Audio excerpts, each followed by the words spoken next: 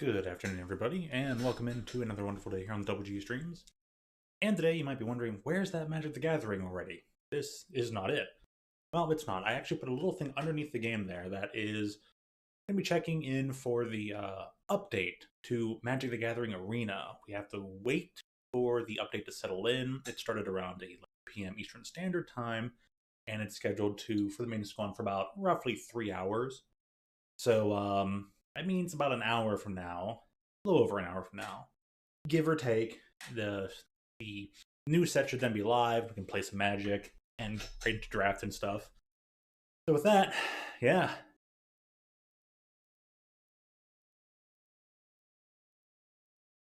Is the game?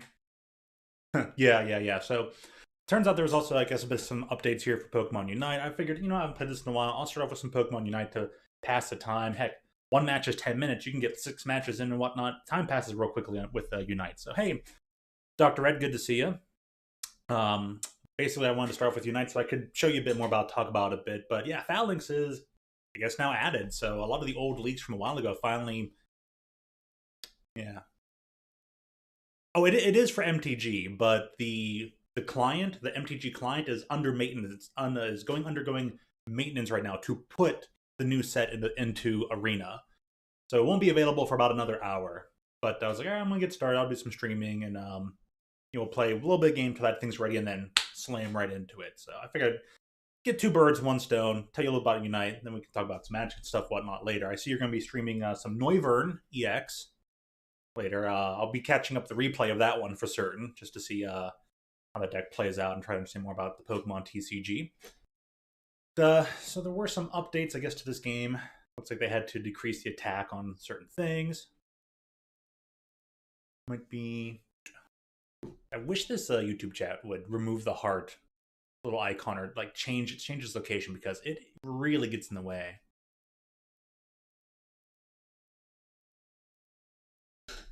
But all right, now I can read that. Yeah, I know, for real, right? But yeah, gone for an hour and a little bit, but no problem. So they decreased some stats on Meowscarada and Mewtwo, boosted up a lot of Eldegoss. Slight nerf to Espeon, slight nerfs to Zoroark. And I think Night Slash might have been the move I used a lot with that. So it's like it was a pretty strong attack, but it didn't feel like overpowered, but it was, I understand, maybe a little bit. As soon as I mentioned Umbreon to you, now they changed up some Umbreon where it's like, oh, decreased defense and special defense. So it's a bit easier to nullify now, like take down. But the Wish attack or Wish move, support move that heals has higher HP restoration. Nice. It kind of needed it too. Foul Play. I can't remember if Foul Play is the one I use. Which, if it is, I'm thinking of it correctly. This move allows you to dash forward. And then any damage you take in this time frame, you can then hit the attack button again and get a secondary attack that deals back damage that you've been dealt within a certain percentage range and pushes the enemies. So you can usually dash past them and push the enemies into your teammate for that follow-up attack, which is really nice. My preferred way to play is like very supportive Umbreon. Not much other changes that were kind of decent, except Aegislash got some mild buff. Azumarill got a buff, which was like, ooh, cool. They changed up Belly Bash, though. Stuff I don't even bother with on Gyarados, except Bounce. I do use Bounce, but move icon adjusted. Good. That icon was a little iffy. I wonder what they did with it. So, all right, let's hop in. Provided it'll actually want to load properly. Sometimes this game has had trouble. Last couple times I tried playing Unite, it had a lot of trouble logging in and like just starting the game. The icon down at the bottom right would freeze up, and I'm just like, oh boy, here we go. Also, it looks like the chat thing did not activate, but there it is now.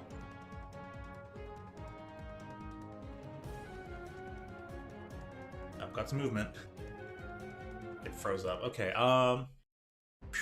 it made it through. I kind of forgot that it was doing that thing. Oh, welcome back. You haven't played in a while. Oh, sure, thanks. I didn't play for like a week or two. They're like, welcome back. I haven't played again for a week or two. And they're like, welcome back again. Here's stuff. Please play our game. Yikes.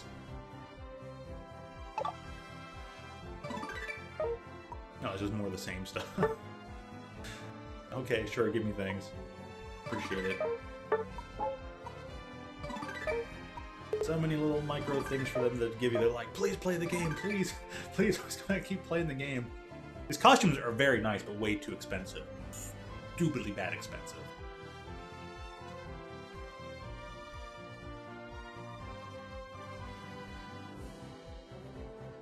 We were doing that for a while. Oh man. I click down here in this box, let me hit F5. Still under maintenance. Okay. Let me get other things to collect and interact with. Yeah, times reached master 7. 5 times in a row. Cool. Would have been more if they kept their balance patches pretty good, but they got a little bit wild with their balance patches, and I'm like, nah, I'm done with this game. Not worth it.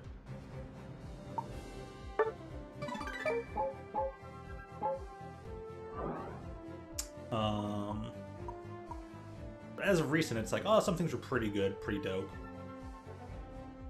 Let's see here. Do you know of any Pokemon here that would you be interested in seeing? Well, there's only 2 ways to play it. You can only either play it on the Switch with this kind of controller, or you can only really play it on a mobile device. Which I don't know if there's keyboard and mouse support for mobile devices. You might only be able to play it on the touchscreen where they have like, you know, there's ways to touch and like maneuver on screen and all that.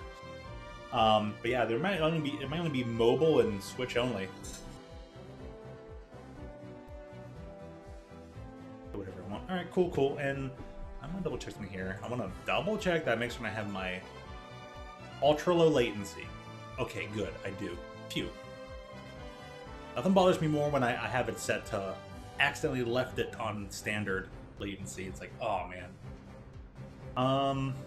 Most of the Unite licenses anyways. So, I'll start off with like showing my main, a big main dude, which is how do I get there first? Let me go this Pokemon, and then I'll set it to my favorite so it makes it more likely that I'll probably be able to get it. The only point of setting your favorite is that when you go into a lobby, it's like, here's the Pokemon you want to play. It's already kind of there. You can still free select any Pokemon, but it's like, hey, I'm attempting to play this character. So you kind of put like a mild claim to it if you can. So that can help people make their decisions too. Like, oh, this person's already playing a defender. I'm probably free to play my attacker then. Plus, I got the little gold icon for him. Yes, I put him in. I did get an outfit for a few Pokemon I did enjoy playing a lot. They're also really good outfits.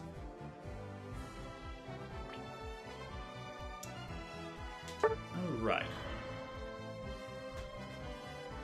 Season ends in 10 hours. Oh no! Guess I'm not gonna make Master this time. So let's see. If we get a human match at this time of day.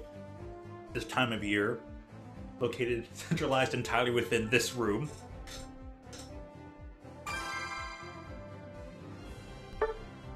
Yes, the answer is Aurora Borealis.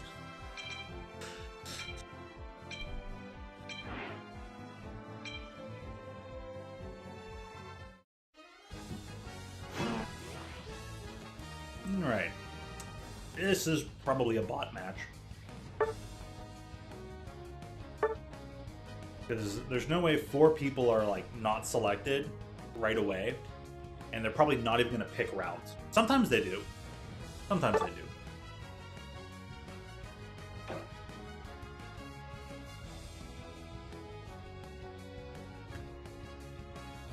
Yep, there it is, the EXP share.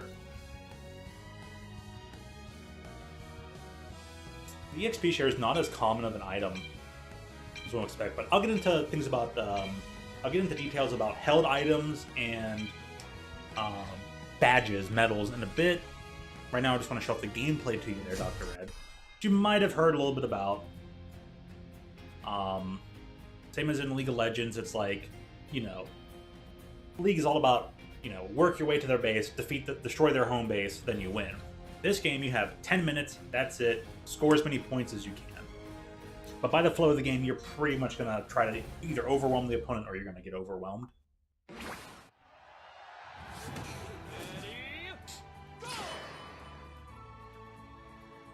My first attack. So either by defeating these wild Pokemon here, and as you can see it says 2. Defeating it gives me 2 energy to score into a basket.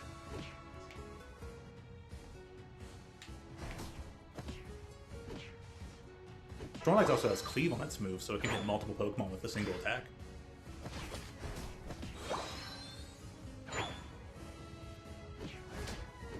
I don't remember the other map used to, because this map is newer and not used to be the main map. I'm a Snorlax as well, so it's up to me to score. I have held items that buff me up as I attack, or as I score. Get out of here. Pichu's gonna get dead. Need rest. Oh, we just might make it. Okay, yeah. I need too much attack power. Nah, they got me just in time. Yeah, I'm trying to remember there were different Pokemon in the original map. So where the birds are, where the Altarias are, there was some of the bees, comb bees, and all that. Alright, now switch to Flail. My main move. Yeah, let me go score first. My items are not point dependent when scoring. I can score a single point and it'll count as a stack. I can stack up to 6 scores. But yeah, the whole point is, yeah, collect them points. Flail on you, flail on you. Flail on you, you butt. Oh, you got it.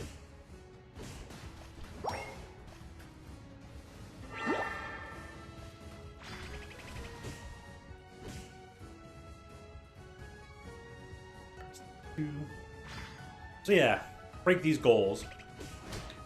Scoring these goals, break them because they heal. Opponents heal it while these goals are active, so try to break them down.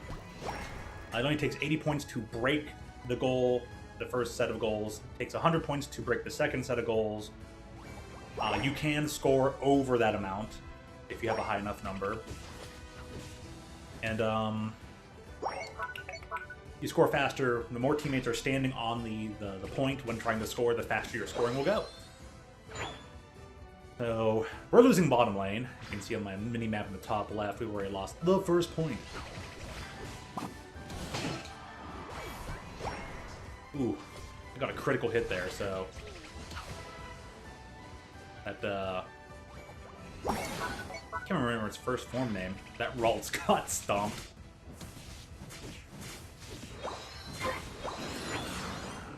Oh, what's up, Wartortle?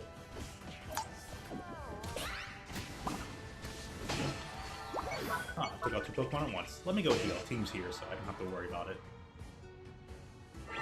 Snorlax moves faster when near a berry.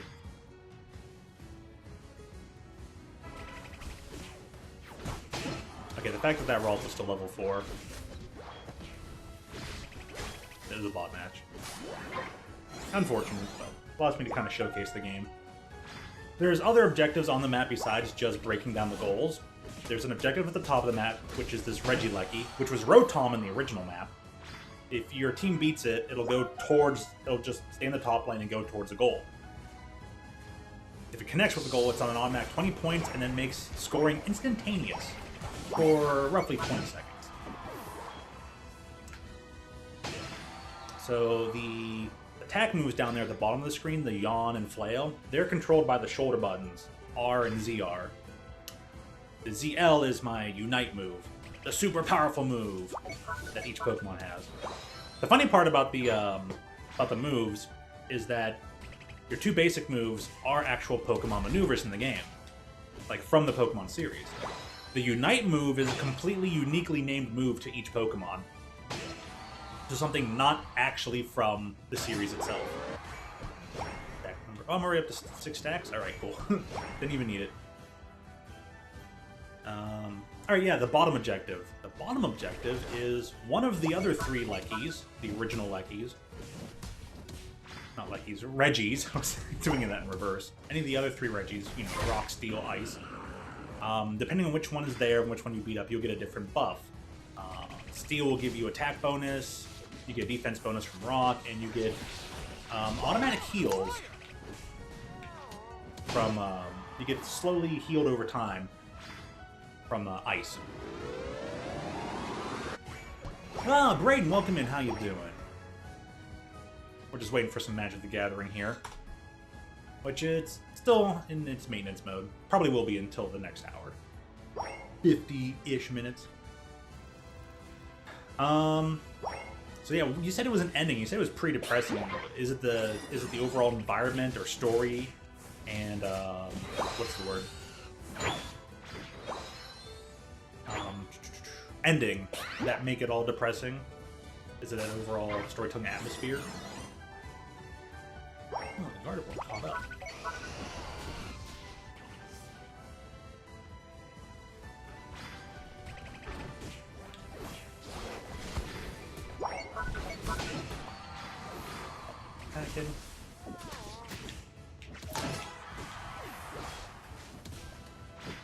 Stop lowering my health. It's not good for you. Just collect up these little point orbs.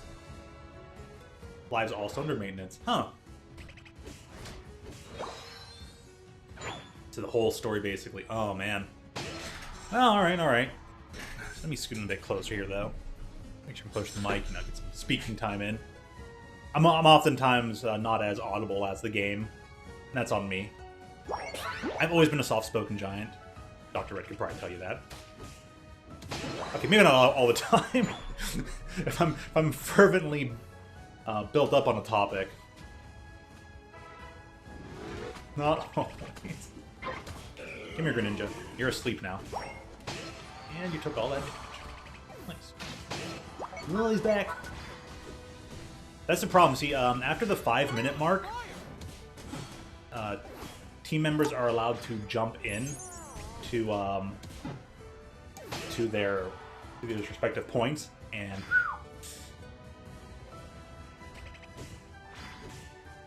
they can just keep jumping back and don't ever get a chance to score. So you got to pick your scoring and your movement and your timing and your position and your teamwork very selectively.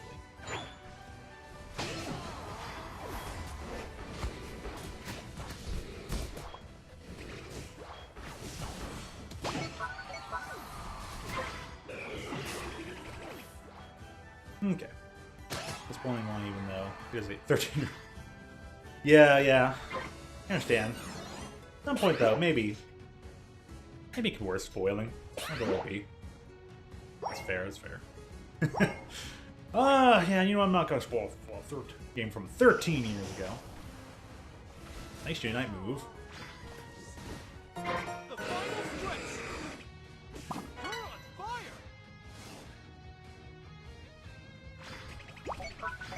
Ah, you try to use teamwork, huh?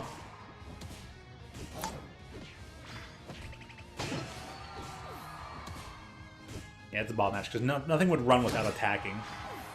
Like, I was anticipating the one Aqua Pump attack, but... What's next, Halo 4? Guess so. You're trucking through that.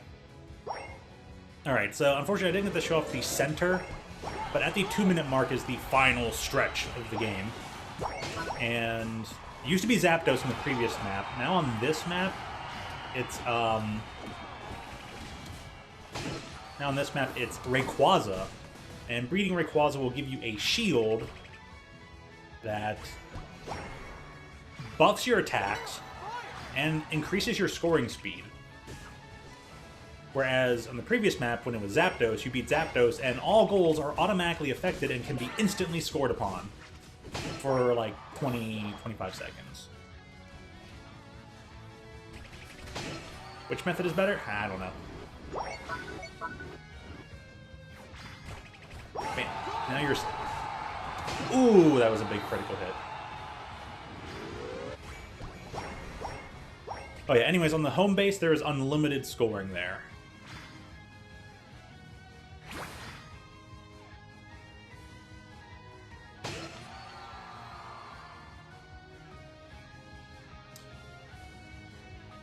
And typically you can tell who's closer to winning if there is still goals. Oh, you missed.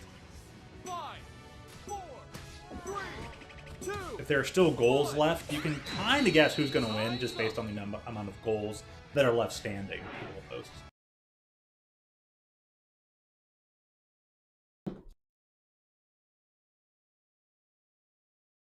All right, hit some F5 here. Under maintenance. You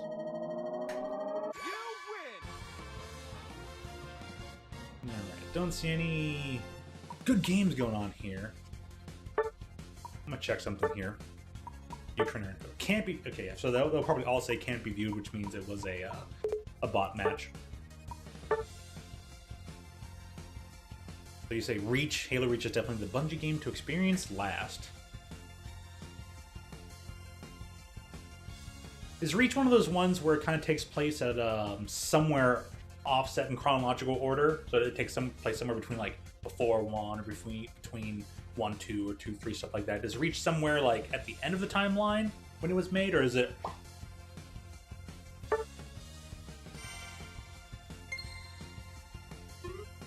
Oh, it's supposed to take place. Oh. An AFK. I guess that means you're either going AFK or something like that. But hey, check back later then, Dr. Red. You'll be able to see some of the stuff I'm going to mention. And let me click this up.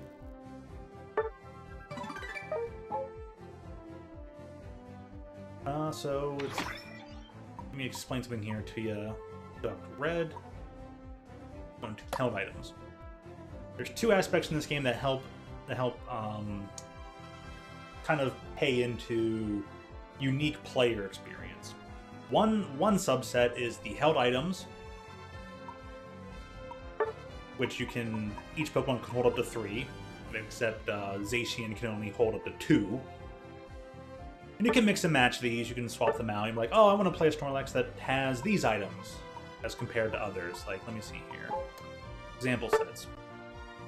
Our initial recommended one is all these kind of items, but as you can see, a lot of other players choose certain other things, myself included. I like to play my Snorlax like this, with these items. So you can swap in items to have that unique experience, and they do specific things.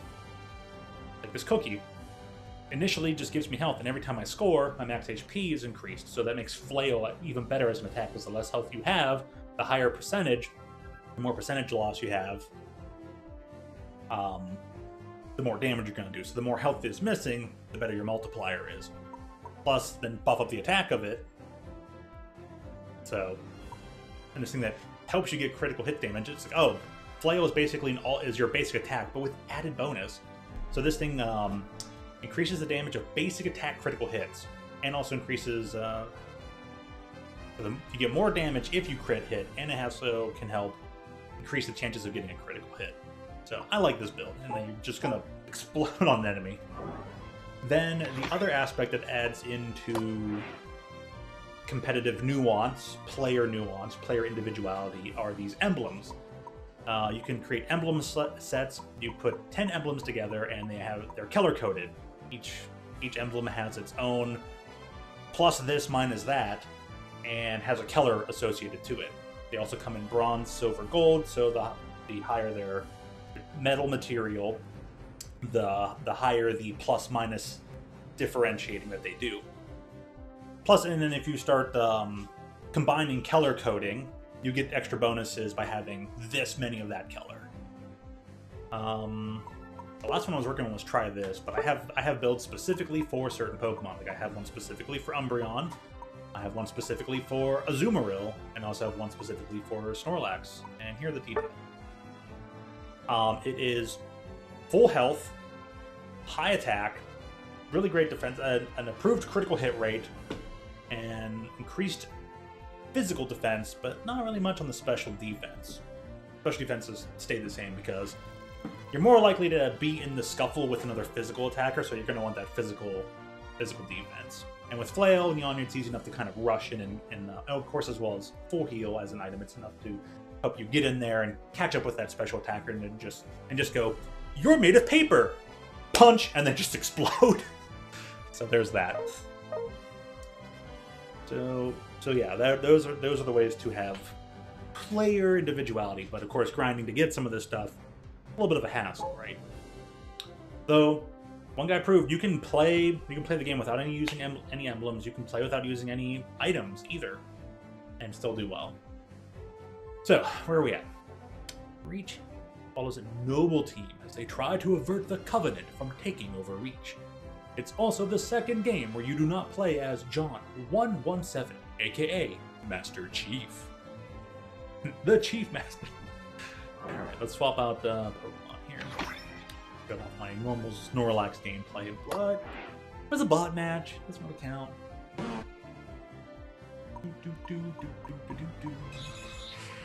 Dodrio's hilarious.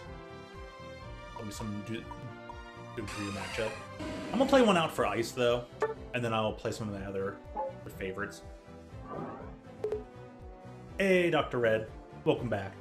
I had a little segment there where even though you're AFK, I went over and talked about held items and the badges, the metal badges and stuff. So maybe later on, if you either want to rewind right now and go take a look, or check sometime later at your convenience, after the first match is done, I talked about those items so you can kind of get a small look into them. So we'll go ahead and we'll put on Ice's favorite Pokemon here. I also love me an Umbreon. Like, Jolteon is probably my favorite evolution, but Umbreon is like nearly on par, just as equal, like maybe second place. But Jolteon, Umbreon, they would totally be on my team. Okay, we probably don't need two defenders, so I guess I'll have to go a different one. They're a speedster. I don't really do attackers, so let's go Azumarill. It has been a while since I played me some Azumarill.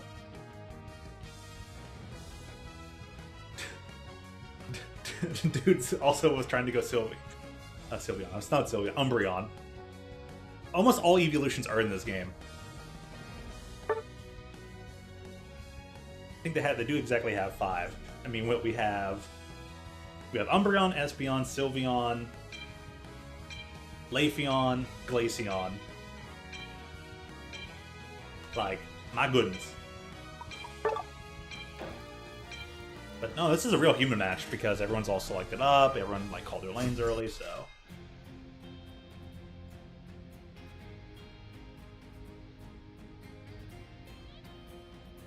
Yeah, it did end up getting the middle badge for Azumarill. Or you could call it a ribbon. The silver ribbon for and I think of green, blue, gold, but same. Same differences. Still under maintenance. Alright. Azumarill has a cool ability where if you're attacking only a single wild Pokemon or opponent, all your attacks are critical hits. If you are attacking more than one, or if your attack is going to hit more than one, your attacks will not be a critical hit. So you basically have controlled critical hits.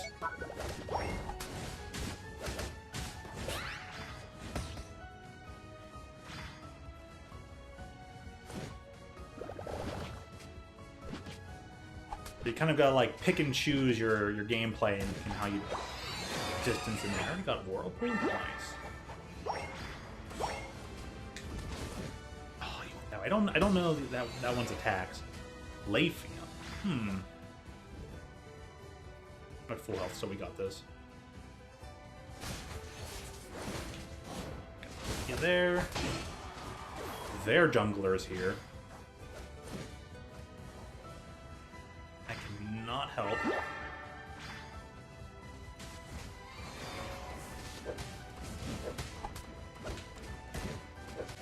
I almost beat it too.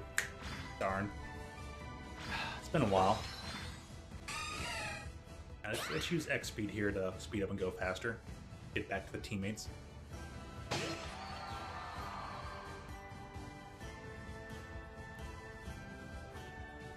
Go, TCG, and then video game. Yeah, makes sense.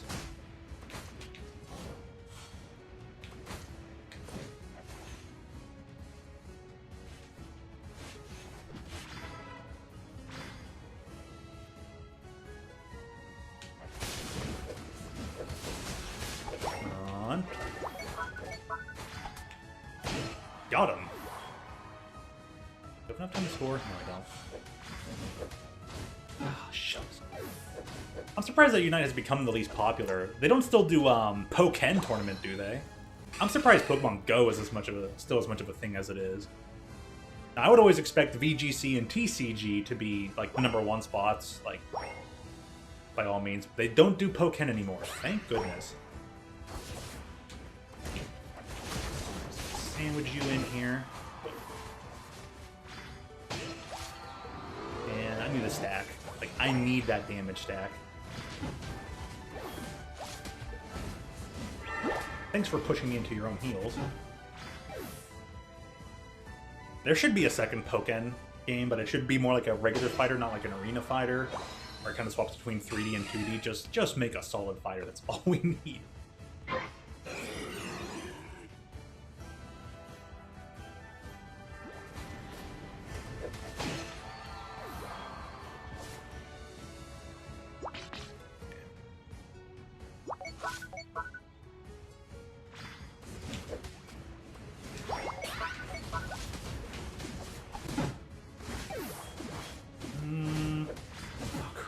Curly went down here.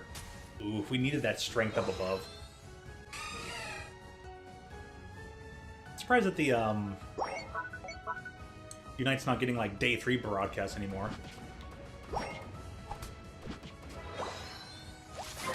Someone did, yeah. That you mean over in the the Double G Discord? Yeah, I hadn't finished. I did not finish working on that one. So that's on me for that. And you has to jump on the main one. Yeah, that makes sense. It probably still has its own broadcasting. At least it did, so. I think if some of the practices weren't the way they were, maybe Unite would still be a little bit more broadcast by the main Pokemon company.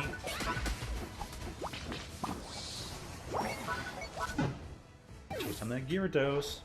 These people still love their escape button. But yeah, some of the pricing practices have been really bad and kind of inane. So I'm not surprised that certain things have fallen off for Unite. Hey, at least Unite didn't fall off as fast as Pokken Tournament did, you know? Mimikyu. Be waiting in the grass.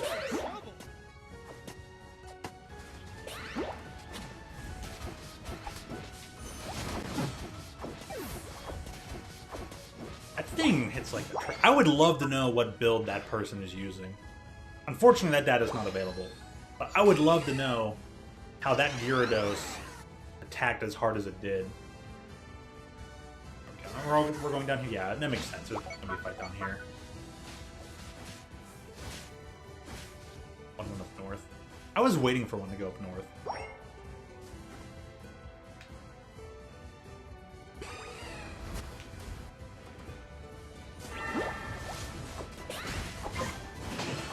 Okay, we took that thing down.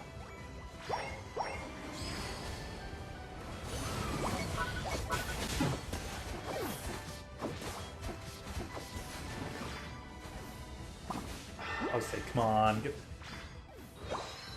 I don't know if that Gardevoir was paying attention the whole time.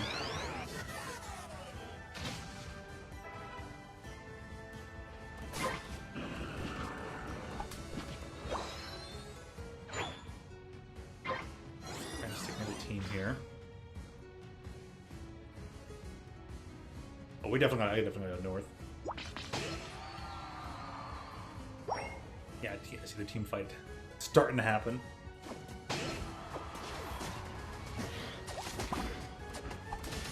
There we go. Good, I need another stack.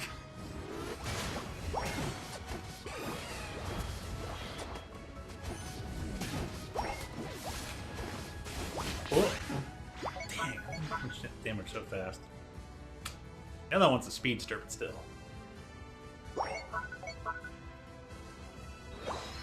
Okay, this one's gonna take Rayquaza to win, and we'll have to like pick and choose for fights.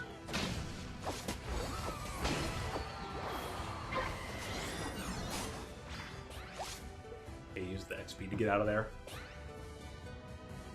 Alright, we'll wait till it's closer, and then we're gonna attack it.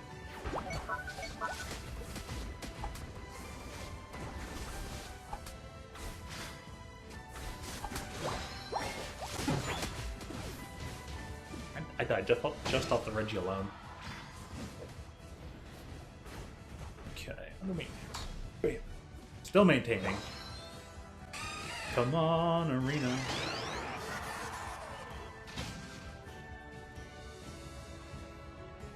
That would probably be the zoner. I can't see the second word.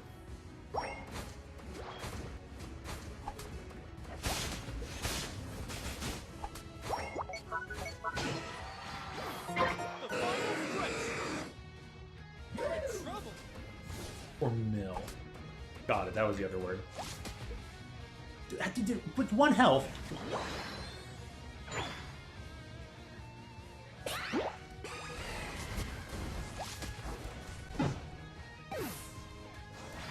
Yeah, you're welcome. I don't know what else could be considered like mill. I guess a character that kind of does poison, which isn't too much of a thing usually. Our team got Rayquaza. We have a chance to win. But one of the carriers died, so yeah, we might lose this one. Are we gonna lose this one? We're definitely gonna lose this one.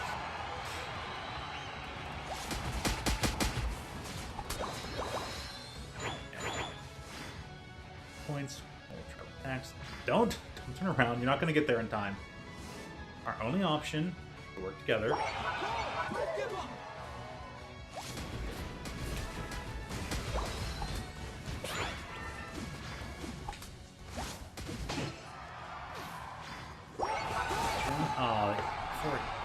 Alright. Yeah, right now, like say in Street Fighter 6, there's Aki who does poison. I'm trying to think of other characters that do like strict, maybe heavy chip damage. I know, I think the one character like Amane might have been his name. He was the character dressed in like a kimono and does like spinning top things and whatnot. That character does high chip damage output, so they'd be considered like mill, maybe. Other than that, the control fight is usually like a zoner. So things like Dalsim, Guile, all those characters who kind of sometimes bad in close range, but are really good at keeping the opponent from, you know, doing quote anything. Anything in what's the word? Anything while they're at long range. So if the Guile's able to keep an opponent far enough away, Guile can just use sonic booms and flash kicks to his advantage to just keep the opponent exactly where he wants them at all times. It still has a few aggressive options where it's like when you've done exactly that. He actually almost had a comeback. That's crazy. If I had gotten a chance to maybe score, we would have won. Shoot, man, if that Meowscarada just stayed with me, can you believe it?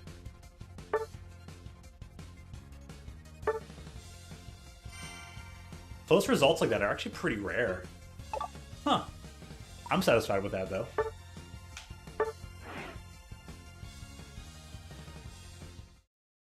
So I'm trying to think of others. One of my preferred characters in...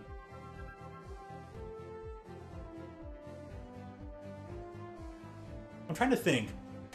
There's some controversy over like grappler type characters. The Waldstein's a mix between like a zoner and a grappler in Under Night In-Birth, because he has grab attacks that only grab from farther away from him rather than close up right on him. And so he can and he has some very long range attacks that you would expect from a grappler character. So he has a bit of zoningness to him. So he's hard to use, but he can really kind of set the pace and, you know, have control over it. I'm trying to think of like if technically a grappler character could be considered mill. And I'm gonna say, nah, I think grapplers might fall under like tempo, because you kind of have to figure out how to like weave through your opponent, get up to them, and then put the pressure on them. You hit them with the You hit him with like your grapple attack typically, and then you're immediately set up to give him another mix-up in 50-50. Where you'll either, you know, like, oh, am I gonna grab you again, or am I gonna attack you low? Am I gonna do this or that? And at that point, you start playing mind games with your opponent, and then you're able to. Sometimes you try to open them up again, hit him again, and kind of rinse and repeat. So it gets a little on the offensive, but it's, I would say they're more like tempo because you got to find your moment, turn the tide, and then get in there. So I would say they're more tempo. All right, let's see if we can go for another Sylveon match. So Umbreon. See so many people out there that love to use the username Sylveon. Even a friendo here, Violet, used to go by Sylveon a lot. So I'm just used to always saying like if an evolution is Sylveon, it's like calling each evolution a Nintendo. Is that Nintendo mon you got there? No, it's not Sylveon, Dad. F5. Still under maintenance. Still waiting for Arena to come back.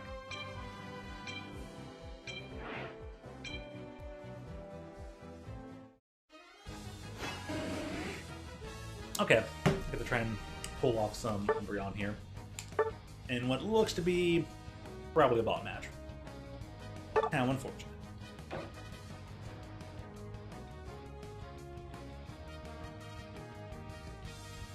So, Dr. Ray, if you're still here, I want to say I'm sure a lot of these words will cross over to the Pokemon TCG. But there are certain archetypes in Magic where you still have things like aggro, and you have like the main archetypes are aggro, control, and combo. And then you have kind of in between archetypes, tempo and mid-range fall in between aggro and control. Toolbox, toolkit kind of builds are somewhere between like control and combo. And then something like that. So each thing kind of keeps everything in check. What is combo? A combo deck is there's actually two types of combo decks. One type of combo is to just keep casting things that kind of keep cantripping and allow you to cast more things, which allow you to cast more things. You kind of keep like snowballing. You have like a snowball combo where you just keep doing a repetitive action or a sequence that'll build you to the win. The other type of combo is a set of card combinations that will practically just win you on the spot once they're assembled. Whether it's by causing an infinite to occur or stuff like that.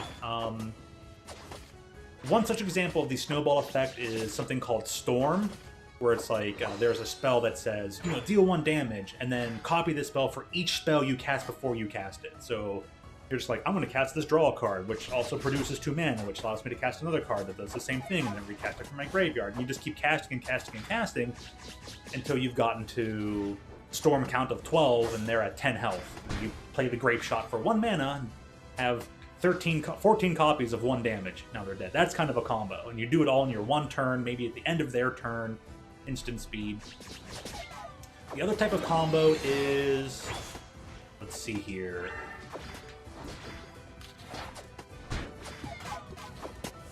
Oh, dude, that was a fantastic foul play move by me. I'm just gonna say, I didn't think I was gonna get the Gardevoir, or I'm sorry, the Ralts over towards the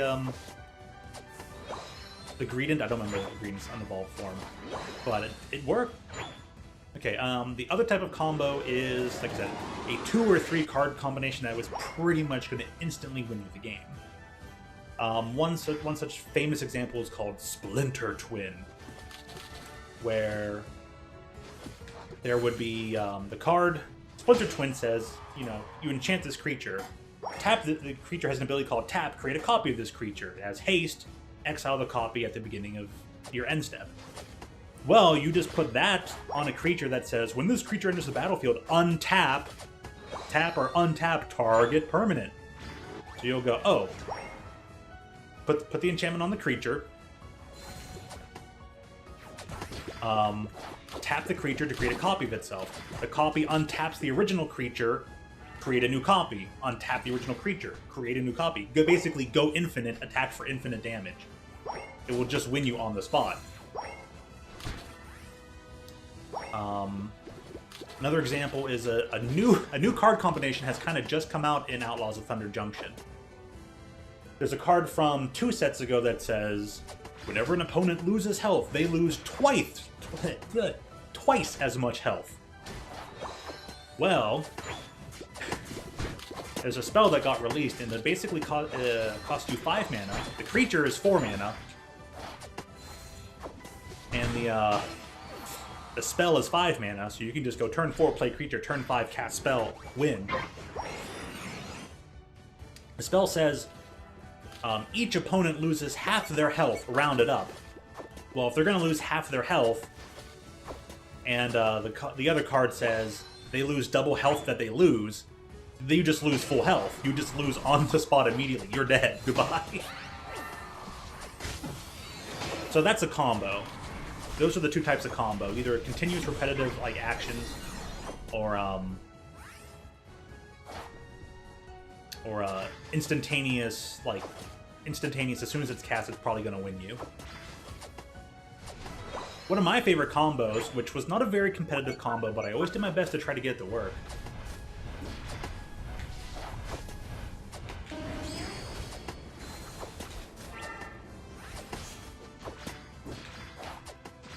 is a particular combination. I think how that combination worked. Okay, so I had an artifact that would say, whenever an opponent loses a life, they mill a card. And then I have another card with an activate ability that says, whenever an opponent has a card go into their graveyard from anywhere, they lose 1 life. So it's like, oh, you lost a life, mill a card. A card went into your graveyard, lose a life. Oh, you lost a life, mill a card. You know, ad infinitum until they either mill their entire deck or they run out of health, whichever comes first.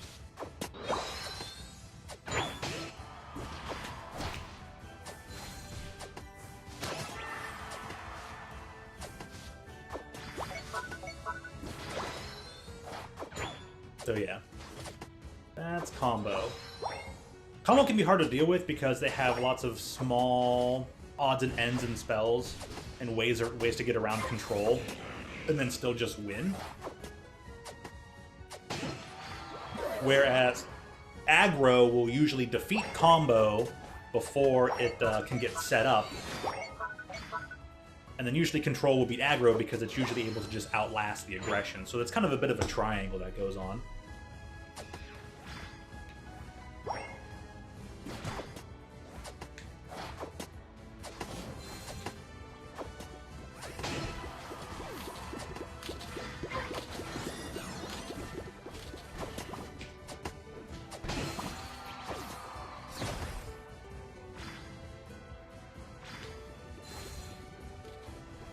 Back already, wow.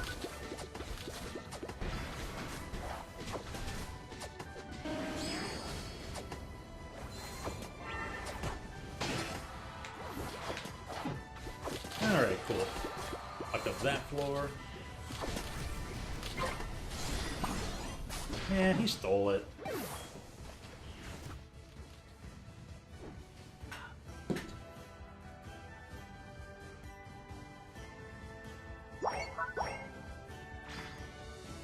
Alrighty.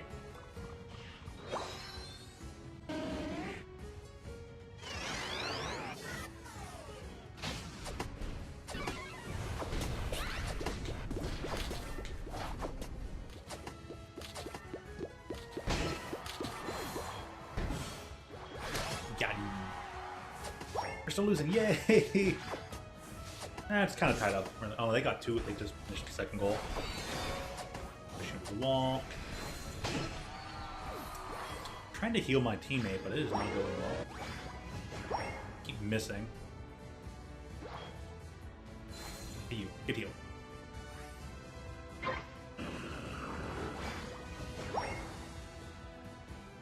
You can do it!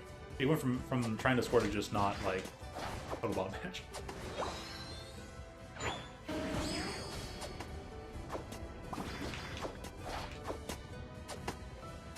One, two.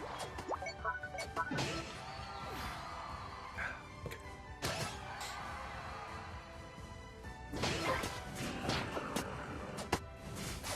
So, Dr. Red, I would I would go on to, I would venture to say that a combo in Pokemon TCG might be that, that one deck that you described as a board wipe could be considered a combo because it'll deal, you know, this amount of damage, and then some other effect does the remainder damage to take down everything all at once. So that reminded me of a combo in MTG terms.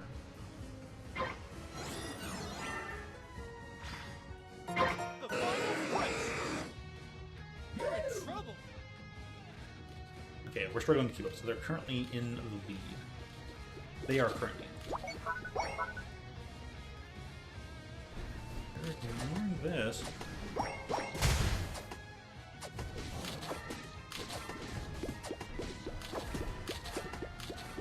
Hence the name. Yeah, whether they're trying to do multiple things or it's just a couple things that, when combined, just win. Like I said, on the spot is usually like the preferred way of describing it.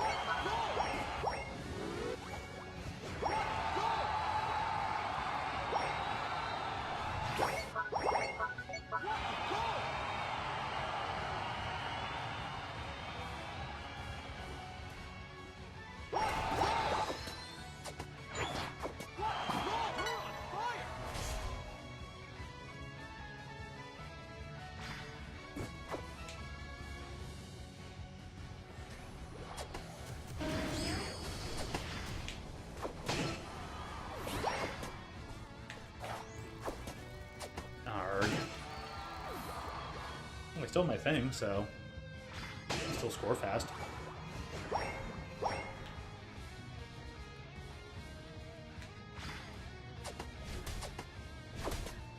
I guess another key aspect of combo is that it has some resistance.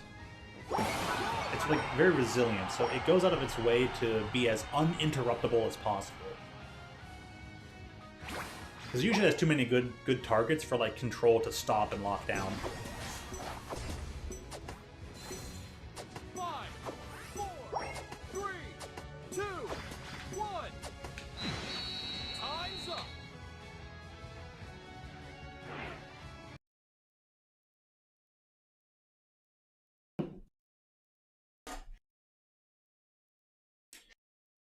Yeah, I'm sure there's plenty of examples and other things that fit suit out there. You win.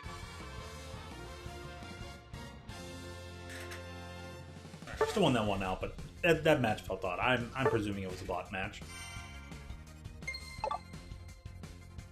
148. Check in here. Under maintenance.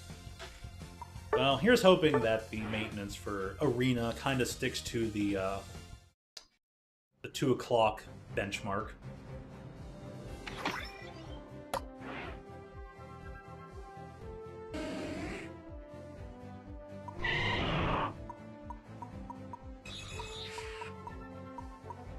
There needs to be some better menuing, though, I'm just gonna say.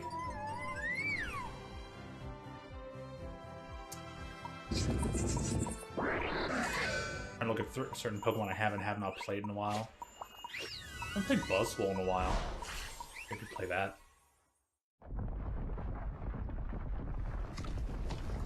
Right.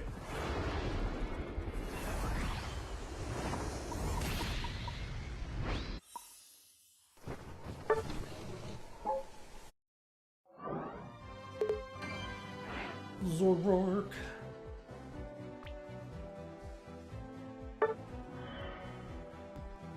Yeah, I'm probably gonna take a break from the stream and Magic closer to like give or take 6 p.m. Eastern Standard Time or after. Take a break for about an hour, maybe, you know, get a quick food, stretch, move around, do whatever, hydrate, and then probably step back into it by like maybe, you know, 7:30, in between 7 to 7:30, maybe a little bit thereafter, and then I'm gonna be going as pretty far into the night. Ooh, okay. Oh, if this person would go, oh no, don't go attacker. Okay, well, attacker. I only have this one support Pokemon.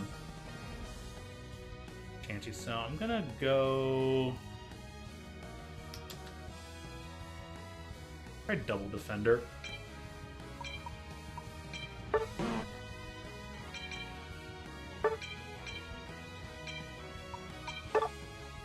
But yeah, you're a Meowscarada. You should definitely go to the center. Welcome back, Braden.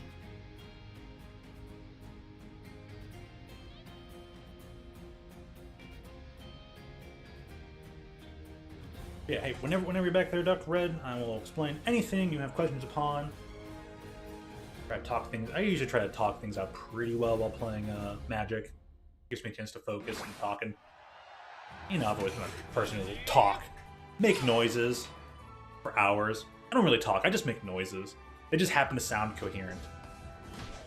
It's all a ruse.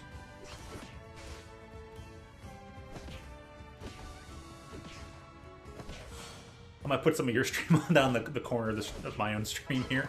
If I get the chance later on. We'd mute it up, but I'll be like, oh yes, Dr. Red's playing. Go to this channel if you want to see.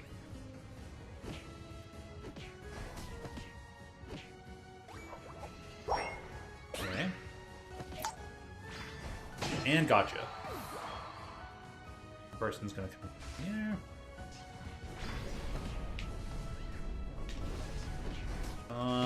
Got him.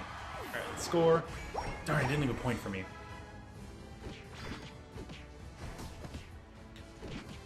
Correct. And hit you, score. Perfect. Get the heck out of here. Leave. Leave. Abandon. Abandon. Okay, we're good. I'll just heal here right quick. Yeah, that's why I put the little like window underneath the gameplay. That's they have a curly jungler and it makes it difficult. Yeah, that was risky. Rough. Should have moved back and.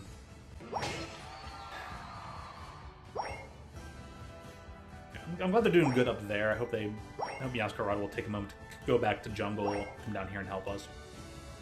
I should maybe give a signal.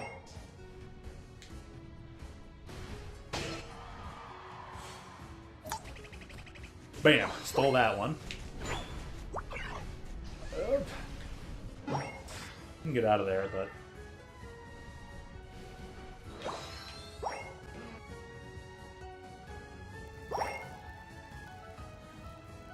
Meowscarada stopped in the center point, so we're gonna get this. Now we can pincer them. Wait for us, Meowscarada! Make your way towards us. Please. They can't hear me, but I'm like... Wham!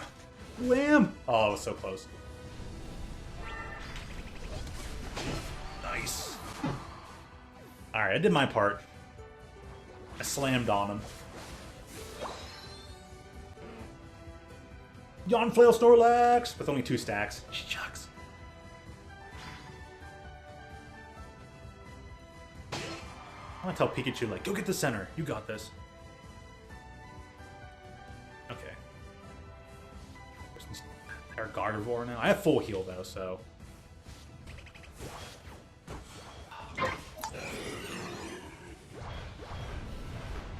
That person still got that Moonblast. Dang, man. We're having trouble down here, that's for certain. People up north seem to have that under control. We want these tough battles here. Yeah, Meowscarada, you escape. Alright, stack number 3.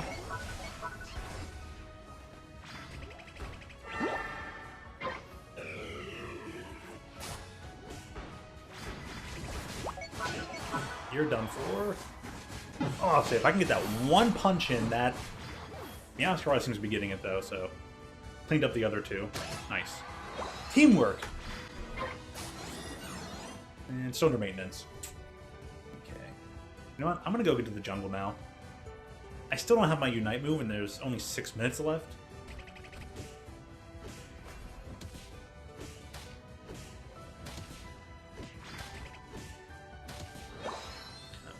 Pikachu's gonna need help. Let me go help. No, Meowscarada, go to jungle! Go to jungle!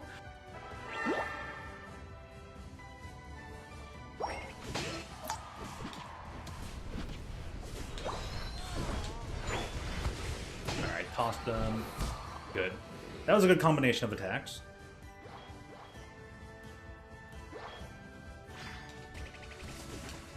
And you're done. And stack. That's a stack. Cool. Dude, we broke both their top and their bottom, and we,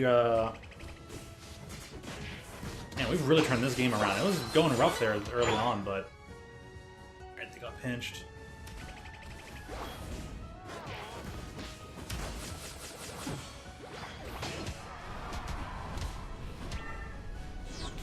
Okay, we gotta leave.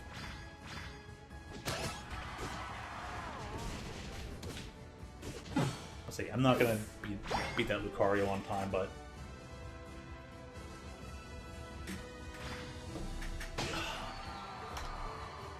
Five. Stoner maintenance.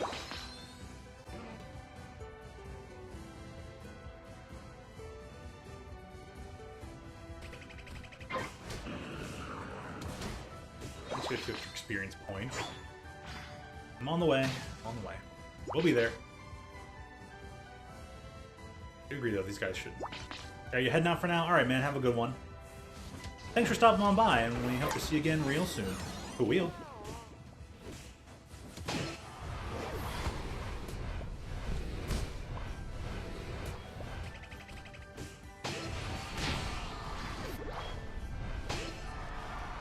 Alright, Buzzwole, you got this. You can take that one on.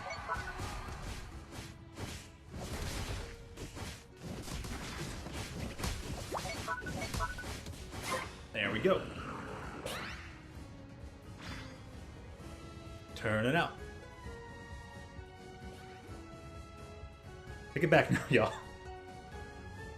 Collect these birds. Dude, collect these birds.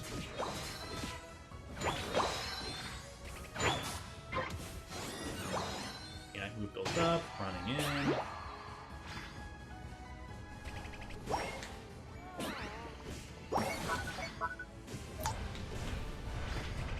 One, two, three, four, and you're done.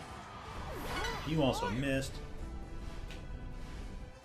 Okay, they're retreating.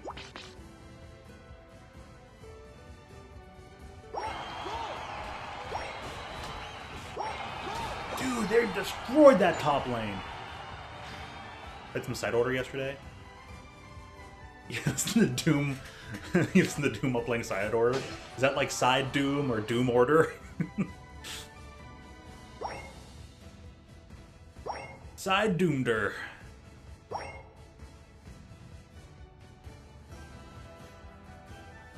Pinch up the top. I'm gonna go help. He's like, oh no! Oh, you can see that. You can see that Decidueye just panicked. He's like, oh gosh. Where do you think you're going?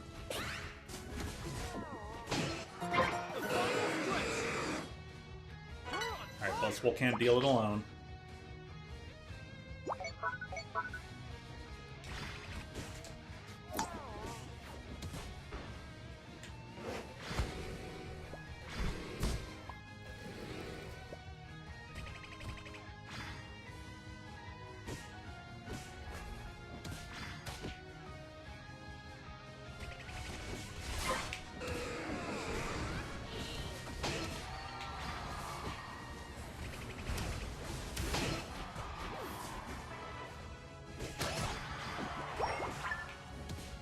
Bam.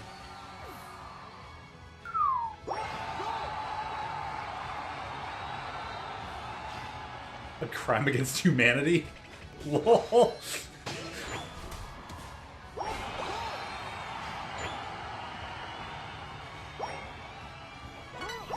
I kind of see what he means, though. I agree with that.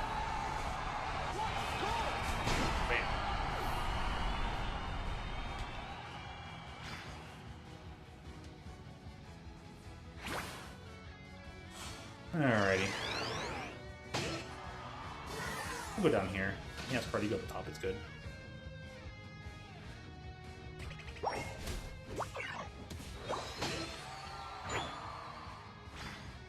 I agree.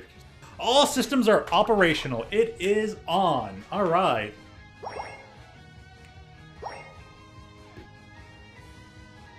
So, all right. Literally at 2 o'clock, too. Right as it changed, it automatically updated. That's pretty sweet.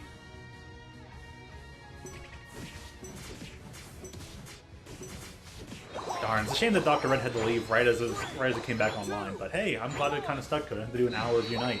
Time's up.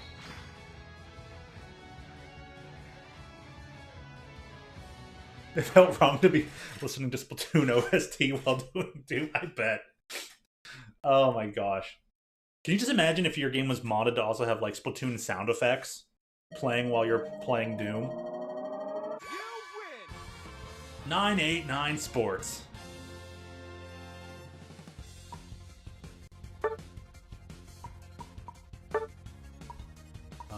Good job.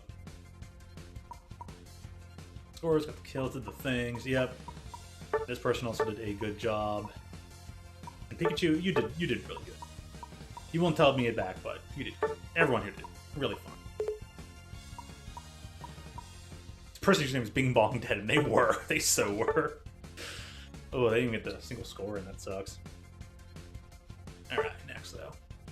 Okay. We'll hit the main menu. Thank you very much.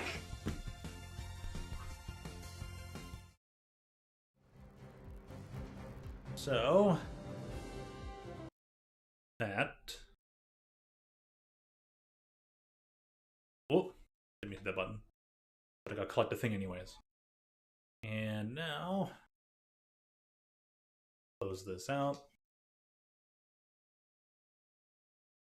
Put the switch to sleep mode. Turn off the screen and bring up the magics. Why is this skipped? All right, let me get rid of this. About to remove that source. Bam, there we go. Waiting on we're gonna gotta do a quick little update. Capture game out of attack, yeah. So, alrighty. I've been waiting for this set. I was like, okay, you know what? You're jumping from murder mystery set to featuring Clue over to you're going from murder mystery to like Western cowboy themed. Very, very odd, you know? Almost mildly hokey. I say mildly.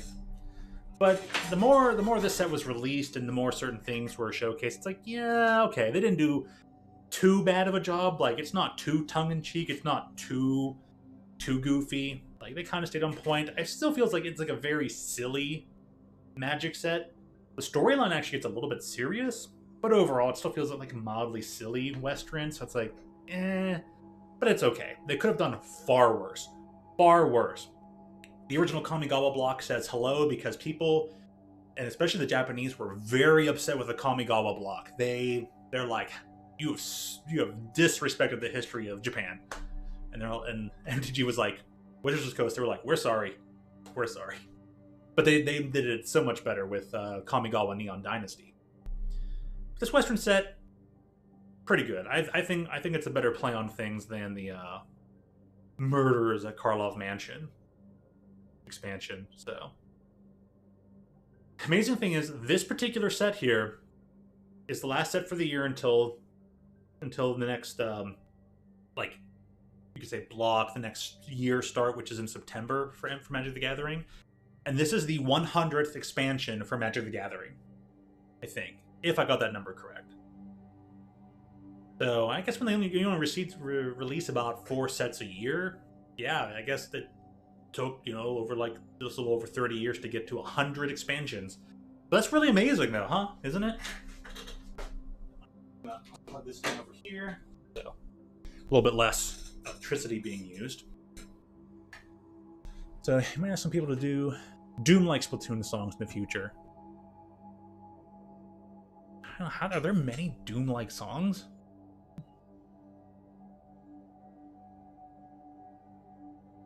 I guess that one song from Despair.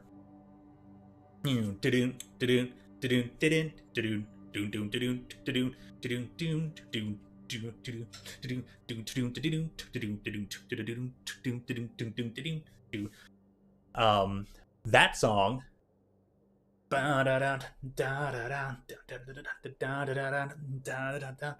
Splatoon 2. That one I can see as being Doom-like.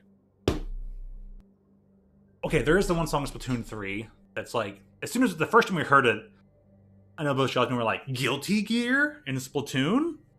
We're like, whoa. Can't think of it right now. What I can think of from Splatoon 1 is like, where they're basically screaming like metal. I love when it sounds like they say "what the f" in that one like segment transition to the next part of the song. It's literally what they sound like. I will never be able to unhear them saying "what the f" during that segment. Music in Doom Eternal goes decent with side order. It goes one way, but not the other. Alright. All this stuff. What? Card. You're standing between me and my prize. This is available now. Yeah, I'm gonna get started.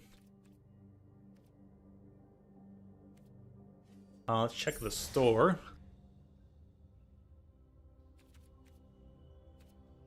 Phrase emotes. As much as I want to purchase them, I'm just not going to. Claim 3 free packs. Yes, please. And all the lands. Nice, nice. Alrighty. Okay, these are some pretty good emotes though, like phrases in there.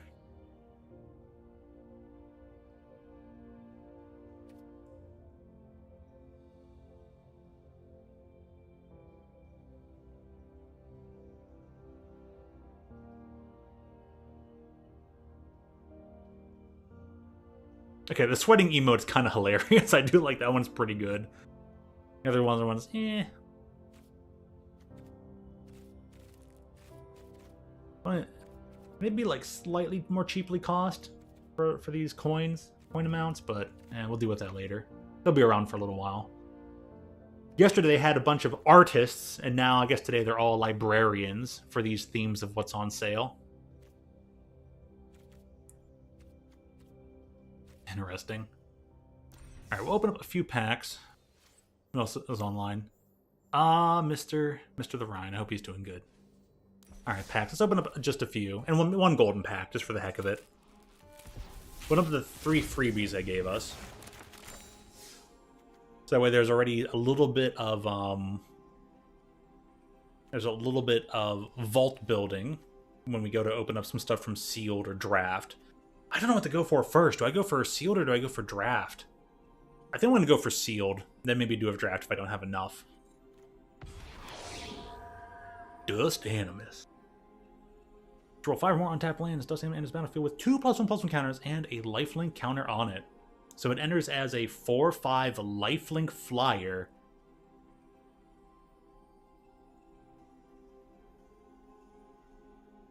Oh, heck. Jeez, that card is really good. 2 mana to plot this. Plot is a new mechanic. Plot basically says you exile this card, and then on any later turn, you may now cast this card for free from exile.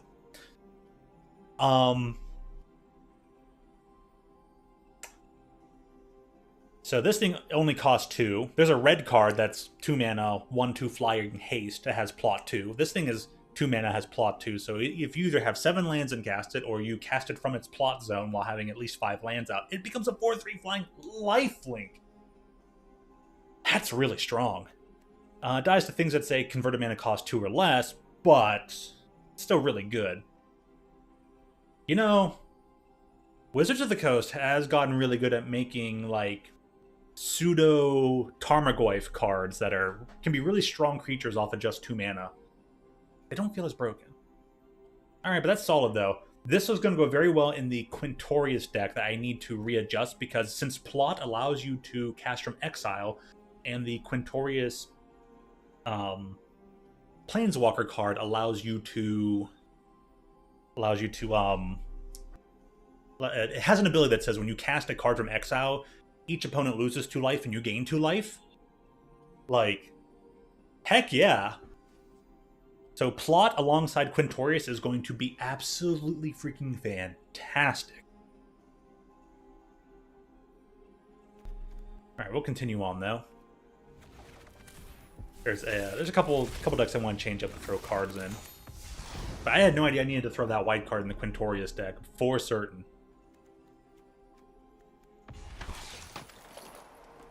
Wild Duke, a teen hero, or 2 vigilant, comes tapped. You gain 1 life and draw a card. Whoa, that'll work really well within list. What else is there? Siphon Insight. I remember this card. Okay, yeah, I remember what this card does. You look at the top 2 cards of the target opponent's library, exile one of those 2 cards, and the other goes on the bottom of the library. You may play the exiled card for as long as it remains exiled, and you can spend any mana as though it were any color to cast that card. So you basically get to cast that card without constraint. It's like, go free. You are always allowed to cast that card, as long as you have enough mana to pay for it. I think being automatically allowed to cast any card of your opponent's deck for only 2 mana is kind of a bit too strong for only 2 mana. I feel like you should be forced to pay the normal casting cost of the card, but at best you're still maybe exiling a really good card from their deck. So I feel like that's still fairly good. Alright, so one thing about these specialty cards here that look like newspaper printings is that these are cards that are not primarily made for this set. They are all reprints from older sets. And they are allowed, if you open up one of these cards in sealed or draft, you're allowed to play this card. So it really shakes up the limited environment. And certain cards are really strong, like this one. Destroy target blocking creatures that were blocked by that creature's combat gain trample to end of turn. So you automatically destroy a blocker, this thing now gets trampled and gets to go on through anyways. I mean, with a name like Ride Down, it's perfect for a Western set. However, oh boy.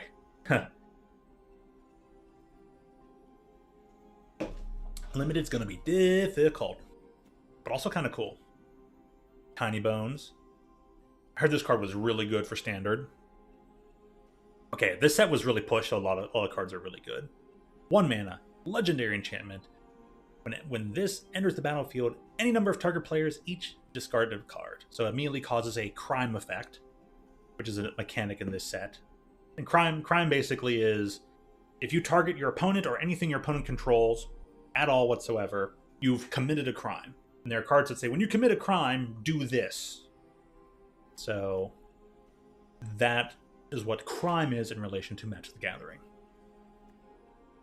Whenever a legendary creature enters the battlefield, any number of target players each mill 1 card and lose 1 life. That's also really good. So, alright then. There's a few packs. We'll open up... Oh, golden one for the heck of it.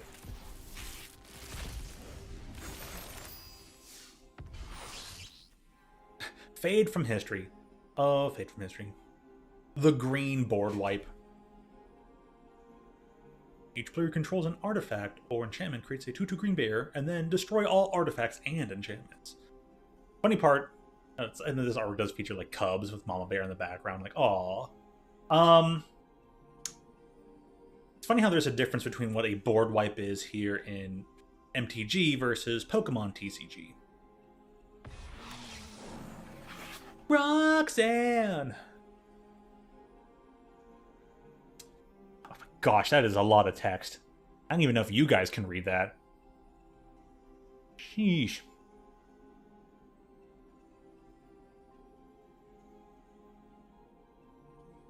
I'll go back and read Brainsmith's note. Specifically use side order. Ah, that makes sense. That makes a lot of sense. So when Roxanne ETB enters the battlefield, create the meteorite artifact.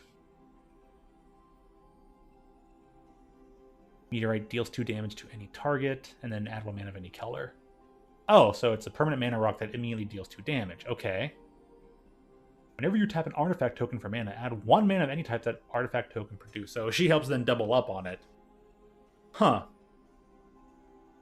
But then she also works well with any other treasure tokens and stuff, too.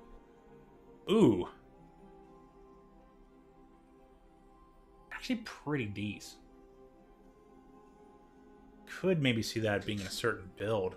Huh. But hey, she's red-green, so that fits in what I'm wearing today. I'm wearing my Teamer colors. A nice red core, some blue and green. Nice natural lighting back here, which making the main lighting help out too much, but hey, no worries, no worries. I'm not gonna turn any brighter, that'll give me a headache. Treacherous Greed. 3 mana. Instant. Additional cost to cast is sack a creature that dealt damage this turn. Huh. So you have to specifically, you must specifically sacrifice a creature that dealt damage, whether that be to another creature or a player. Draw 3 cards, each opponent loses 3 life and you gain 3 life. Ooh. So it draws you the cards, gains you life, and so it creates a 6 health point swing while drawing you 3. Oh man, that's gross. Oh, that's powerful. That's grody. Bonkers. Firing Sugar Maw from the latest Eldraine set. Also featured in my my one thumbnail. It's kind of funny. Does things. Not gonna worry about it anymore. Malcolm is from this set. Malcolm seemed pretty good. I'm thinking. I may be thinking of a different. But oh no, wait. Malcolm actually is the one Dominaria card, so it is the same character. Gives you a clue token though. I like that Western specific clue token. That's nifty. And with a wax sealed letter. Whenever you cast your second spell each turn, investigate. Siren Pirate.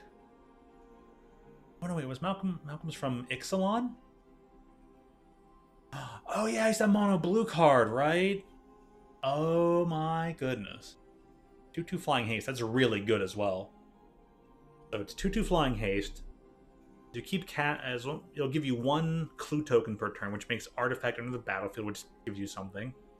It's any spell, so it's not restrictive whether it has to be a non-creature or just instant or sorcery. So any second spell you've cast causes it to trigger. It's pretty good. There's some flavor text. It's funny how rarely folks here think to look up. Makes sense. Make haste. I have a job. Hey, got an Oko. Oko, you're not as good as you used to be.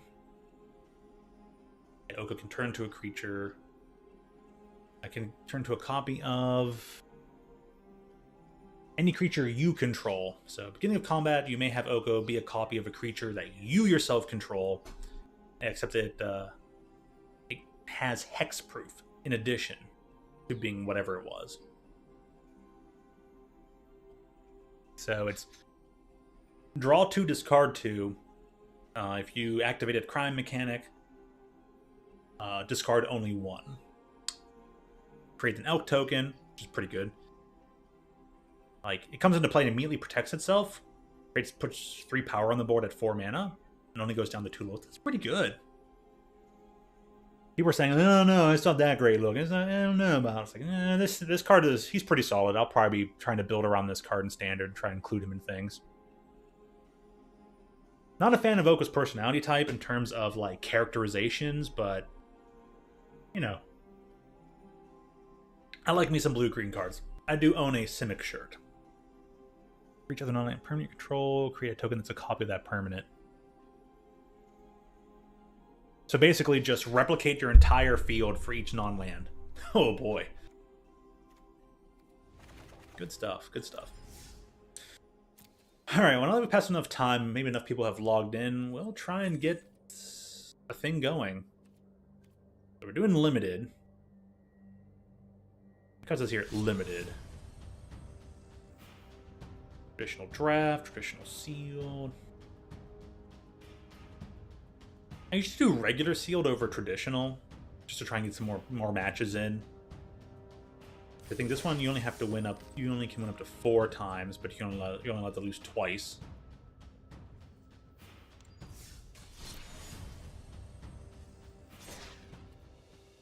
And this one you can do up to seven matches of 3. So I prefer this. I'm gonna start with sealed. We'll do the sealed token. Use that up.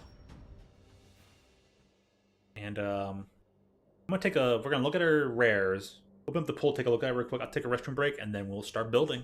So you and a few classmates are laughing over how inaccurate Call of Duty Vanguard is. What's Call of Duty Vanguard?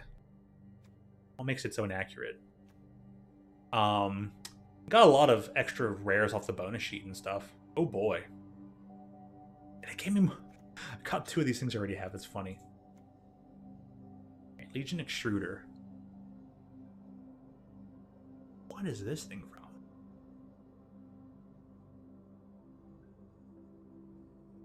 Is this part of the big score? Is this one of the big score cards? More bonus sheet things. It's a 2-mana artifact. Enter the battlefield, 2 damage anywhere. 2 and tap. Sacrifice an artifact. Create a 3/3 colorless golem. Ooh, we can get rid of clue tokens or treasures and turn them into this. Listen to my Mardu control deck. So Call of Duty Vanguard is a World War II based COD, but there's red dot scopes. Oh, I see what you mean. Yeah.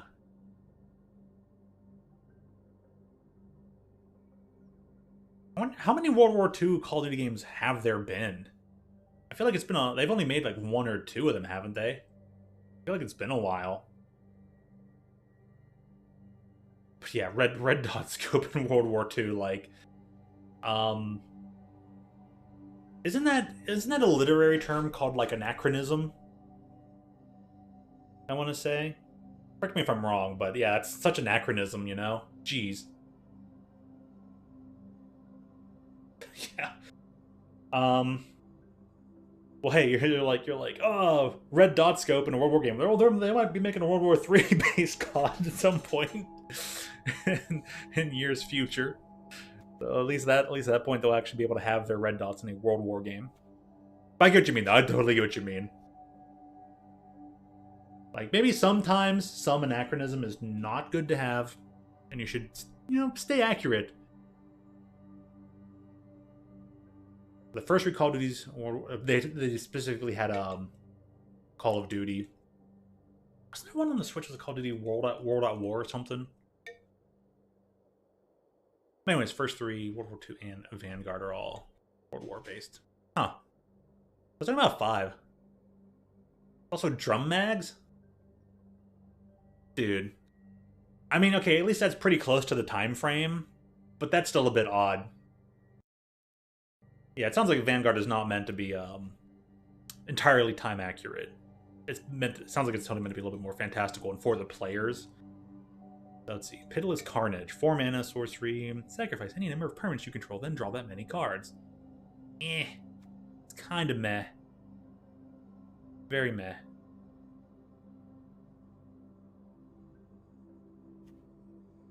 Claim Jumpers. I heard this one's a pretty decent card.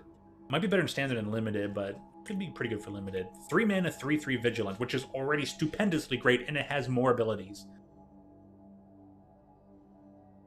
Like, its power toughness is equal to the casting cost, and it gets a keyword, and you still get more abilities. When it enters the battlefield, if an opponent controls more lands than you, search your library for a plains card, put it on the battlefield tapped. Then, if an opponent still controls more lands than you, repeat this process once. If you search your library this way, shuffle. So you may get up to 2 plains cards onto the battlefield once this thing enters. And if you flash, oh my gosh. So yeah, interesting there. Another round, 3 mana XX. So it takes 5 mana to get 1 activation. exile any number of creatures you control, then return them to the battlefield under their owner's control. Then repeat the process X more times. Oh, so bounce any number of things you want multiplied by X. So 5 mana to do it once, 7 mana to do it twice, 9 mana to do it 3 times, to bounce anything you want 3 times. Whew, pretty good. Primal Command. Okay, that's one of the commands from the Eventide Shadowmoor blocks. 5 mana sorcery. Choose 2 options. You can either gain 7 life. Target player gains 7 life. Put a non-creature permanent on top of its owner's library. Target player shuffles their graveyard into their library. Search your library for a creature card, reveal it, put it into your hand. Not an epitome of strength, but some okay features, but rather very situational.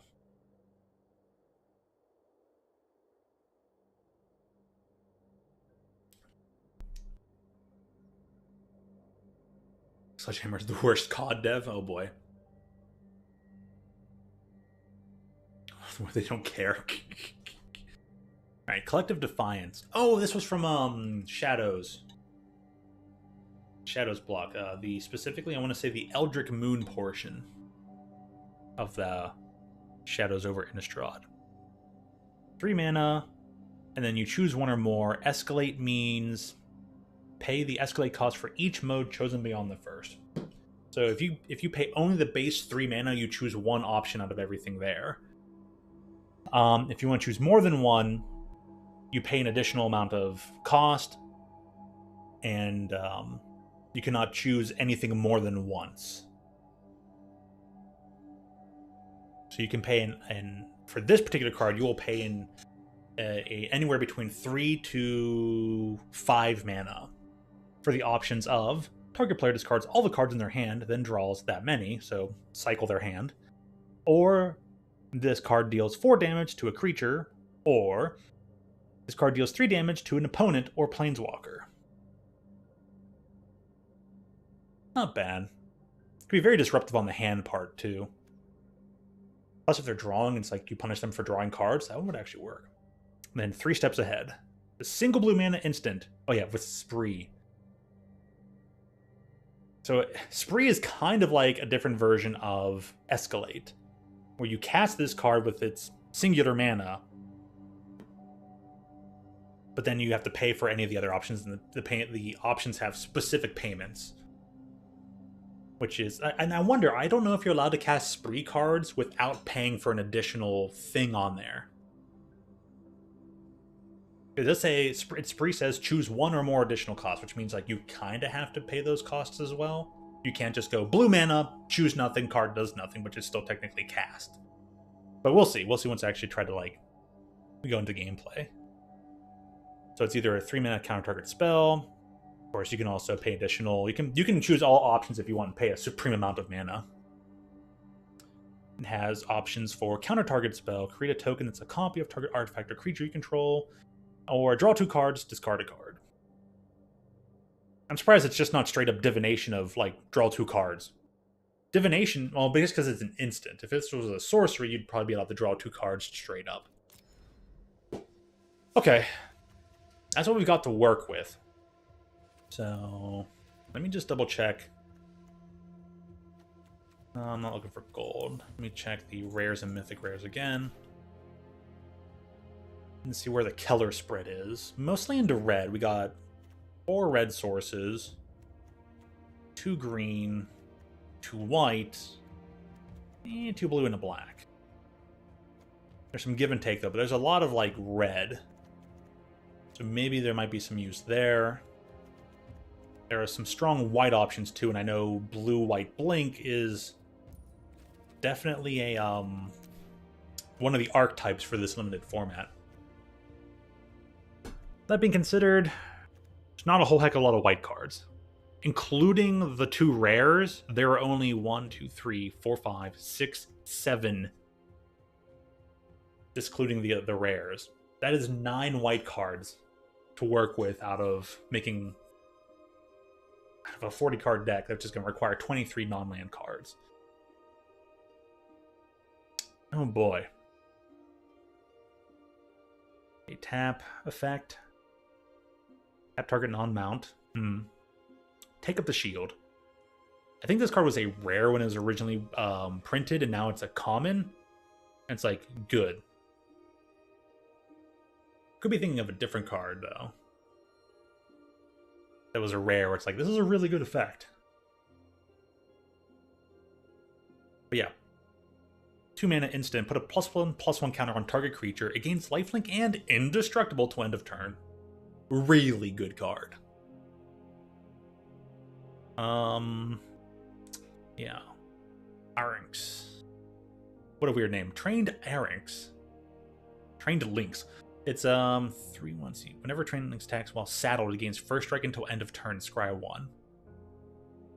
Ooh, and saddle is basically crew, but on creatures. So it's like, oh, you can basically crew this creature and it gains an effect without it having to be crewed, so it becomes a creature. It just is a creature. You do the saddle part, it gets added bonuses, or gets an added something that's going to occur. Stagecoach security. ETB. You can get +1/+1, gain vigilance till end of turn. But a plot cost of 4. Pretty decent. I think white could be a very good support card. The white here is pretty strong to support, but it's not strong enough on its own to be like a core killer. But it will definitely put in some work. Yeah, see, a 3/4 flyer, that's 5 mana, and says when it enters the battlefield, beef up a creature you control, put a +1/+1 counter on another target creature. So yeah, white is very good support right now. And it's 4/7. It's got a big booty. It costs 6 mana. When it attacks, while saddled, +1/+1 counter on each other creature you control. You gain 1 life for each of those creatures. Wow. Good options here. Let me see, what's just the blue? Okay, blue's a pretty strong core color here. 1/1 flyer for 1. Enters a battlefield. Tap target permanent. Okay. So you can tap down my potential blocker and then get in there. Very tricky plays. 3 jailbreaks. Jeez. So this card has 2 modes. So it's 1 to cast, and then for an additional 3 mana, +1/+1 counter on target creature cannot be blocked this turn. 2 additional mana, target artifact or creature's owner puts on the top or bottom of their library. So 6 mana total when you can have both effects. Yeah, very tricky, very situational, hard to use. Not outright. Like, it's not strong. Aren't very strong effects.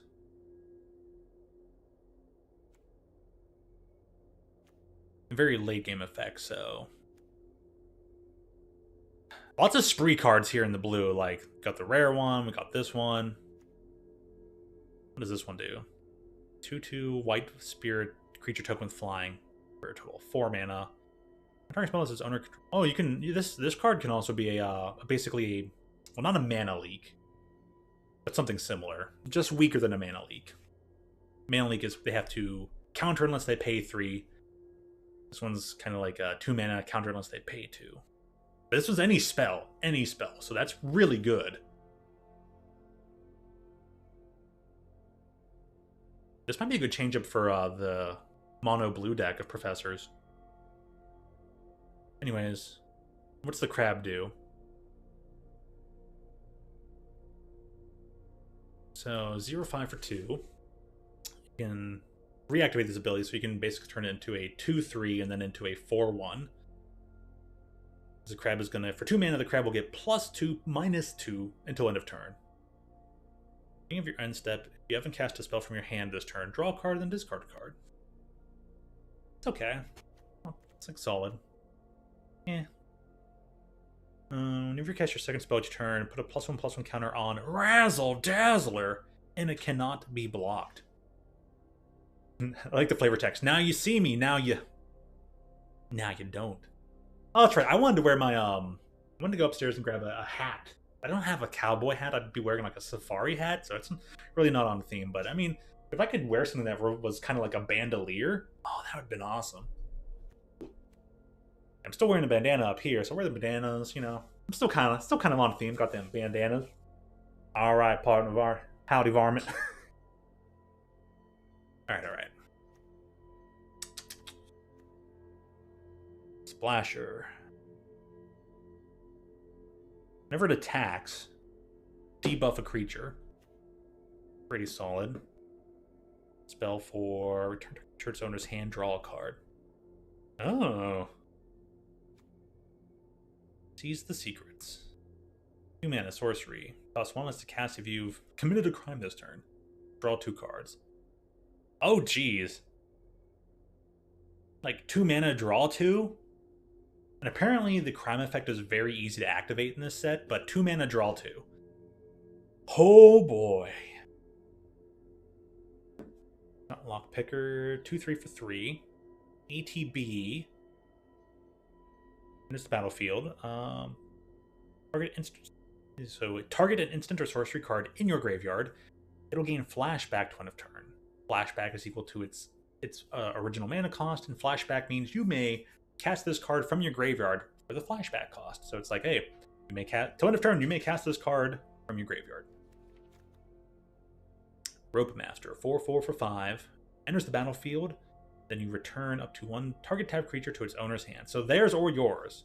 Oh, that's tapped. Go back to your hand. Or you can send one of your things back to him. So we got Intimidation Campaign. So enters the battlefield. Each opponent loses 1 life. You gain 1 life. You draw a card. Doesn't exactly cause the crime effect to occur.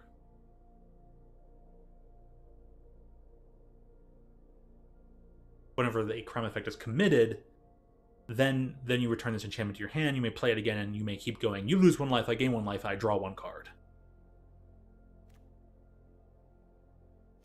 Interesting. Got a matching land to help out with the color scheme of blue-red. Ah, got another blue-red card. Red might be the way to go. Let's take a look at red next. Whenever you cast your second spell each turn, put a +1/+1 counter on this card and draw a card. Oh, baby. Decisive Denial. 2 mana, choose 1. Target creature you control fights target creature you don't control, which means they will deal damage to each other. It's not one-sided. And counter target non-creature spell unless its controller pays 3. Ooh! It only targets non-creatures, but that's still really solid.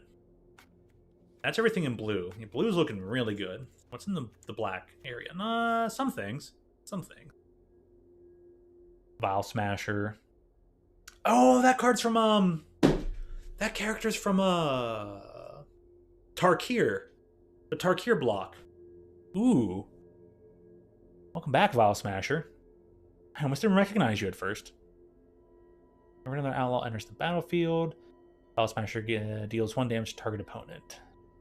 So, commits a crime effect. Outlaws are one of 5 different creature types. Either an assassin, mercenary, pirate, rogue, or warlock is considered an outlaw, which will cause an outlaw-based trigger to occur.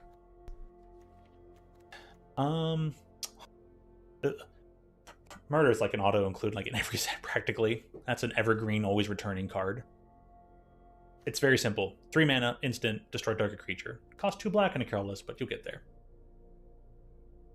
Oh, neutralize the guards. Creatures target opponent controls. You target the opponent, gives you a crime effect. They get -1/-1 to end of turn, surveil 2. This is a really good card. Surveil allows you to look at the top 2 cards of your library. You may put any number of them in the graveyard. Put them back on top of your library in any order. So you get to like, oh, your field is weakened, and I get to know what I'm going to do over my next turn. Or maybe 2 turns if you put both things back on top. So 1 mana, instant, sack a creature, draw 2. And you sack as part of the cast rather than the effect. Important differentiation there.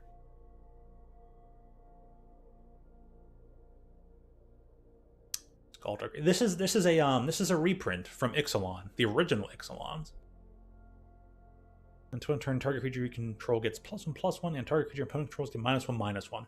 Solid card.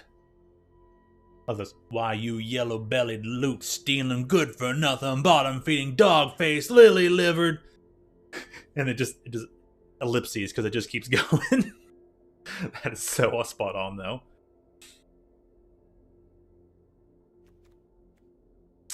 Top assassin. The Raven. 1/2 for 2. Flying. Commit a crime. Then each opponent will lose 1 life, gain 1. This ability only triggers once each turn. Shucks, man. Black's not too bad. Black might be a thing. I don't know if there's enough repetitive castings, though, to... Well, there's no mono blue cards that care about repetitive castings. Other than this guy. What's in the reds? There's a lot of red and there's a decent amount of blue. We might probably gonna be working with that. I don't know if we're gonna be... This could be a Jeskai build. It's a green like. Yeah. I don't know. It's gonna be hard to say whether this is gonna go Teamer or Jeskai.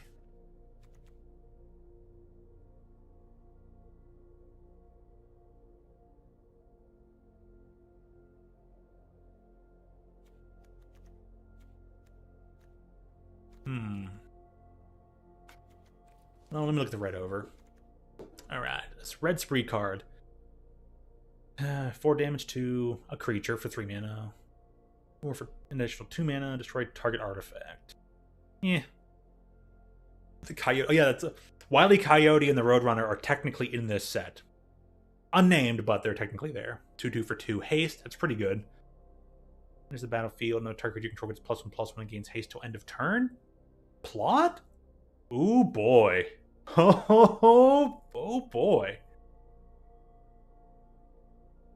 1 tap deals 1 damage to target opponent. You can... Okay, that's like whittling them away. Find your time. Struder's pretty good. Plus there was the Defiance.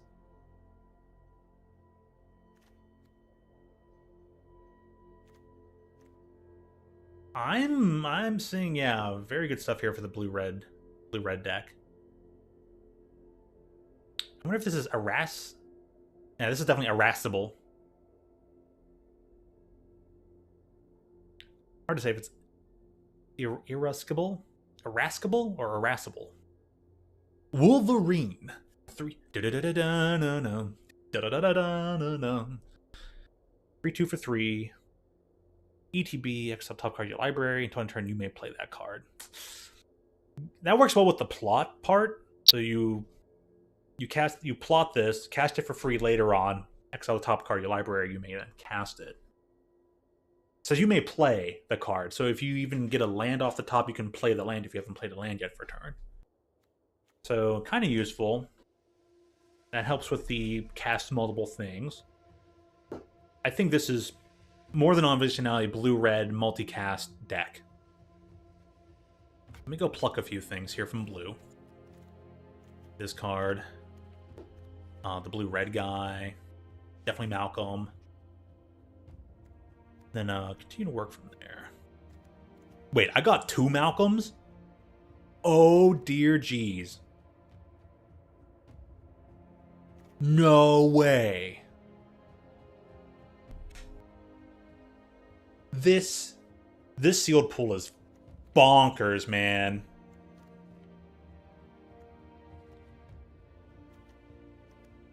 This one's gonna get it done. Now I just gotta build it correctly.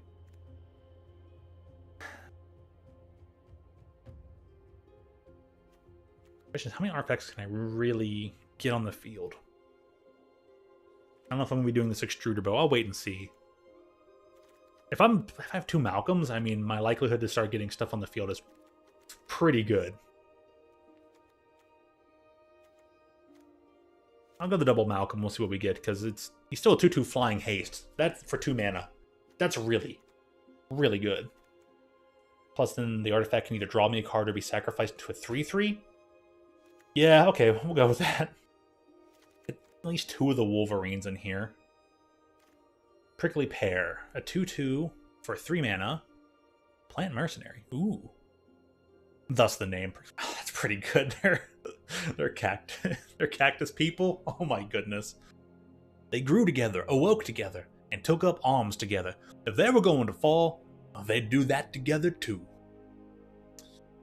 Enters battlefield, create the mercenary creature token. The token has tap. Target creature you control gets +1/+0 to end of turn. Activate only as a sorcery.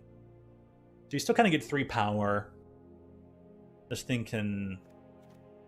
That's not bad. I'll include them just in case. What's the Scale Storm Summoner? 3/3 for 3. That's a good rate.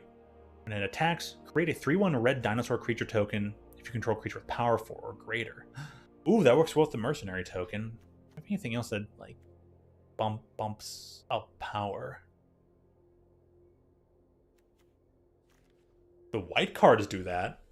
This could also be a really good red-white deck. Only via that. Maybe that does something too. I don't know. This is a solid card though.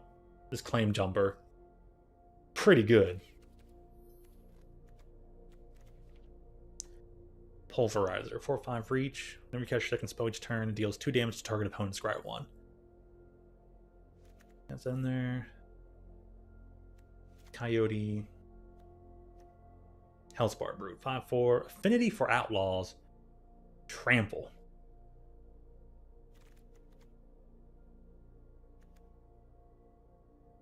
Mercenaries, right? Assassin, Mercenary, Pirate, Rogue, Warlock. Pirate. Mercenary.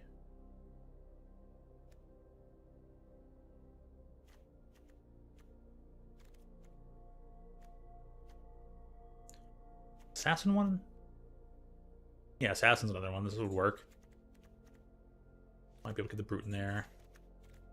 I'll put in the Scalestorm Summoner.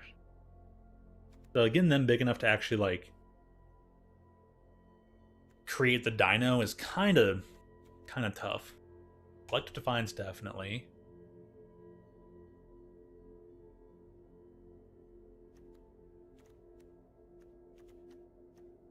Exposed. Let me get more blue cards in here, though.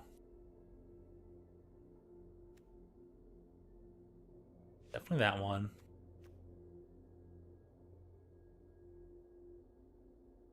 Probably that. Jailbreak Scheme. Definitely some of this card. I got 7 non-creatures. Right, that's right on par for where you want to be. You want at least around 7 to 8 non-creatures, like maybe 9. Generally 7 is a generalized number for non-creature spells.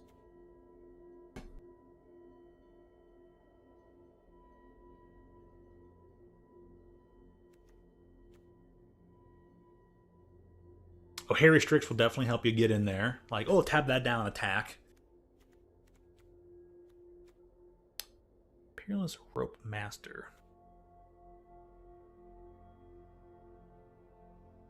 Probably gonna put the lockpick in here because it'll help with the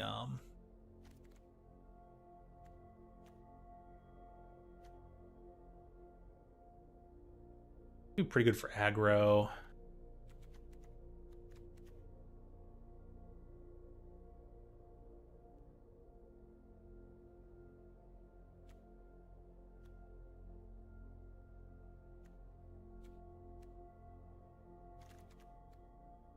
Oh man, the Jailbreak Scheme is pretty good though. Pretty good late game stuff. So many ways to build this right now. I don't know exactly what to put it. I'm probably gonna get rid of this Brute. I mean, I guess because of Affinity, it'll cost a little bit less and come out sooner.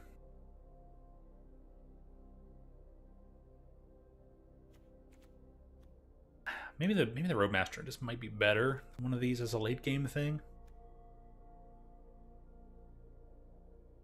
You're only returning a tap creature to the owner's hand, so it's only like you're going to be... Yeah, I don't need this Rope Master. It doesn't really help you get in there or get anywhere.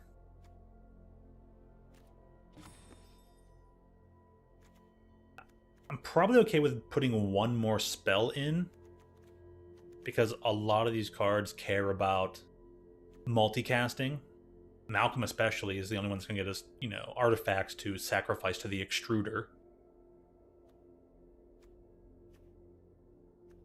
He cares... This card cares about multicasting. I'm probably going to go up to a 41st card.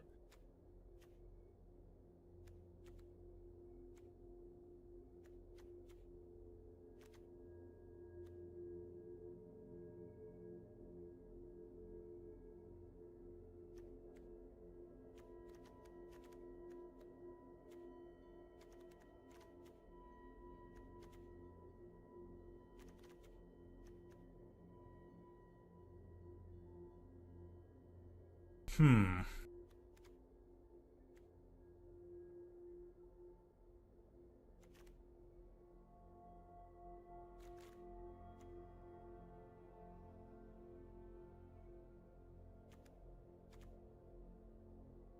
Get rid of that pulverizer. Don't think I need it that late game.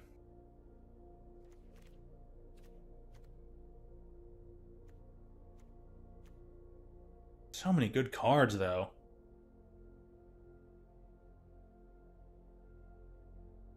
Definitely putting the 3 steps ahead in here.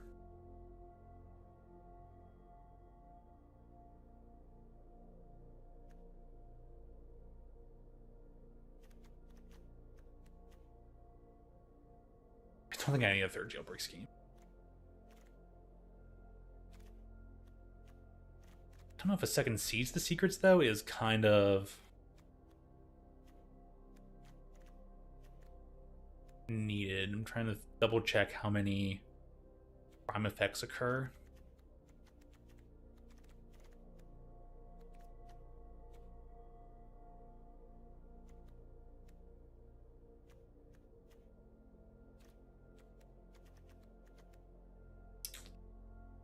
It's tough to say. Irascible's a plot 3. Coyote's a plot 2. They both help with like multicasting. Oh man.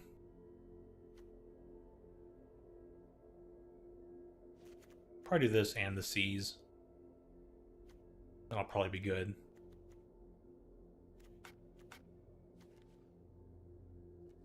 There is a red-white variant I think that works well in this deck, so we'll go with that as well. Honestly, I think this is just the strongest possible combination of colors in this entire sealed pool. I mean, maybe there's some red-green there that was workable. No, I was thinking the other card. It's a like a Brushwag is the name of the card that I need for a different deck. Some saddle effects.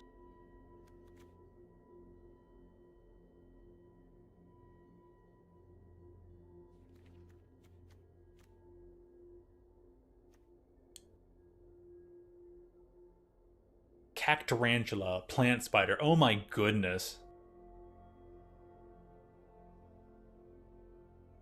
Hmm. Hmm.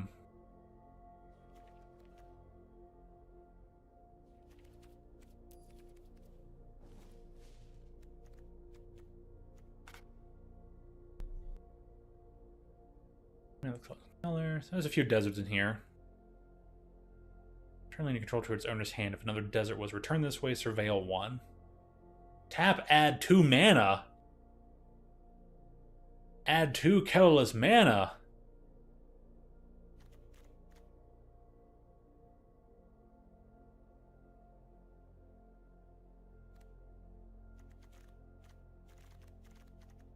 I don't got very high costs in here, so it almost kind of doesn't matter.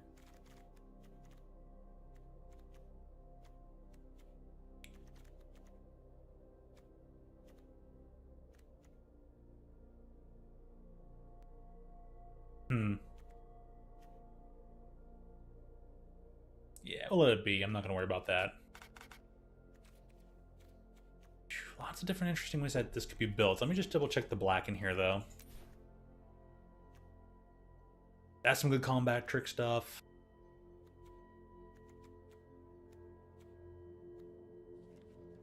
Yeah, maybe some options for black in here. I don't know.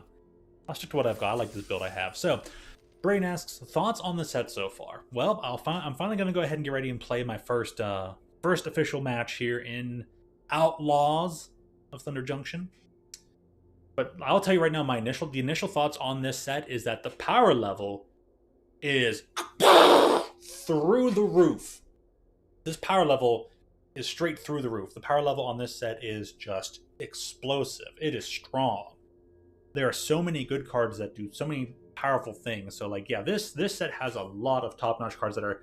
Standard is going to be very shaken up because of this set. Which hopefully means it'll continue to diversify and there'll be even more emergent strategies and not just a homogenization of strategy. Hopefully that means there'll be such a widespread range of cards, but I'm sure that a lot of these cards here are going to be staples of the format right off the bat. So, like I said, there's a lot of deck change-ups I want to do later on in the next second stream after I take a break in the middle of the day. So, all right, let me make sure I have my maximum focus. I'm going to hit the restroom, make sure I'm hydrated, because I talk a lot during Magic, and I'm already feeling kind of like, oh, blood sugar's being weird today, but... Like all the energy drinks, probably just need to stick up with my water. I'm good to go, but nature calls, and when you either need to, like, eat or use the restroom, you're distracted. I want to give this everything I got. So, quick BRB.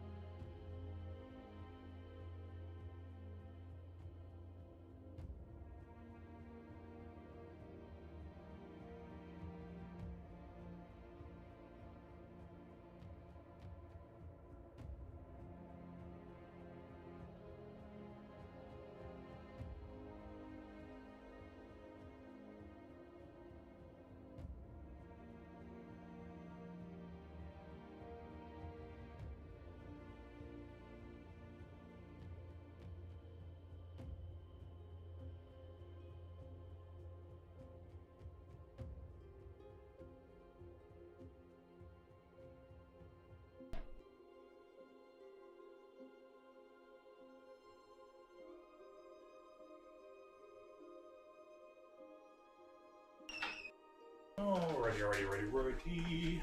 My head. I want to grab my head anyway, so I'm like, why the heck not? Howdy. Oh, you kind of can't see the green headband I still have on. So like lowered it a bit, put it over my eyebrows.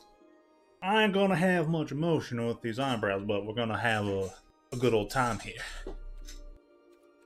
Alright, let's see what my actual thoughts on the set are gonna be, and my thoughts are probably gonna be like, gosh dang, this set is so strong, it's so stupid, it's so busted, it is broken, but my gosh, when you're on the giving end of the toughness, it's gonna feel great. You can be like, dance partner, dance, pow pow pow. Dance partner, bam. Yeah! Dude, we immediately got Malcolm. Oh, this is good. Keep 7. Heck yeah. We don't take too kindly to opponents around here.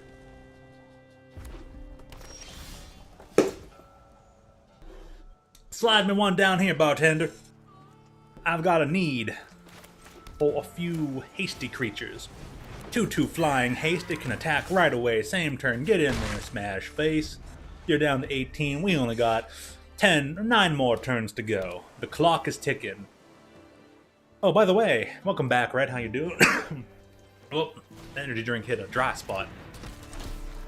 See, here in Magic, there's a thing called the clock. The clock is basically a reference to the amount of turns it's going to take left to defeat your opponent or become defeated. So when you're saying the clock is ticking, it means that there's currently enough pressure on the board that you or the opponent only has a few more turns to survive. Get what I'm saying? Do I want to? We're going to plot is what we're going to do. They're tapped out. I can still hit them in the air. We're going to plot this Wolverine so I may cast it for free on a later turn. And then with that, you can only cast it as a sorcerer speed, though. Is that true for all MTG formats? Yes, it is. On the clock is a venerable turn. We're just saying, as you're playing the game, like, see, I put my opponent on the clock. If they can't answer my flyer, I will defeat them within roughly, 8 more turns. Now, they're playing catch-up. The race is on. We're now racing for damage. But, I'm gonna have them a bit beat. What we can do here, this thing costs... So we're gonna cast this for free. Oh my goodness, we got another Malcolm. Oh man. That's kind of sad. Yeah. I'm gonna go like... I'm gonna give him the ba-dum-tsh. But I'm still gonna like... I'm gonna draw 2 cards. Which will give me a token that can draw me another card. Play the land for turn. Ooh, 3 mana, deal 4 damage to target creature. Seems pretty good. Okay. Next, we're gonna swing in for 2. And we'll end the turn. I can block this creature with my 3/2, or I can get in there for more damage. So, they're going full Grixis colors. Red, blue, black. I'm just straight, is it? I'm gonna say... Is it your time? It sure is. Yeah! At least we can be in character here on the sets. Out here in the old field. Ooh, they got the One Ring. The One Ring. Because there was that, was it Tales of Middle-earth or something set? There was an actual, like, Lord of the Rings set for Magic. Alright, what we got here? At the beginning of combat on your turn, choose one. Gains menace haste or +2/+0. Go attack. So, Visage Bandit. You may have his menace bandit. I'm just trying to find out here what locked up my dude guy. Oh, there it is. Stop cold. Flash. Might have ways to get rid of that. So we'll allow him through. Go ahead, you can start winning the race because I've got something you don't. I have ingenuity.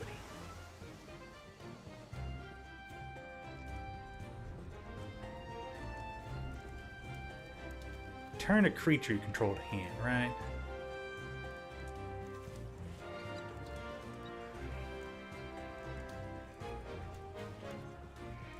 I'm trying to think. I don't know if I have that effect. Return a creature to hand.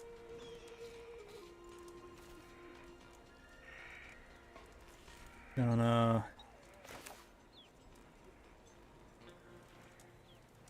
cast this guy for cheap.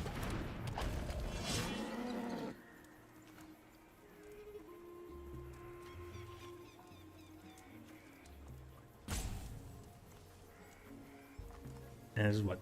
6 mana, and I'm at 5. So if I get another mana, I can put this guy back on top of the library, cast him again, get things done. We're gonna go to combat. I will attack 3. And I will end the turn. I will wait there. Because if they're gonna start blocking, they're like, oh, it's a big dude. That's 5 damage. That thing will kill you in 4 turns. My friend. That's a big beast. And you don't want to be on the wrong side of them horns.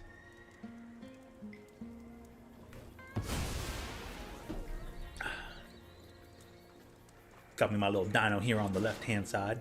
The one only pet that I've ever used in MTG is, of course, a raptor. Go figure. I love me my lizards. Raptors are kind of my enemy, but if it's a friendly raptor, it's a friend of mine. You created a mercenary creature. Irascible Wolverine. Oh, I can do the things. Howdy day. Glorious. Well, here's what we're gonna do. We're gonna wham bam ya. Thank you, ma'am ya. We're gonna tap this guy down. We're gonna attack.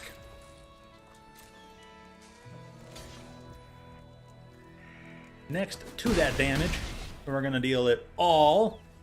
And we'll kind of wait. I'm not gonna put this creature on the top of my library. Yet. Maybe. No, I think I will. Let's put some counter on target creature. Can't be blocked. No, we're waiting. We're gonna wait on that. We'll end the turn. So I can go 4 mana, deal 4 damage to your creature. Yeah, this will be good. 4 mana and still have... I won't have enough to crack the clue. But yeah. The Toronto Raptors. Yeah, why the heck not? Stop cold. Oh no. He's gonna try and do something to my dude guy. Well, that's okay. And you know why? Because we got it going on. Resolve. Yeah, you can have that.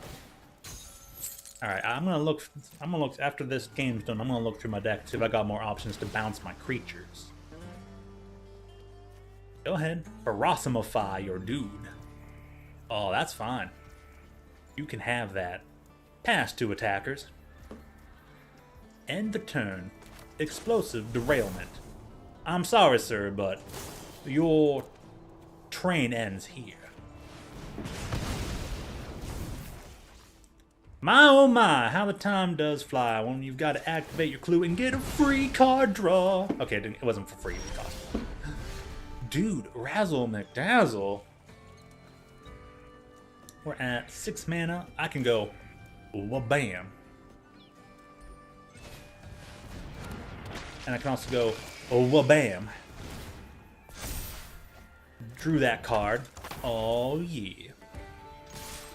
We're gonna attack in, force you to get rid of this creature. That's right.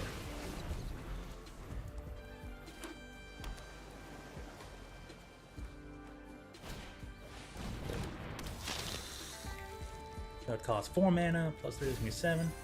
This person's gonna make me mill 2 cards. Got 2/2 lifelink.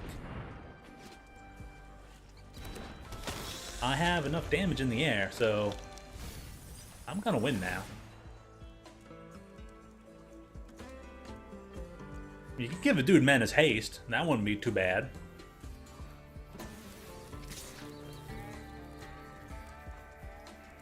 Yeah, I'm just gonna double block here, you know. You can kill my one dude. I'm fine with that.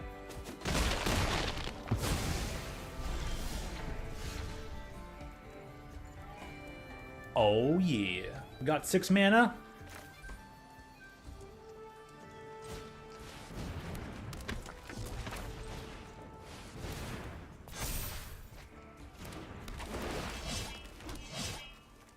Play the land for turn. Feeling mighty fine. I'm gonna all attack you because I'm still at 12. So we're gonna deal maximum damage. This person's saying good game. Cool.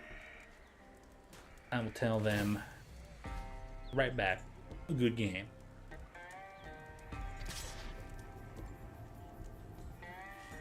No blocks.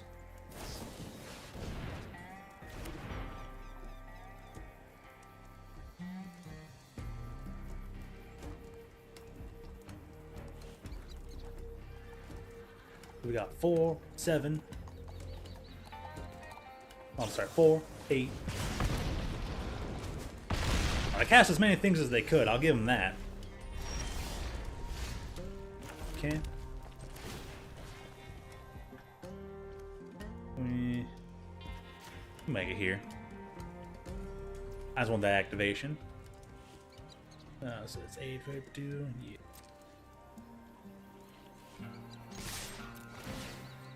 I just want that dinosaur. Oh yeah.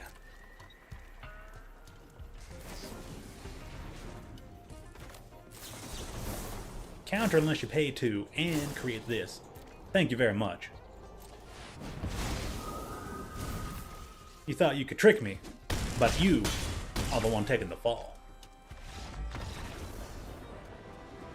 Okay, nicely done. This deck is sweet. Sweeter than a peach in the middle of Georgia.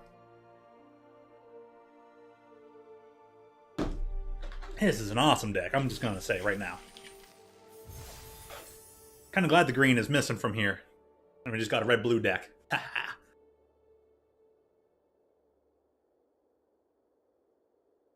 Georgia? Wow. Wait, what? Isn't Georgia famous for its peaches? Or am I thinking of the wrong state?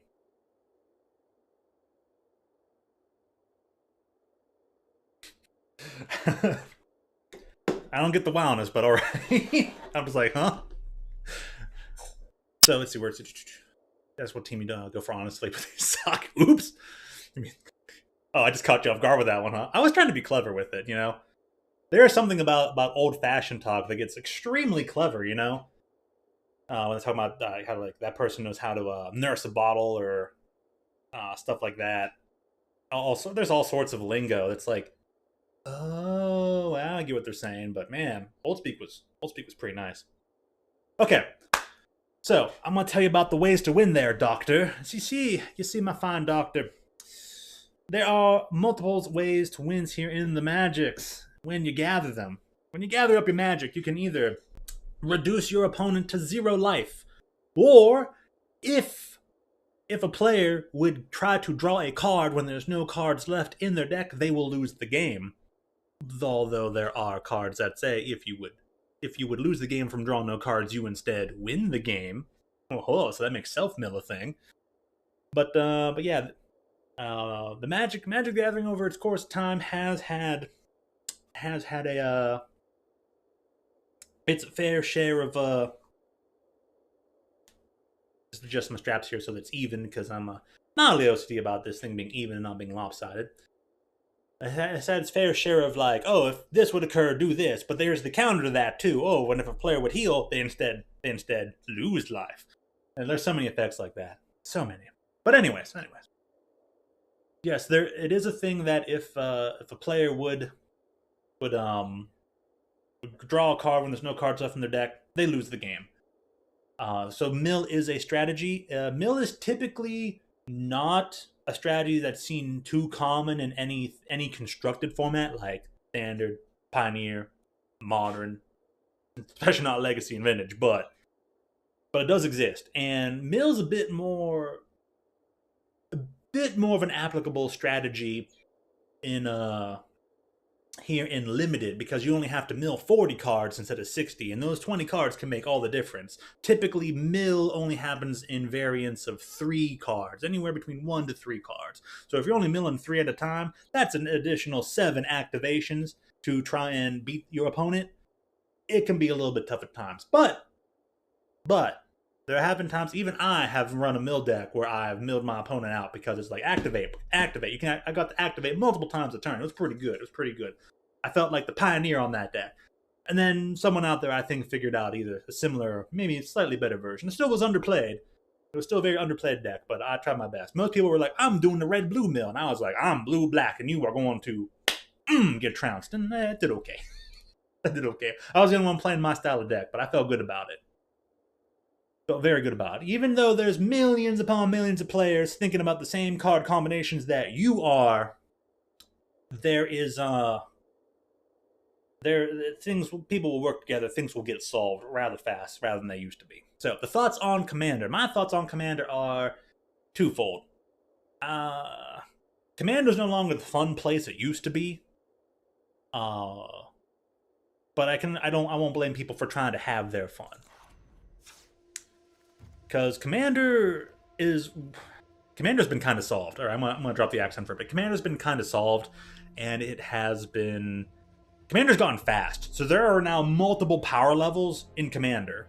So the higher power level you go, the more common staples, the more staples you're going to have shared between decks of different colors or different commanders. Commander can be a very fun, interesting way to play the game, especially because you're playing with 100 cards, 99 cards, and a commander. Basic lands, only one copy of each other non-basic land. The singleton format makes it interesting, but people have actually kind of solved it to an extent.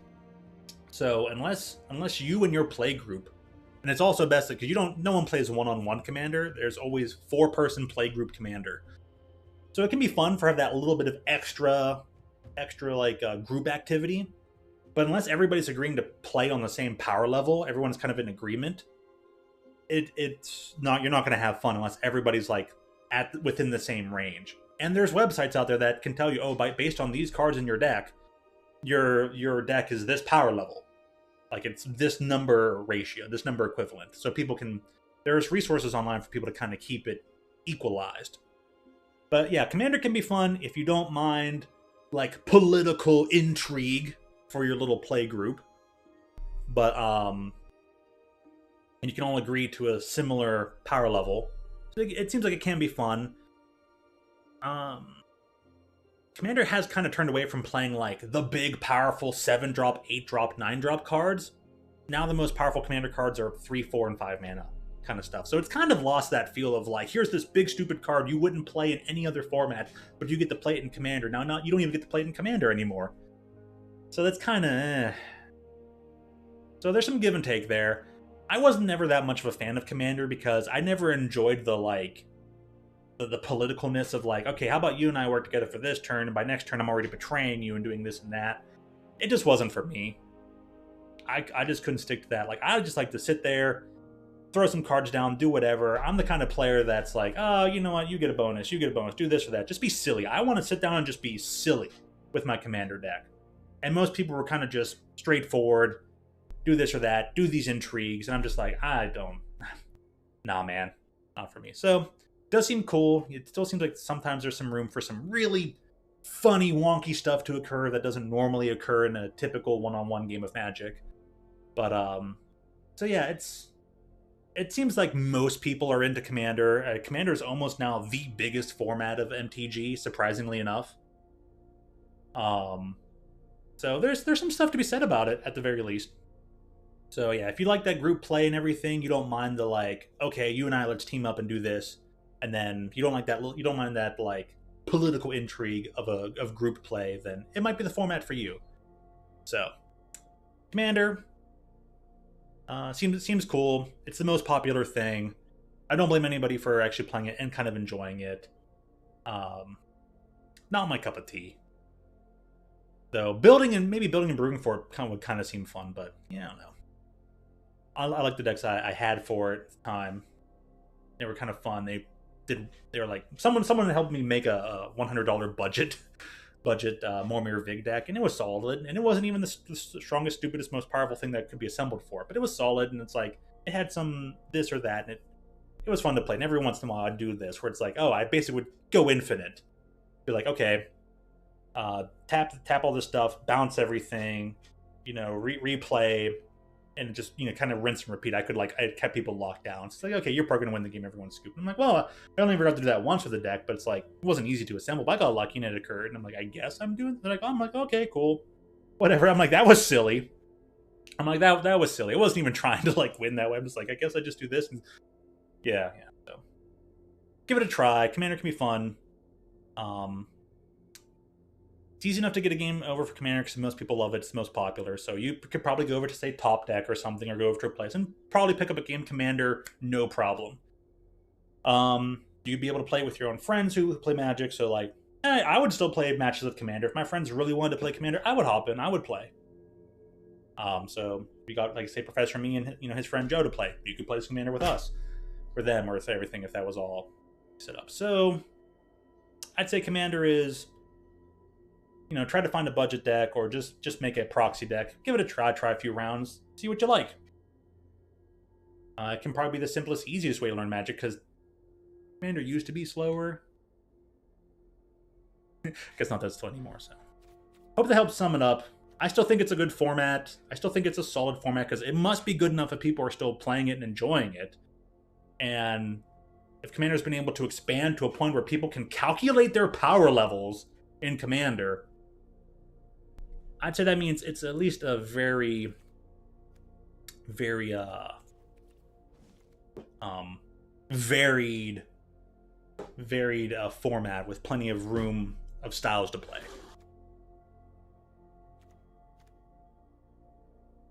Oh, this Rope Master would actually work pretty well. They tap down my creature, I just return it to my hand. Oh my gosh, that's really good. I almost didn't even need the Brute last time, but it worked. The Rope Master is actually really good for those tap down effects if I'm playing against another blue deck. Didn't even need it last time, but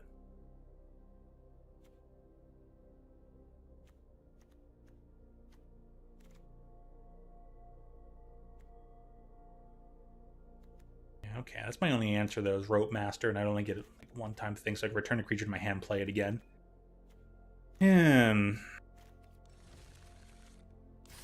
I'll just continue on as is. I don't think I'm going to bump into that issue too much. Though if there seems to be a lot of blue decks out there, I'm going to be sad. Tell me, Dr. Red, what has been your thoughts about Commander? What makes you bring it up? What makes you ask? Have you thought about trying to play Magic in that way, shape, or form? Counter a spell, create a copy, draw 2 cards, discard a card.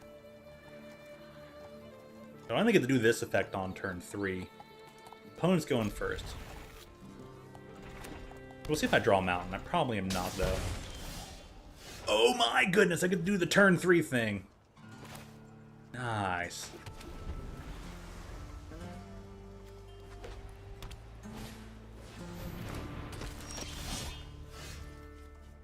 Yeah, that's right. You do build the deck. Each card you select, you're basically going to build around that commander and their abilities, and that kind of sets a theme to your deck. So then the singleton cards that you put into the deck are going to be based on that commander. Yeah, so this thing has... Okay, this thing doesn't care. He's not going to care about it. Dude, I got another Malcolm. A he, and a he. I'm going to target this guy for 1 damage. I'm going to get in there.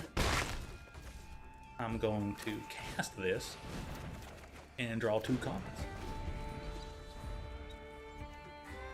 Ooh, my. Hey, Lacey, how's it going? As Braden said, no way, it's the Lacey. Well, how is you be do? Little ma'am, may you be having a great day there. Wishing you the best. European friend. We're out here in the desert, hoping to kind of do okay, kind of do all right. Got a lot going on, though. But I got a feeling. I got a big feeling here. Now we're going to cast this guy. We're going to do our best to play some catch-ups. And I'm going to take the time to, like, not care about... Because this guy's probably going to use a thing to tap down. That thing's a 2/4. Oh, this loyal steed is one of the best cards in why. Oh no, it's over. It ain't looking good for us. It's looking pretty slim, looking pretty grim. It ain't that great. Uh-oh.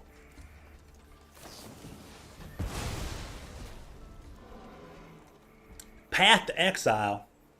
Oh, I will take action. I will gladly get me a thing. What do I need here? View battlefield. I got some blue reds. I got another thing. I'll go grab another mountain just in case. Oh, I got a mountain in hand. Oh my goodness. All right. Oh. Okay, we'll make it island.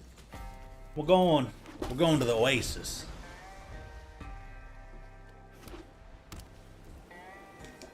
Path to Exile on my Malcolm.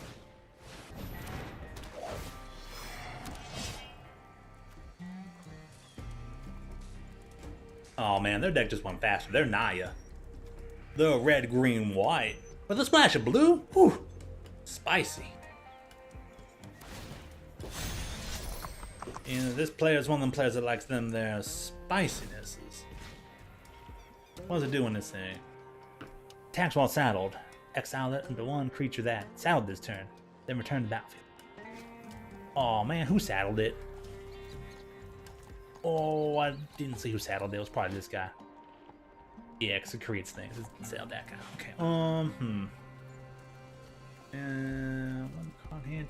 We'll see what they got here. I'm gonna prevent the damage. Oh, it did that thing. Ah, that's smart. Getting that 5, turning into a 5/5 for. Oh no, their deck's just way too good, way too fast. Oh, way too strong, way too. Oh. This is why you always bring a rifle to a handgun, to a revolver fight. I'm sorry, you bring a friend holding a rifle to your revolver fight. This is the West. You don't play fair. You play even. All right. 3 steps ahead ain't gonna help me much. Because is this thing? Oh, that is legendary. I'm so sad. Just play the razzle dazzle guy. Throw out the summoner here. Kind of gonna just accept our defeats. There ain't much else that can be done. Too good, too fast, too strong. That's as simple as.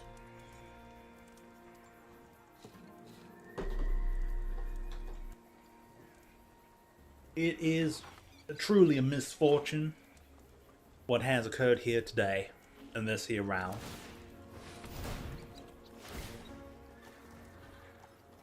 That's fine, you're allowed to block my guy. Snaked. Ranked, yes, there's a ranked ladder. Oh my goodness!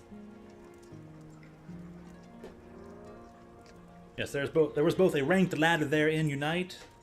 I was at Ultra, which is the rank just below Master, which is kind of top of the line, but even though there's still there's divisions, one could say, within Masters. And then yes, there is definitely a ranked ladder here in Arena. The ranked ladder kind of resets each month, so it's a bit strange in that regard, I know. I'm gonna take no block. We're just gonna call this game here quits.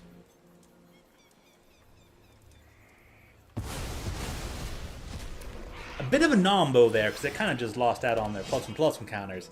However, it's not gonna matter. They're already that far ahead. Their creature synergy was just way too good, way too great, way too bad.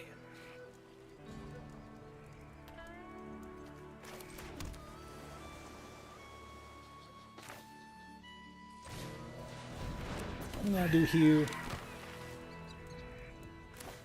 is I'm going to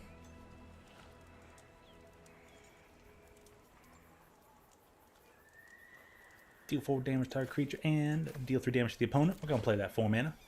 We're gonna get you, and we're gonna hit you, and we're gonna auto pay. We'll get our bonuses.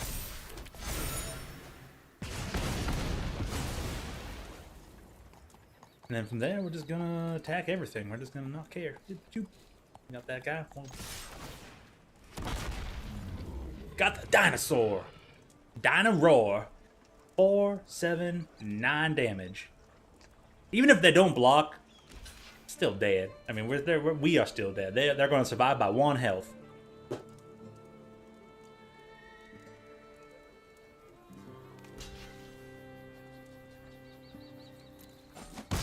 Yeah, so that's good. Block all you need. I can't win. Or even don't block. Oh, I was still attacking with that 3-3, so that was actually 4, 7, 9, 12. Actually, that would have been exact. I miscounted. Whoops, the daisies. Just a little slip of the mind, that's all. Just a little slip of the mind. Mm-hmm.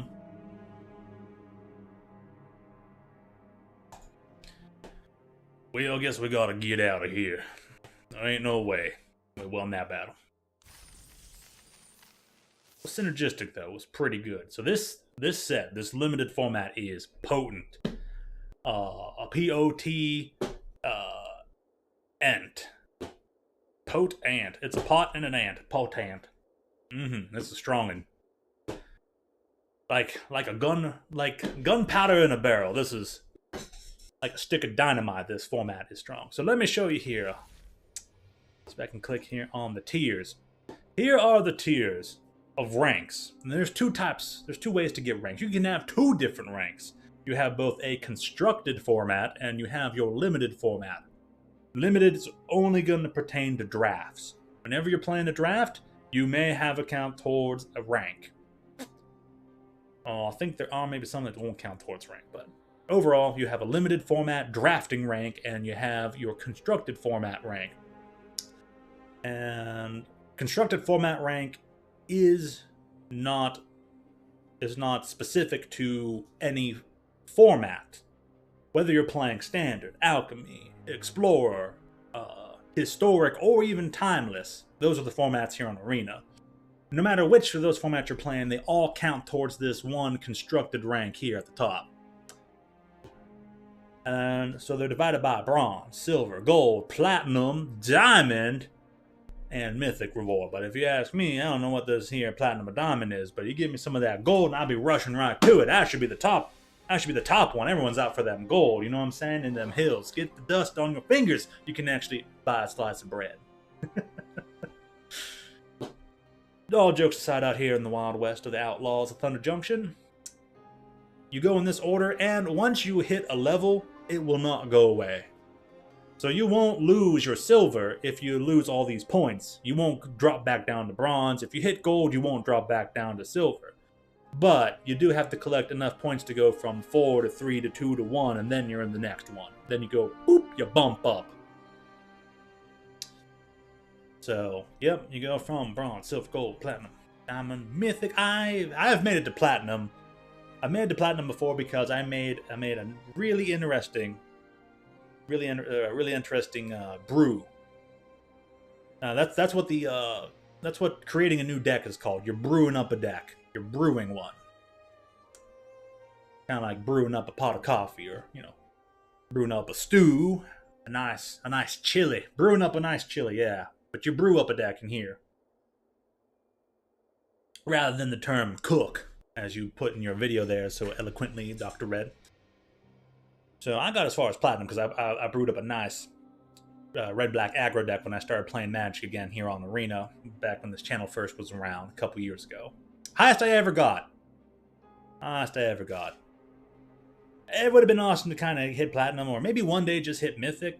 They don't even have to be top whatever in mythic. Just touching the mythic. Just touching the myth. Living the myth. Living it out would be nice. Maybe one day, if I brew up a spicy enough deck. Or just play better in the meta. I don't know. Because sometimes there are meta decks that are exactly how I want to play, and I just need to play. I need to play good, Sometimes they say, better lucky than skilled. Sometimes better skilled than lucky. And everyone else says, why not no? Why not both? Season ends in 13 days. Really? Yeah, there are only 13 days left in April. That makes it feel so... That's only 2 weeks. Oh my goodness. Oh my gracious. Oh my land. Oh my aunt in Atlanta. Why is everything state of Georgia based today? That's more south than it is west.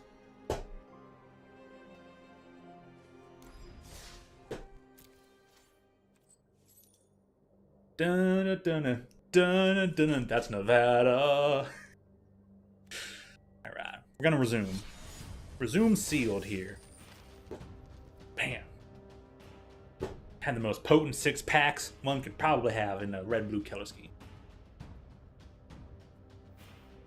Actually, there are probably some spicier potencies that could align if the stars align for opening 6-packs, but this one's still pretty good.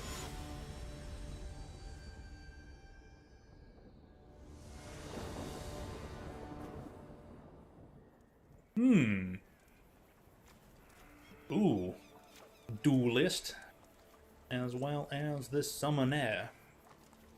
I do declare this Summoner is gonna be bringing the dinos. Well, maybe not. You gotta get the power 4. I don't really got that in this deck. Okay, so that makes Sealstorm a little bit of an odd choice here. I might have to swap it out for something, but I don't know what. This is a very, very keepable set. Oh, especially with something like that. Oh my. How much does it take to make it bump it up? Can't be blocked. Oh, 4 mana. Yeesh. Okay. We're still gonna start off. Draw a card, discard a card. I don't know if I need that. Tell you what. I'd rather put the flyer out. They didn't start with anything. I want to start putting a clock on the board. Target permanent. Tap any permanent. I can tap down your lands. Ooh. Oh my goodness.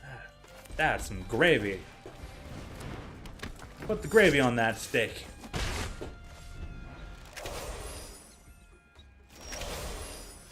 Uh-oh. 2 turns and nothing. I don't know. Feels a bit odd, but... let's see what we get out of that.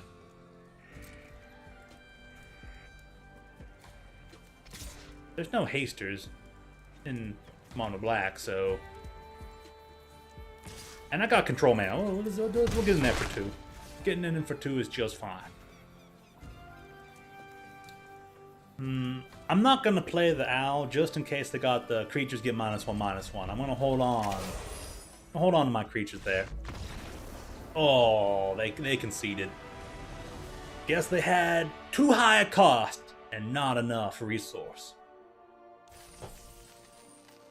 Should have grabbed you a few more acres there, partner.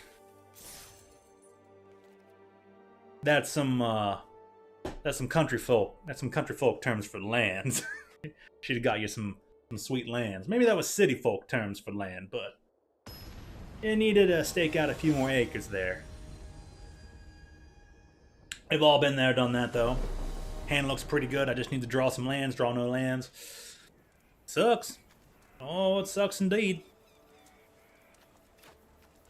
Ooh, 4 mana. Can do that. I got this for turn 3. It's slow. It's very slow. If this opponent's got an aggressive hand, we're goners. I'm a goner.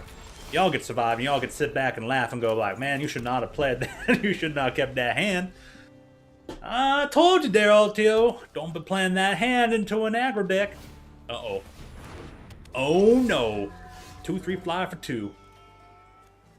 That's mighty atrocious combo. Alright, I can still do things.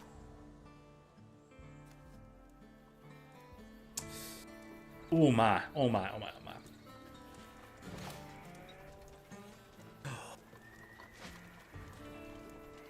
1 damage to target opponent.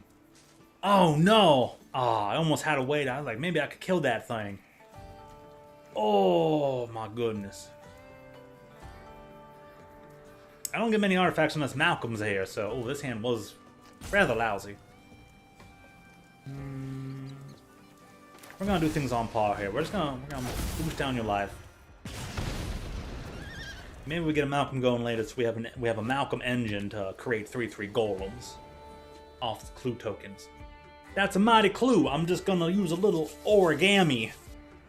Bam! It's the golem.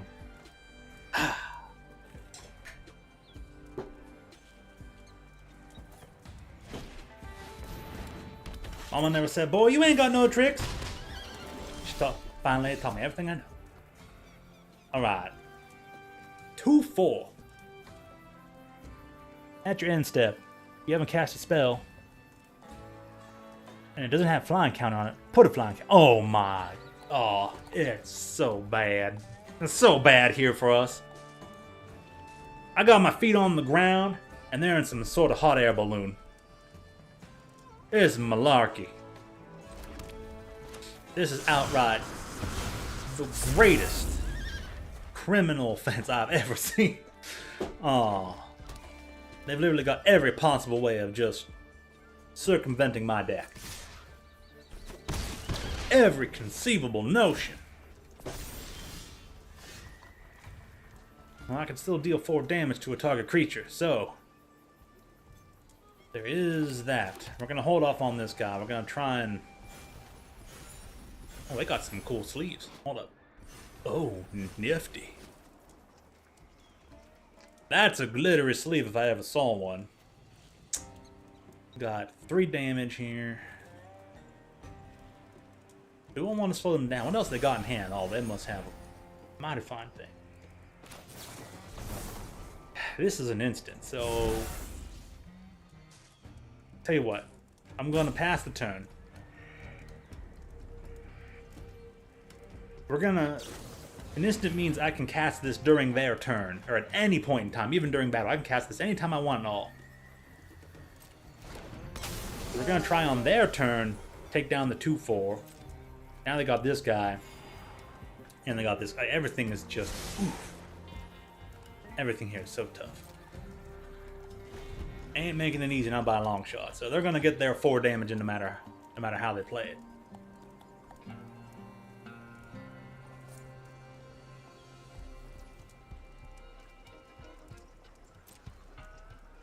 Oh, they totally have protection magic, so their shields weren't down anyways. Gonna pay 3 mana, try to blap your dude. You're gonna tap a green down and say, I don't think so. No, wow. No take up the shield. No protect creature. Give it a plus counter lifelink. Nothing? Nothing of that sort. They said, I don't care. I'm still up ahead on this. And I say, you're right. I say, you are quite right. 1, 2, 3, 4, 5, 6.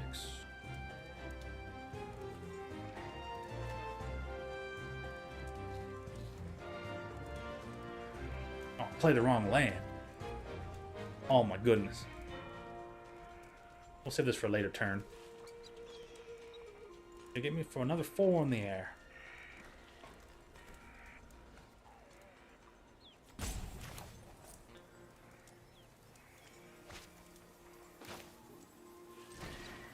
I gotta get some stuff done here. So what I'm thinking is...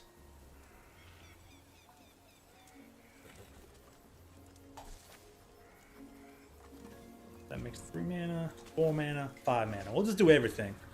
Target a player. I'm gonna shut... Target a creature. Take that guy down. Or... Oh, come on! I was trying to get that done.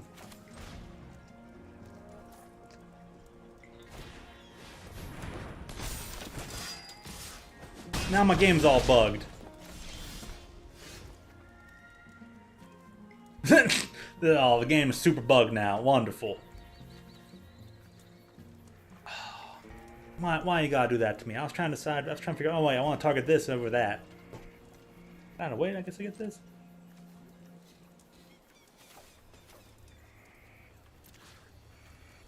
Alright, you're getting 4 damage, you're getting 3. I'm out of the game anyways. I wasn't gonna survive an extra turn. That was a heck of a bug. That was pretty hilarious, I'm gonna say.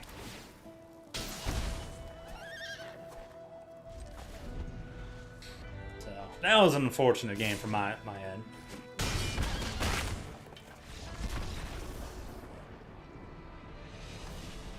Sometimes you just aren't given enough time to decide. I swear it. And sometimes it seems like there's some favoritism to certain players. They're like, oh, you know what, you'll get extra time.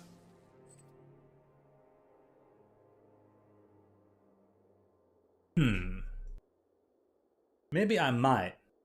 Maybe I might.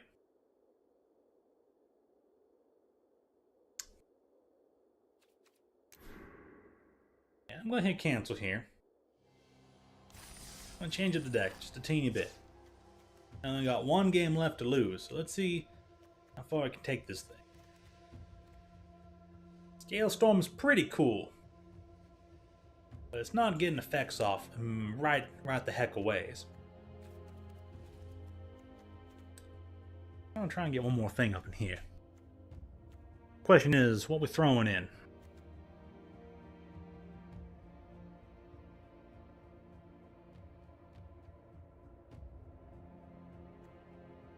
We're throwing in the blue card or a red card. And I honestly think it's going to be a red card.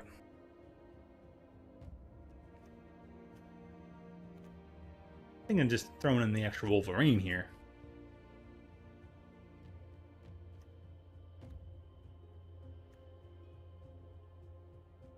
How many 2-drops we got? 7, 6, 8, 7, 7.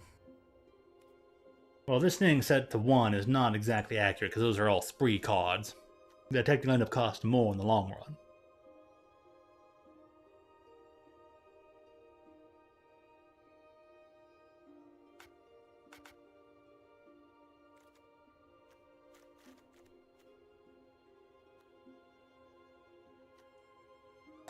I'm going to put in the Spring Splasher because it actually is going to help activate some of the effects here for things like Seize the Secrets. Or a few other effects. And I think it's going to help get in there. Also makes their blockers less good blockers. Like, oh, you might have a big booty, but you ain't got the fists. You ain't got the guns. You ain't got the munitions to take on what's coming at you now. So I do declare this frog to be part of the team now. Howdy. As you can't read it because the lights ain't good enough, but my shirt says Bolt. It's printed in red on a red shirt. That ain't great. I need a better version of Bolt, but this one looked to be the best fabric, so I went with the red on red. Oh my. Oh yes. Okay, this is mighty fine with these cards over here because these are all reds. And I think I got a good chance of getting some blues here, but I don't think I'm doing much anyways. As it enters the battlefield, another target creature you control gets +1/+1, gains haste to end a turn. That can work pretty well with this Wolverine. This hand's a little odd. Very odd. Huh. I think I got a good enough hand here that can bide its time. But if the opponent just goes turn 1, here's a creature, it's bad. It's so bad. And it drew me a blue card. Alright. It's not often. We're gonna plot this. Get plotted. We're in the blue-red plot deck. We're plotting a victory here is what's going on. Oh no. Really, Arena? Really? All these other times you're drawing me lands. You're telling me you can't even draw me a single land, let alone it being blue. Alright, Arena Shuffler. We know it. You're bad. You're bad. You're bad at what you do. But it is what it is. Opponent's blue-black. Interesting. Violet, how you doing? Sorry I missed you there for a moment. The opening hand was pretty decent, and it finally got going, but a bit too late. As long as it's not your turn, spells you cast cost 1 less to cast. Oh my goodness gracious. What was this, 3 mana to say blow up that creature? You casting things for 1 less mana? Any spell you cast. Oh, that's some bogus if I've ever seen it. Oh my, oh. No, man, no. Alright. I've got to blow this thing up. I agree, Violet. I agree. That there bird ain't no good for us. We've got to shoot it down. We've got to spend a whole turn turning my instant into a sorcery. But the ramifications were far worse than not doing it. It's better to do than to not do. What they got here? Ooh, this lockpicker. We'll give them flashback. They're going to save that for a while. Now I have options. I can cast this guy and this guy, and I'm going to be attacking for 5. And I get the clue token. That's pretty good. Gotta do it. We gotta get in there. Now's the time. The shields are down. They only got a single white mana. So it goes on here. You're gonna take the fox.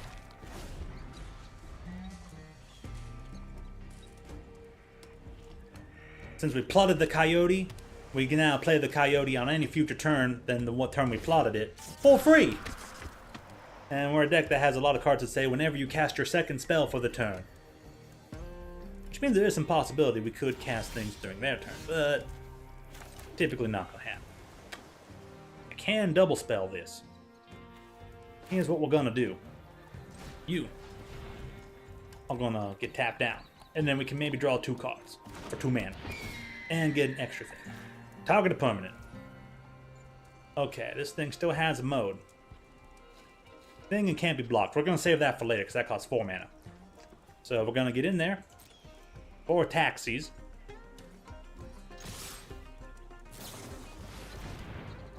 A rooftop. Flash and the flying. We're gonna counter that, my good sir. We're gonna say you can't do that. This would make this up to 4 mana. So that's all we can pay. Counter it unless you pay 2 mana. You can't. Now you're taking damage, and I got even more clue tokens. Looking pretty good. Not too bad, not too shabby. Despite the stumble at first. Oh no. Oh no. Fortune Loyal Steed is the most unfortunate card to be seen. 2, 3. Yeah, you may attack me for 2. I'm kind of ahead, so I have no reason to block you. Oh my.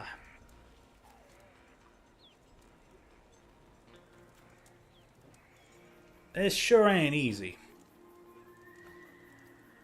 That there's for certain. But I have an outlet. This costs what? 4 mana? 6 mana to get everything. So here's what we're gonna do. You're gonna like this one. We're gonna say, put a +1/+1 counter on my creature and it cannot be blocked.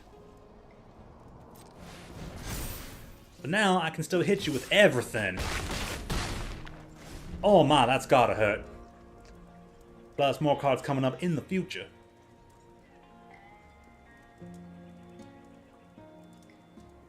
Now, there might have a turn here or two to be able to get back at me and take me on down to size. But I still have some card draws available. This Wolverine I can maybe cast on a later turn. I might be able to afford 1 extra turn. Maybe. Let's see what we got here. They saddled it with this guy, though, because they want to get some card back. They got nothing with splashback. Now they got something. You may sacrifice the creature when you do destroy target non-land permanent.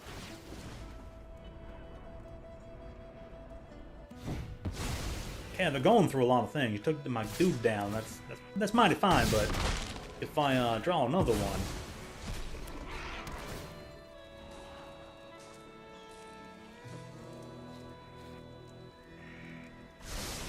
The fact that this thing's allowed to bounce itself, plus whatever saddled it, is a little strong. That's a little really too good here. Alright, I'll have a chance to destroy them. Here's what we're gonna do. We're gonna get very defiant. Just 4 damage to target creature. I'm gonna say here, oh no, you can't do that. Now I'm gonna draw 2 cards. There. That was rather goaty, but here's what, yeah, just for 1. I'll hold off. I might make you not attack. I'm putting you on the clock still. And I have enough land now. I can actually pretty much just cast the Wolverine. 8 for 6. No block, huh? Whenever you commit a crime. They don't have ride down. But that's red-white. I'm gonna be able to play some things. I'm gonna play some defense here. That death touch is nasty, so we'll just try to trade off, get rid of it. Make your own death. And destroyers come on back. Yeah, I figured they had some sort of. Oh, you're kidding me? You can't be for real now. I literally drew 3 lands. 3 whole lands. And we're gonna draw some more cards. There's a 4th land. In a number of cards. Ooh. They're gonna attack me full there. 4, 7, 10. I'm gonna block. I'm gonna have to block, so. I'm gonna decrease their clock. And I'll save this for a chump blocker at a later point in time. Right now, it's more important to whittle them down, because I have things that say end of the battlefield, deal 2 damage. They got a big bomby card that says, my face is like dirt to them. Well, I'm gonna make sure this death touch finally goes away. Alright, well, I have got to draw some things here. And draw some things I did.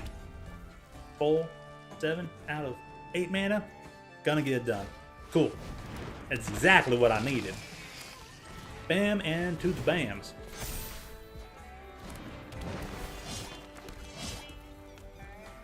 Okay. Do I need to keep... They've got 3 things for attack. If they can make me not block 1 thing, they're pretty much gonna win. So I will no attack so I can wait and try to maximize my chance to survive. If I get to use this mercenary, it gives me extra things. Welcome back. You have returned. If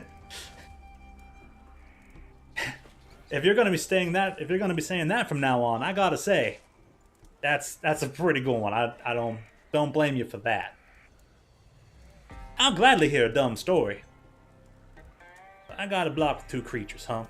Well, we're gonna chump here, and we're gonna chump there. We're gonna chump it up. 2 blocks, because I have to.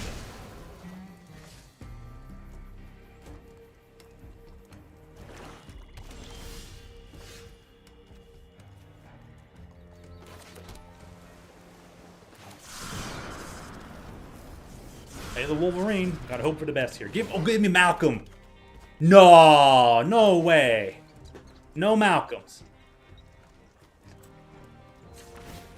Still got a chance here. That'll kind of work.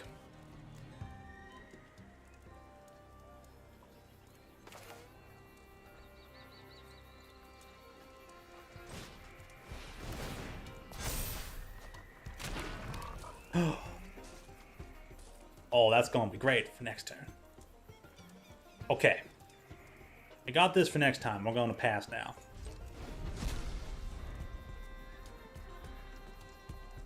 Somehow going to make it through. Oh my goodness. Okay. As you was entering school, he's got stopped by a teacher. Guess why? Because they wanted your autograph. They said, "Ma, you've got a mighty nice smile. Can you write down your name on this here parchment?" So why'd they stop you? Why'd they say, "Hold up, hold them horses"? Go no further as I bump the microphone. My apologies. There we go.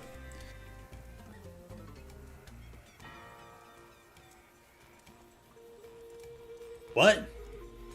What? That's it? They said, well, let me guess. All the portion of fabric above the rubber is not white. So therefore, your thing was not monocolored? Is that it? They're just like, hey, you got some discolored shoes. They're not the same color all the way across top to bottom. From ceiling to floor, your shoes are not singleton in their color scheme. That is it? That's crazy. That right there is some tarnations. The entire shoe has to be black. So you're telling me even the sides were black, but the exact underneath wasn't.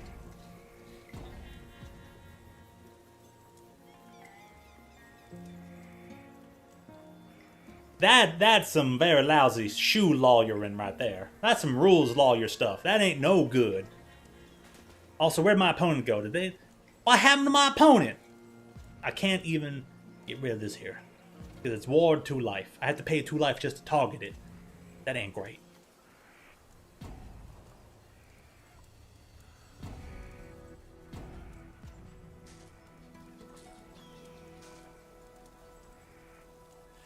What happened to my opponent?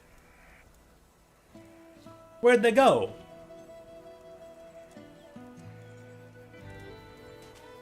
Did they get mad? Did they quit? Did they leave? Oh, look, a little scorpion. I can click the scorpion. It runs faster. Nice. I gotta say though, that's some hogwash. That whole shoe fiasco, that shoe deal there, that shoe ordeal, that's some hogwash. Alright, well I won. Either my opponent got mad and disconnected because they're like, I can't kill this flyer, I'm so mad. Or, well, they got disconnected and they just couldn't connect back in time. It's kind of weird. That was very weird. I'll take it though, because it seems like it was leaning in my favor to kind of win. I mean, their best option was to attack because I have to block. So even if I cast 2 spells, that thing's only going up to 5 power out of 6 needed to win. So it didn't feel right. It didn't feel right, not a single bit.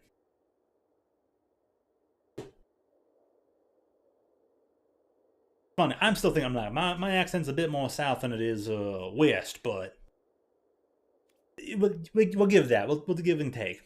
I don't want. All right, opponent. Hey, opponent has every right to disappear if they wanna. It was in my favor, but there's still a chance to win because they attack, I block. They still have 3 attackers. If I can't kill them in that next turn, or somehow come up with 3 more blockers, they were gonna win. My likelihood to get to 6 damage when I at best could maybe produce 1 additional damage wasn't great. Yeah, well, did have some haste flies there, so my outlets were more than 1. It was probable for me, but it wasn't all locked up. Anyways.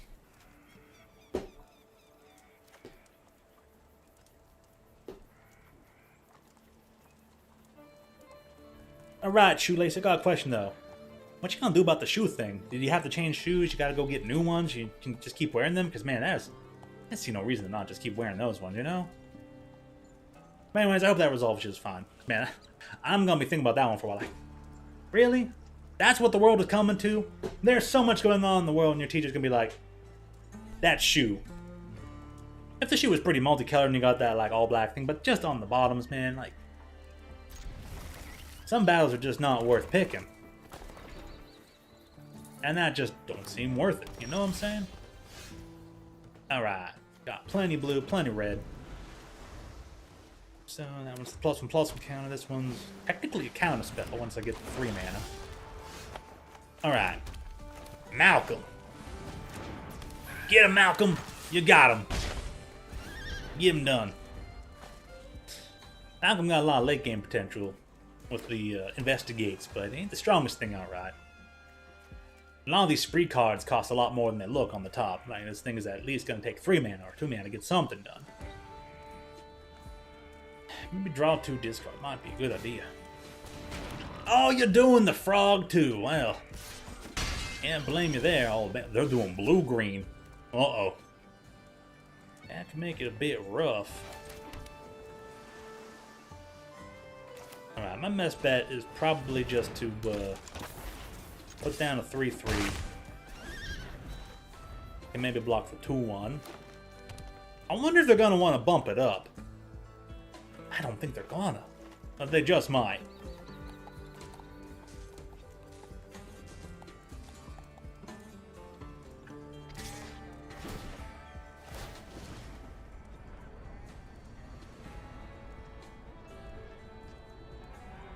Yeah, tap it for mana. We're gonna lose that mana anyways.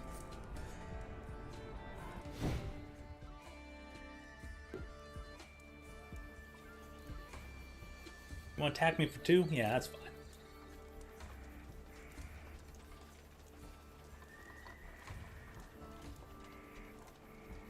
They can attack me for 2.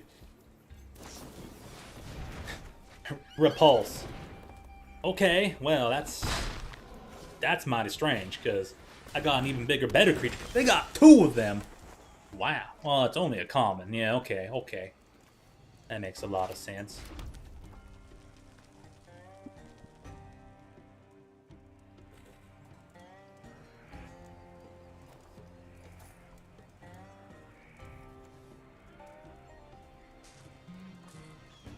Let's see. This is a bit up there.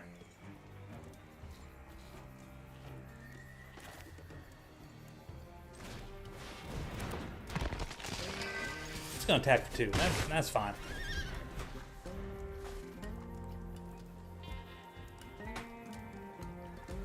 That seems mighty fine. Still ahead. Now they can cast probably pretty much about darn near anything. However, I have a few tricks up my sleeve as well.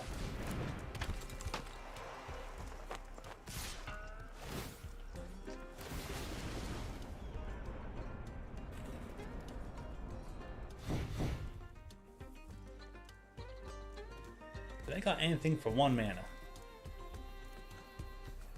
I'm gonna block it. I'm gonna see if they got anything. They got something for 1 mana. Okay, this will help me learn the format a bit.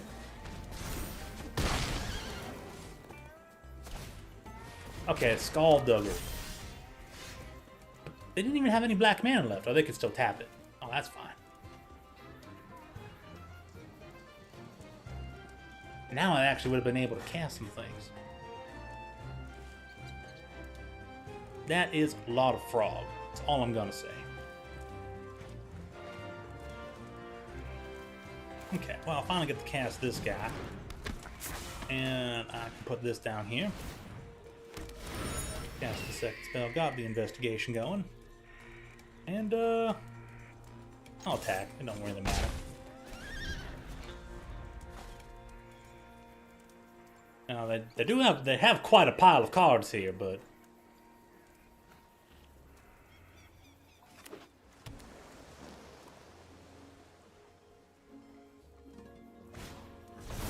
got some very advantageous attackers. Man, green-blue seems really good when you got this kind of a setup going. They created a 6/6 dinosaur. Oh, that's really good, but I can get rid of that card.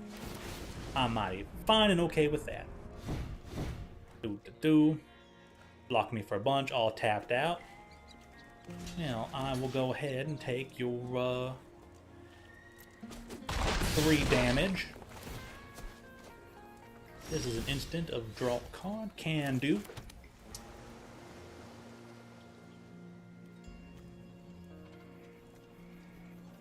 Don't have enough mana to do this or that.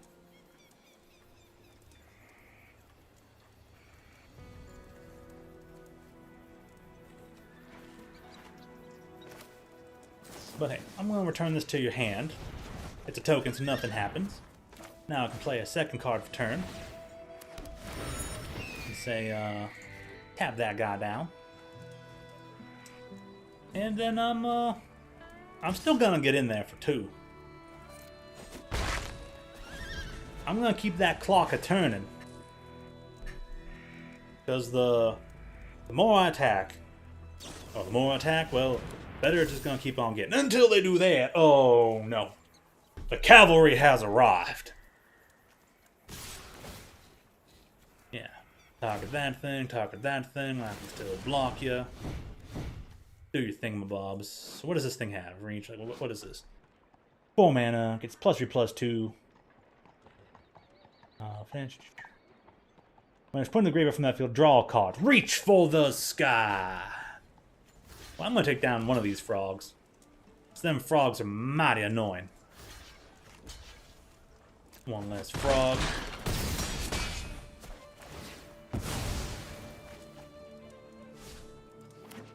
Really enjoying that accent. Yeah, I kinda am. I don't get much chance to do accents or do other things. I don't quite do a lot of things well. I can barely do Scottish accent with decent accuracy. And I can't do many other UK accents. I barely get to say bottle water.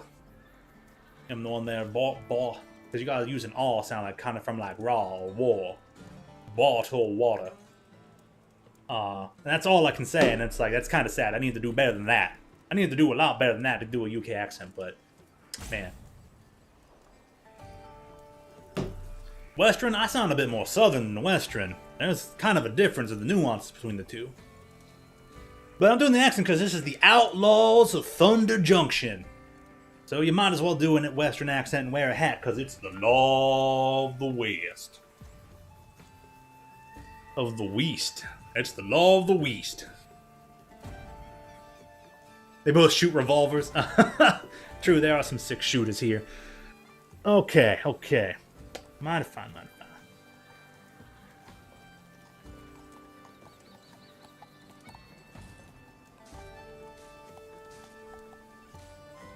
This is an instant and deals the damage. Okay, here's what I can do.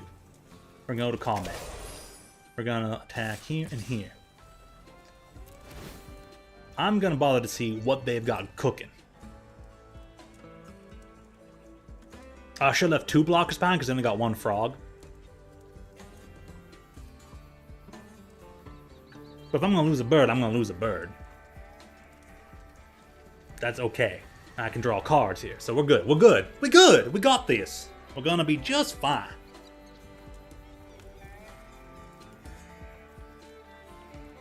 Fan the hammer.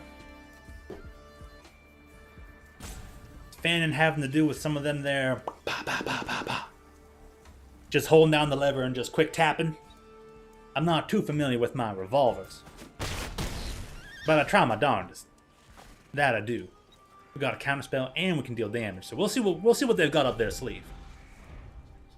That would be pretty cool. I wouldn't mind going to a range. Going down the range and just laying a few pieces of lead into some tin cans. I think that'd be mighty fun. You're committing to the skullduggery because we got 4, 5, 6, 7, 8. Oh, they want their exactsies. Well, let me tell you what here. I've got 4, 5, 6 mana. I can do things. I can actually instant speed this. I can counter this spell. And I can create a token. That's a copy of one of my creatures. Target an artifact or creature you want to control. I'm bringing in this here Scale Storm Summoner. I'm just going in for maximum damage. So I countered their spell. I have a chump blocker. And they don't get to attack me for exactsies. A quick but accurate way to drill your barrow down south. Mighty fine downwind drilling if I do say so myself. You may not drill and hit that oil or that gold, but you'll do just what you need to do. Sometimes you gotta spray and to pray to get a job done. But hey, if they didn't start none, it wouldn't be nothing. You know what I'm saying? I reckon you do.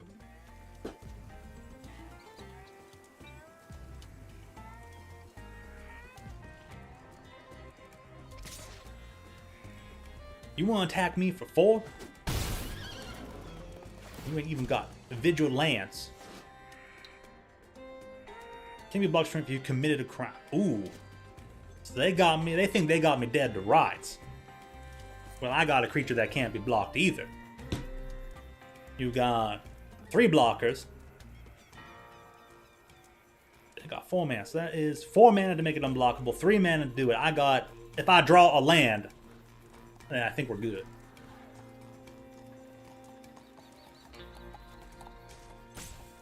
Because I put 1 thing on here and I'm going to get 2 dinosaur tokens.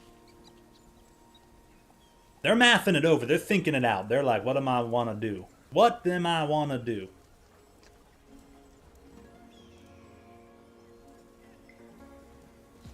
The fact that this thing says target your opponent or anything that your opponent controls and now suddenly it can't be blocked. Only 3 mana? Well, that's pretty good. Hey, it is what it is. Okay. I got me some options.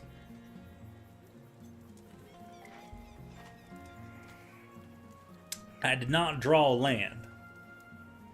They're only gonna have 2 blockers, and that's only gonna be 3 damage. So it's like, what we doing here? What am I doing here? Oh, it's a bit rough.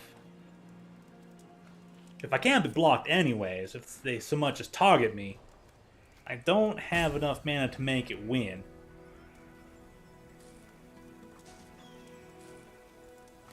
So I gotta go for the second best thing.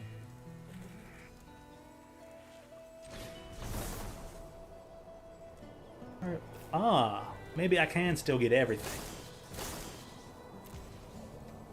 Alright. Target creature put a +1/+1 counter on. Right here. We're gonna put this on the top of bottom of the owner's library. Auto pay. They may get the draw card, but we're getting rid of their best attacker.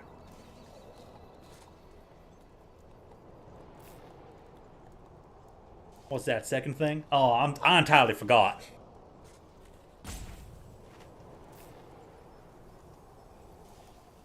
I kind of forgot how I set that statement up, but I think as far as 2 things were concerned, it might have been like what I'm doing here with one of these cards. We got 1 or 2 things we can do, and I think this might be the best way about it. Spend all 6 mana, get in there full damage. I got a flyer too. Now I can actually get in there for all attack. And he's like, oh, I'm sad. Yeah, I agree.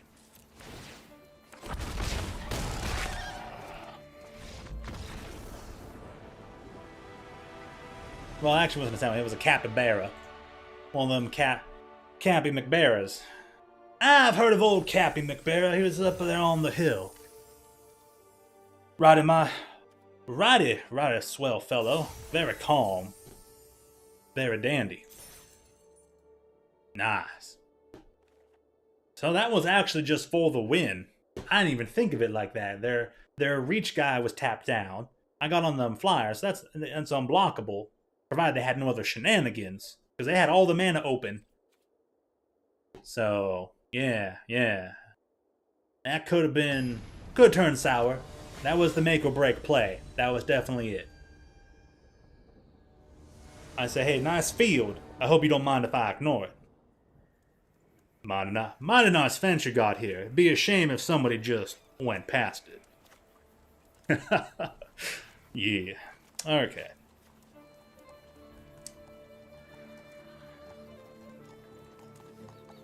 These things seem to be good. Can draw discard. Might not can buy me some time. Gonna keep this 7 because I'm gonna try and use this bird. Oh my gosh, something's happened to some sort of dog out there. I hope they're okay. I'm gonna tap down this land. Just because. Shenanigans at high noon. Okay. Gonna assemble the Tron. This is actually really good, so I think we'll do this now. We're gonna get this out of the way. We curved out. We curved out. By accident. We curved out. Hallelujah. Lord Almighty, he curved us out. Thank you, Lord. Lord's like, sure, that's cool.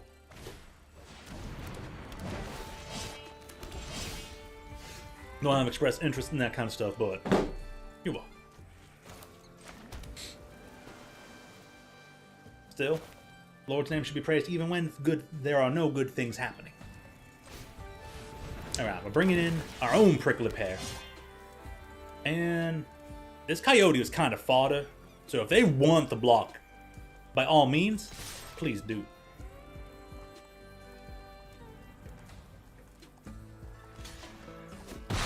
That coyote was basically a free kill spell. I'm all for it. They're playing Mardu. Whenever you cast your first spell, you turn add red. Well, I'm a bit sorry to say that won't be the case today. Want to do something at your upkeep. That's what we're gonna do. Well, I could get rid of it now. It might be sorcery speed, but then that's gonna draw me 2 cards. Anyways, I need this done. So we're gonna get in there for maximum value. You're going back. I'm drawing a card. Next, we're gonna activate this like such, because I want you to block it. I want you to be tempted to block it. And if not, you still take full 4 damage. Well, that's just mighty fine. Oh, sorry, past the draw. Didn't mean to. Removing that stop, past the main. I forgot I said a stop there. I just said, oh, hold up, partner. I've got my own timer to waste. Yeah, I mean, basically made them replay their turn.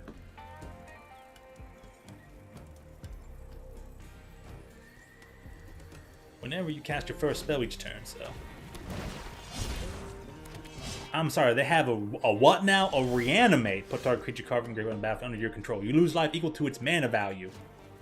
So they lost 3 health and gained an extra mercenary. Interesting. Not quite the play one would think that they would make.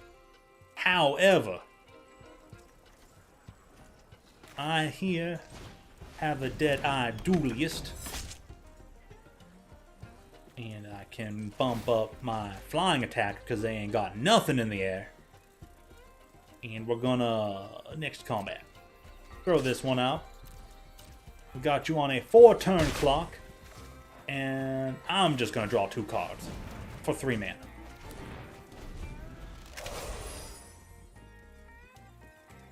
It is literally divination with a chance to be even better than a divination.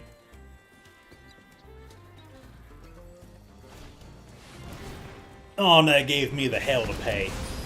I mean, I still get to target them. Oh, and I still have Malcolm. I mean, I hope you enjoy your treasure token. Choose blockers. Well, no blocks, because that's one less blocker you got now. Oh, dear me. You ain't got a whole heck of a lot to have there. Bam. Well, with that, we're going to go Malcolm. And then we're going to go Strix. We're going to say, hey, Strix, how you doing? Never attacks while saddled. Exile top card library. Okay, okay. Gonna get in there like such. And then we're gonna attack. Next 2 combats. This one. That one. And leave it like such. 2 attackers. Oh, I can only activate as a sorcery. Oh, shoot. I forgot the mercenary. Next to blockers. We'll see if they trade.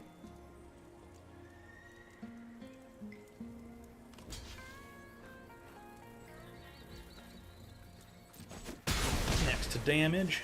And we will end that turn.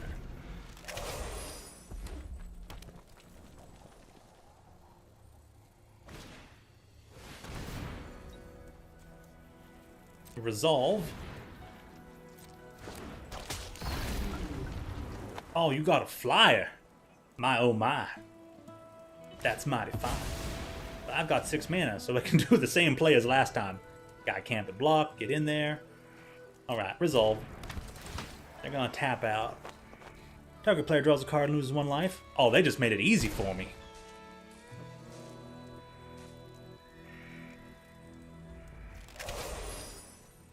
You may go ahead and attack. Declare yourself. Okay. Cast blocks. No blocker. Pass the damage. But I had to win anyways because of mercenary. Good old, good old. Target. You. My turn. Play this here land. Don't pay 5. Counter here. Remove you.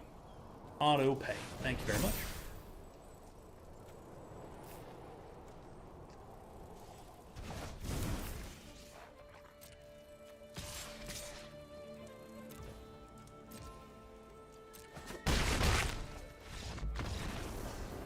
We have done it.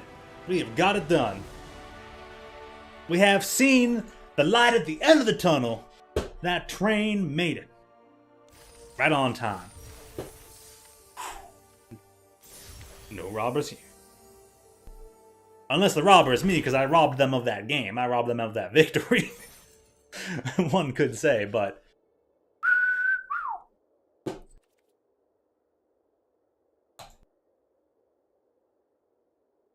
Apple pie, that is mighty fine. That's the good stuff.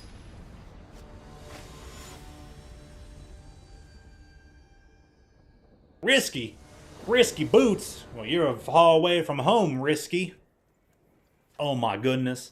A great opening hand, and it's all mountains. I just needed a single blue. It'd still work out. Are you familiar with the character Risky Boots there, Dr. Red?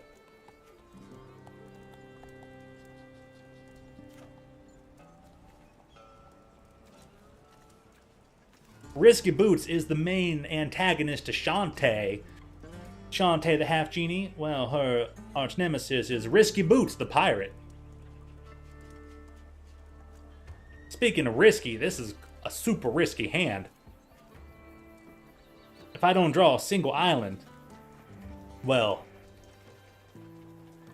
the crops aren't going to grow. We'll just leave it at that. I don't like it. I'm going to maul again. Much better. So much better. And it curves out. Beautiful. Absolutely beautiful.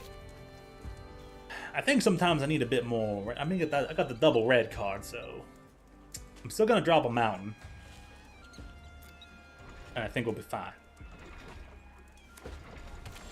Oh yeah, Risky Boots being a pirate. Oh my goodness. No way. Absolutely no way. Okay, here's what we're gonna do. We're gonna just pass. We're gonna turn 2 Malcolm into a turn 3 Razzle Dazzler with a Harrier Strick backup. And we're gonna get all the activations. They are also blue-red. Uh-oh. Uh-oh indeed. They might just counterspell me. But I'd rather them counterspell Malcolm, who draws me cards, rather than the Dazzler, who can just get bigger. They might be able to bounce my Dazzler too, so that's also not great. I'll tell you what. We're gonna start with Dazzler. We're gonna try and fake him out. I think it's more value to draw cards than it is to get a big creature. They're gonna counter this, and then we might have turn for next time. Maybe. But they may just play something on their turn, which might open up the wormholes for us.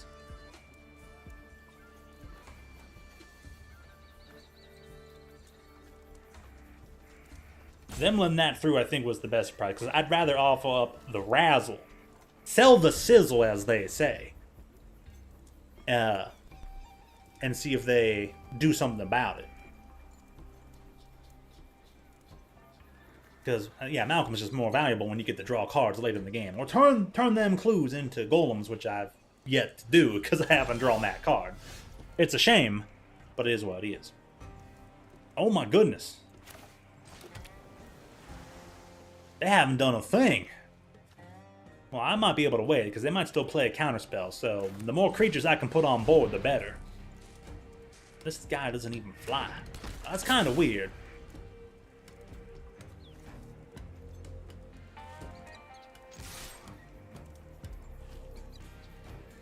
Honestly, if they can blap this thing for 2 damage, they just kind of deserve to.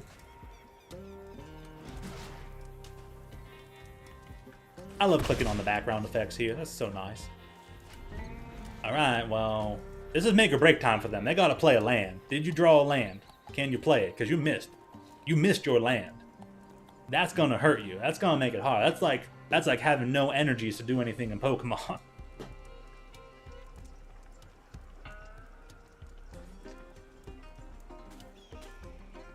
Oh, you know what? That reminds me of the day, Doctor. You asked me if I'd ever tried Yu-Gi-Oh! I have tried Yu-Gi-Oh! My cousins are very big Yu-Gi to the O fans.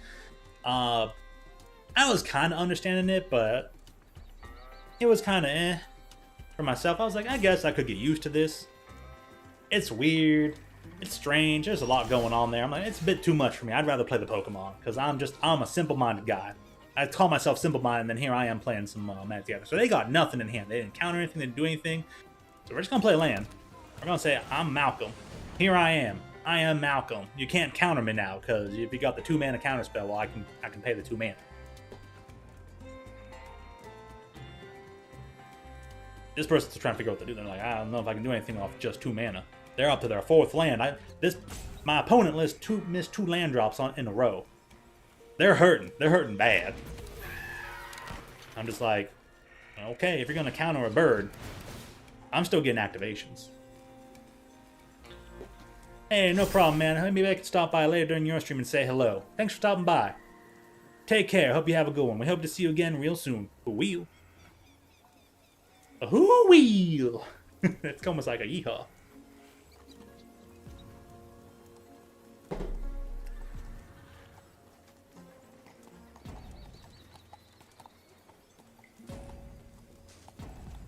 They're like, oh man, what am I doing?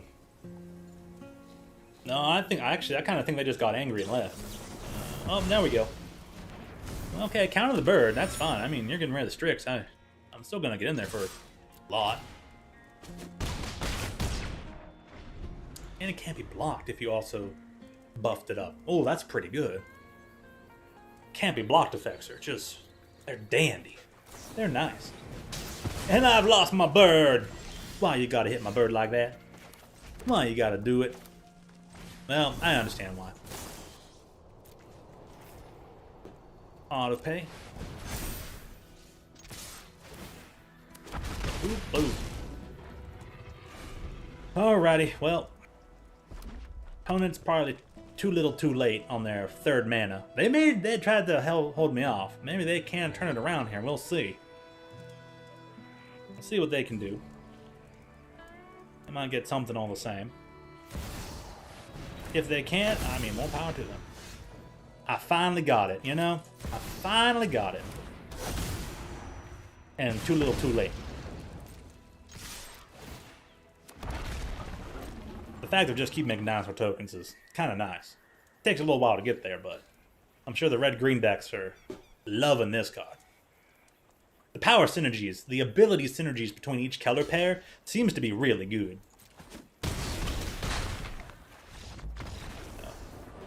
Opponents stumbled, but they didn't leave the game. I commend them for their efforts to try and make it back.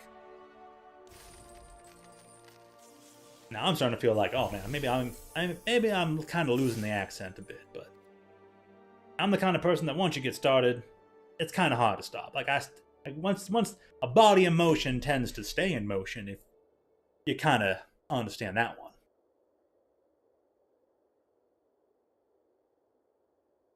It was the same when I worked down at their Kennywood Fright Fest. I had to be a pirate theme, right? So I stayed the pirate voice all night. And I even had a hard time swapping out of the pirate voice after the night was done. Once I got into pirate voice, I couldn't not use it. Almost. Oh my gosh, this hand is so mercilessly bad. Mercy me. I mean, at least I do have a chance to take down a small creature if they go early.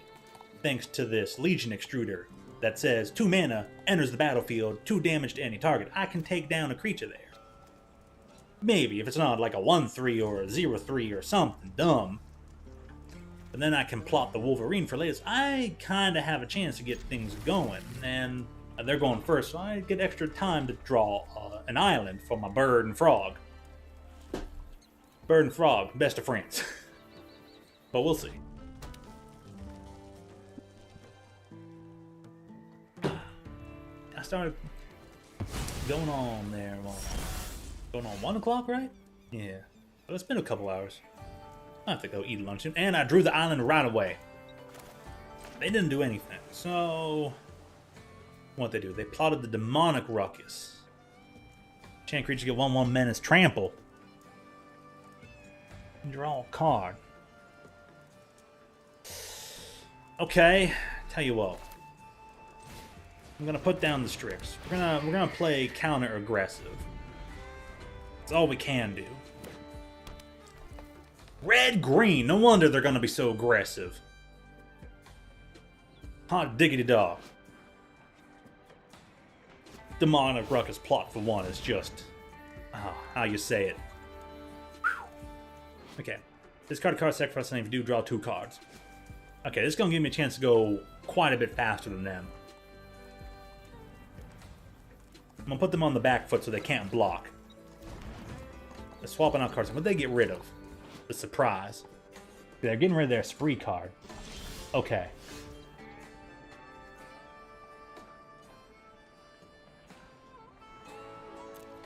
Okay. Right. Well, they haven't done anything, so I get to attack for 1. And then I get my... I get the -3, -0 critter. That says, oh, that guy ain't gonna be a good blocker, no sir. Ooh, they put down that demonic ruckus. Right on him. Right on it. Well, the best part is... I get to do a thing.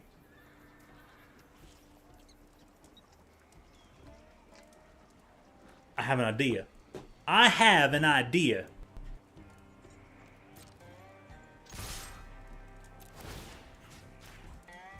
Gonna block that. We're gonna... I don't think they're gonna block.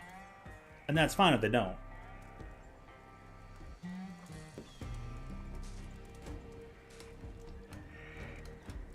You can always chump block if you like. You're technically gonna outpace me 4 damage to 3 damage. Well, there is one better than others. Oh, they went for it. That's a mighty fine trade.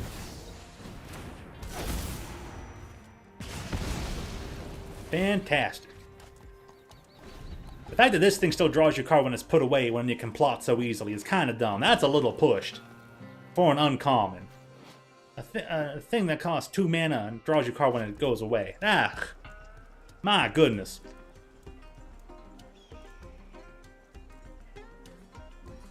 The fact you still get the draw card, man, that's quite heinous. Uh-oh, they're putting me to task.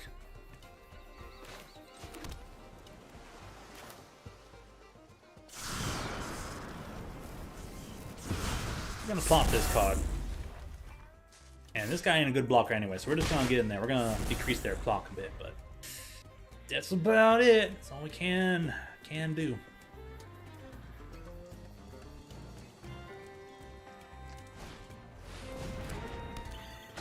Oh, now they're getting potent. Too many big creatures. I couldn't draw enough creatures. It takes about what? 6 mana to do something here? Ooh, 6 mana to get both. 3 mana for one, 2 mana for another.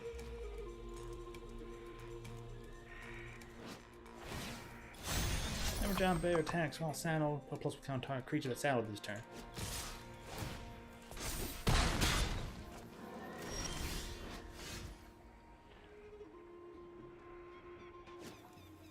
Oh, man.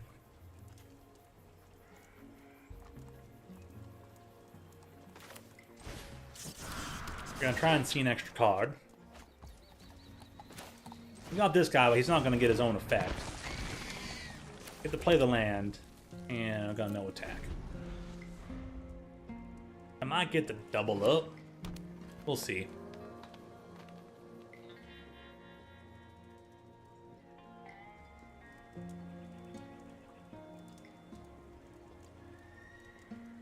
Kind of wish I had the Malcolm card, so I could like play Malcolm, do this, that, and then start making some golems. Spruce up the field, but ah, dang it. Yeah, it's over. They're too far ahead, and there's just not much I can do anymore.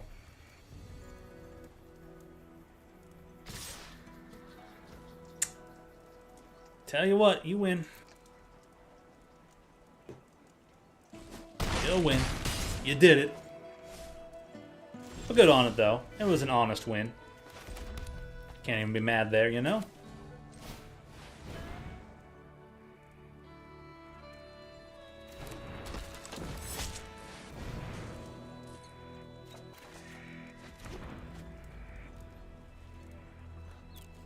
No attacks. I can maybe get some jump. They got menace, so they probably, honestly, don't even need to like saddle up. Oh, now you can put that in there. Saddle it to here. It'll be good. Do I even try? Do I even dare contend?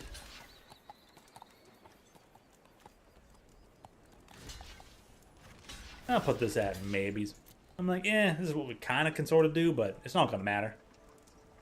They're winning out. They're straight up winning.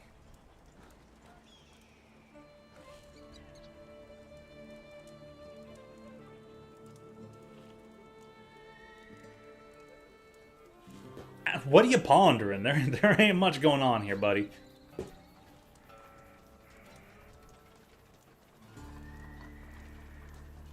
Maybe cast your second spell. I mean, yeah, you cast a second spell, you're going to be dealing 2 damage, so... Sure, that's fine. What, is it going to give it, X-proof? Oh, okay. If it had trample, that'd be cool, but... really didn't end up mattering.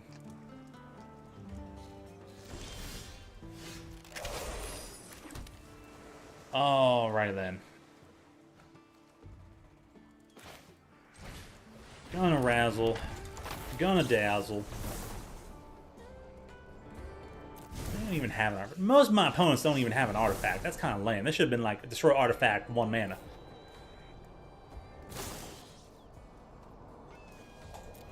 Day 2. Gonna hit you here. Let's get rid of bear. Don't really end up mattering. Pass turn. Raucous. Raucous entertainer.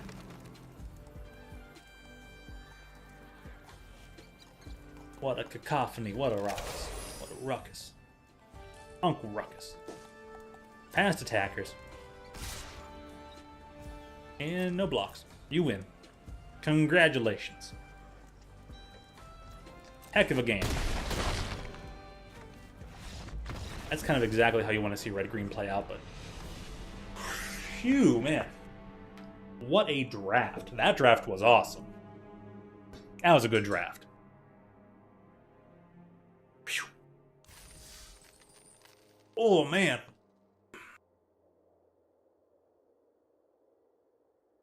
Okay. Claim my prize. Basically an extra free sealed and some extra packs. Good stuff. Okay. Let's open them up. Up to 55 already.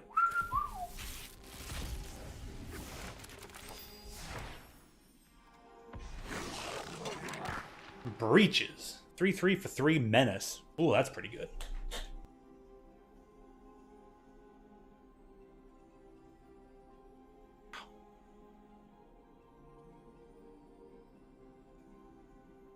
My question is, why was this thing hurting my ear?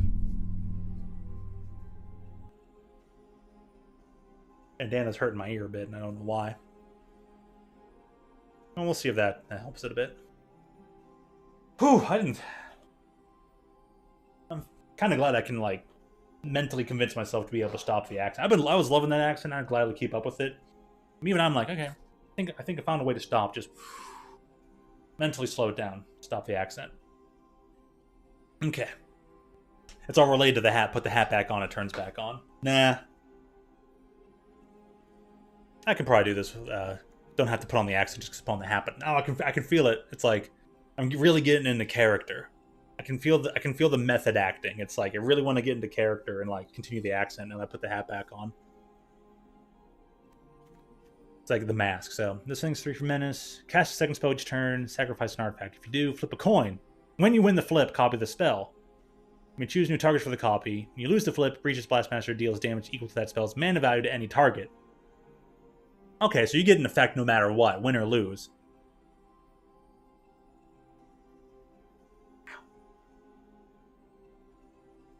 Okay. Kind of fix up the stuff like that because my ear was starting to get sore again. Hopefully that'll hold.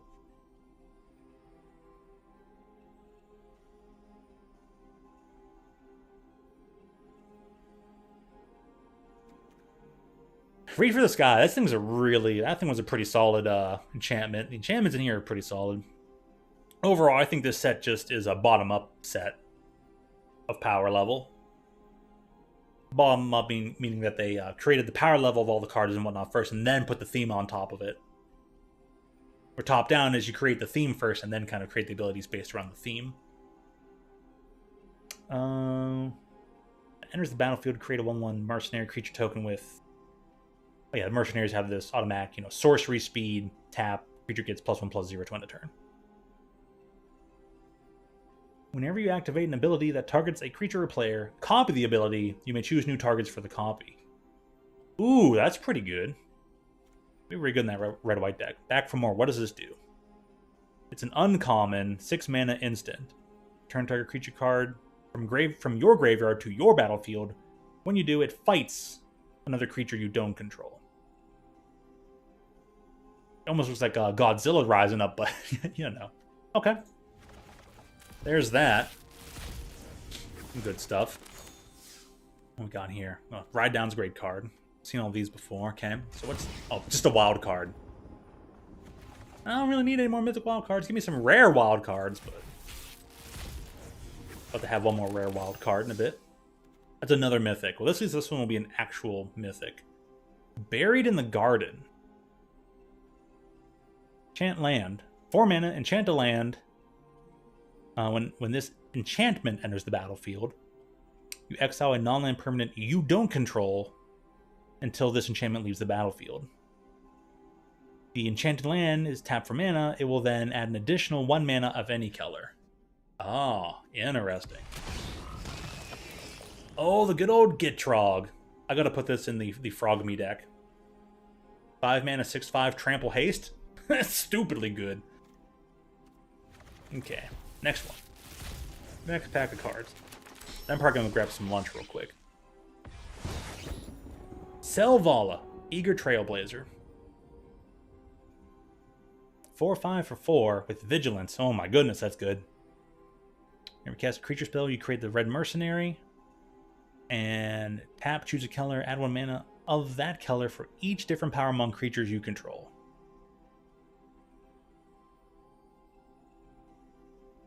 Oh, so if you got like 4 creatures and their power 1, 2, 3, and 4, you'll get 4 mana of any one color. Interesting. Very interesting. But you don't even need her as like a mana dork. She's just really good 4/5 for 4 mana. She's Rhino. She's kind of sort of like a Siege Rhino, minus the trample.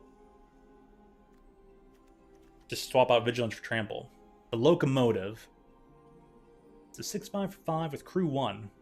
It attacks, create a treasure token for each creature that crewed at this turn. Activate only once each turn. Oh my goodness. Huh. Time to get your mana back. Interesting. So many interesting things.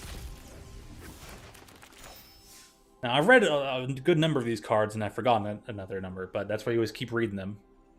So they kind of become ingrained in your memory. 5 mana sorcery. Top 3 cards of your library. You may exile a non-land card from among them. If you do, it becomes plotted, and then you put the rest into your hand. You just go 5 mana, look 3, plot 1, draw the other 2. Oh, the other 2 aren't even technically drawn, so it gets around draw effects, which could be a combo or a non-bow. Becomes plotted, and the rest of your hand. So you get 1 card you get to cast for free, and the other 2 go to your hand. That's really solid. +1 to a turn, deals damage. Oh, dude, for 3 mana, this card gives you temporary +1/+1 and a one-sided fight. Oh, that's nasty. All right, dig into this a bit. Pillage the Bog. I see. 2 mana sorcery. Look X, where X is twice the number of lands that you own or in control of. Put 1 of those cards into your hand and the rest on the bottom of your library in a random order. Interesting. That's a really strong effect. If you like play this on turn 2, you look for, you take 1, put the other 3 on the bottom. And from there, the exponents just continue. If it's turn 3, you look 6. Turn 4, you look 8. Ah, wow, home, wow,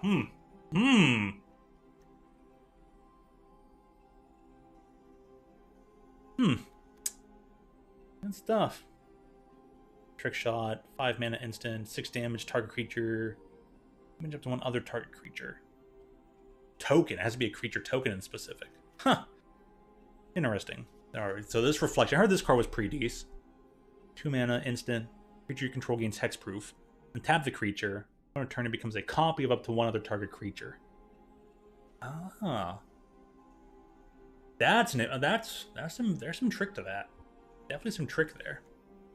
Untap effects are pretty strong too and usually lead to combos.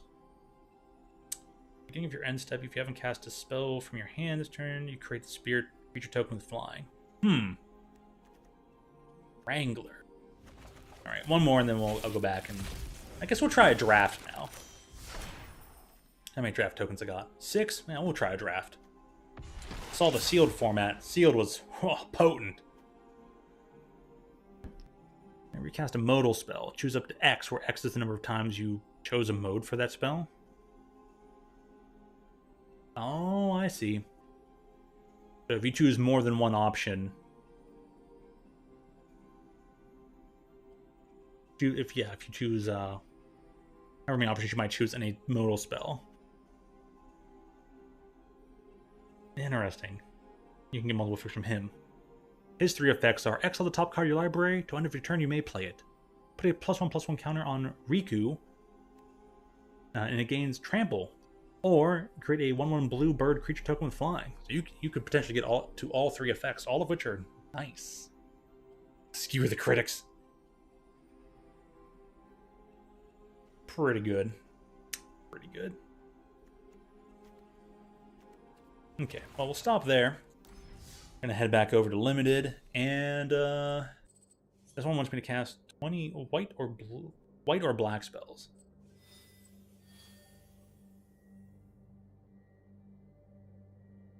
Tiny big phrase emote. You know, what does this stuff look like? What are they giving you? Lots of things. That broke at level 91. Okay.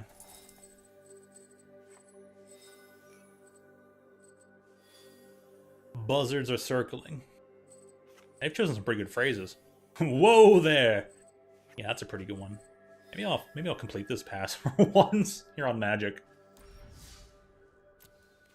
Okay. Gotta go over to events. Actually, it's easier from here. Limited. Mirror draft is the original one, right? Traditional draft, mirror draft, traditional steel. So yeah, this is the one. Also, I can also use that. But I'm gonna start off with, we'll use a draft token. Unfortunately, draft means I can't just enter in. So I'm gonna go ahead, take one moment here. I'm gonna go use the restroom real quick, do a quick lunch thing because I'm probably gonna wait on getting a little bit of food in. Clear up the mind, and then we'll get to try a draft. Hopefully get one more sealed in before break time. Probably won't happen though, all things considered. Probably just get the draft in. We'll be able to play more tonight, and then I'll even be able to do some constructed. So, all right, see you guys in just a moment, maybe 5 minutes.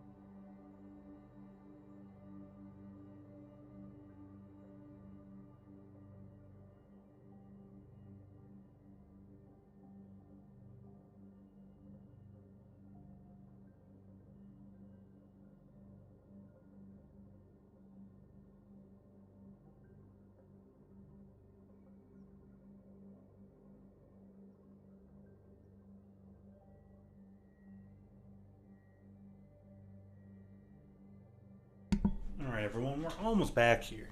I just gotta go refill my waters and stuff. But with that, bam, there we go. I kind of forgot to mention, all them wins and going that far, doing that well in draft, that's dedicated to the special person out there. Just grab some water, as you can. Hydration sauce is very integral. And the southern accent almost made its way back.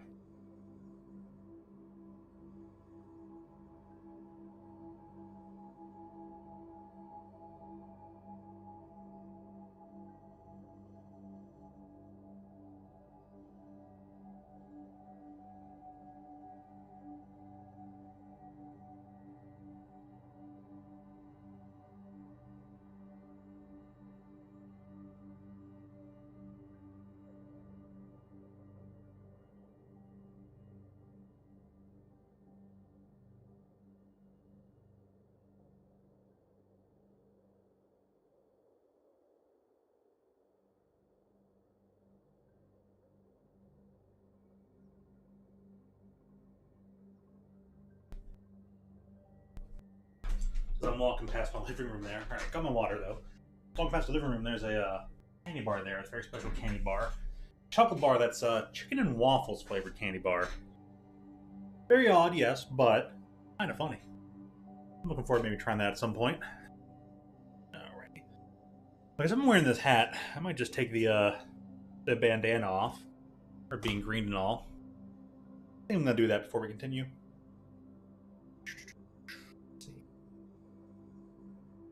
This all part. Yeah, still teamer in spirit, you know? I'll put it up here. Put it here at the top of the hat. That seems pretty nice. There we go. The hat itself is already kind of green, so... Frees up the headspace. Yeah, feeling good, feeling good. Alright. Let's get in this draft here. Your draft, so yeah. Let's see how a draft shapes up. Got a limited amount of time to pick a card, pass the pack, move on.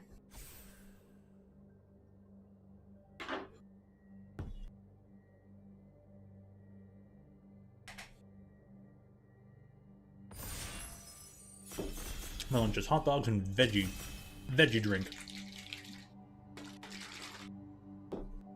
Get your veggies.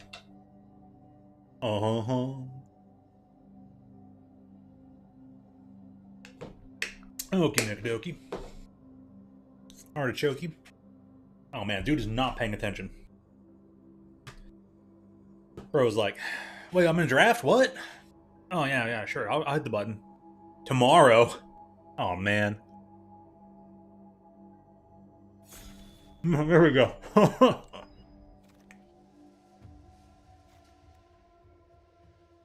Thoughts. Ooh, Thoughtseize.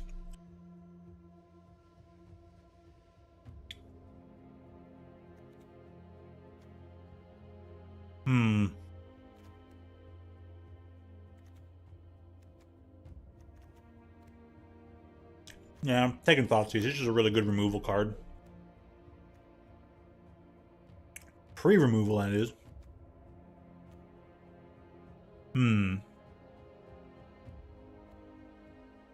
There's the Wolverine, the Prickly Pear. Pretty good. Lots of red available right now. Murder might stick around. There could be more options added. What's the Sharpshooter do? Becomes plotted, deals 2 damage to any target. Oh, I could have used that earlier. 3 cast, 4 to plot. Kind of hard to use. 4 mana, 2 damage is not great. Heather. Dijin. Black blue? I don't know. Flexion, maybe.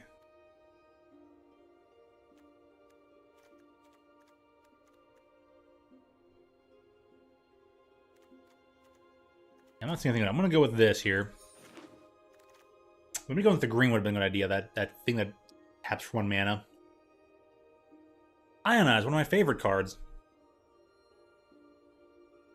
Oh, could have really used that previous. It's a rare, so okay. Gift. Scaldrick was pretty decent. Okay, this Drake is pretty nice. I'm gonna pass up on the Ionize for the Drake. As long as it's not your turn. So it helps you with flash stuff. This Ionize is probably not going to come back around. I'd rather take the Drake on the propensity of getting other things. Essence capture, huh?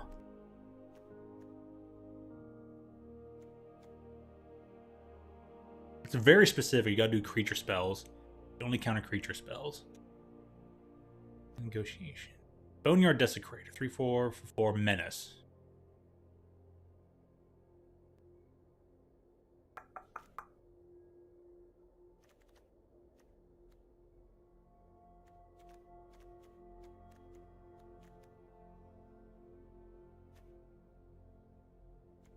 I think the Desecrator, but I don't think the Desecrator is all that great.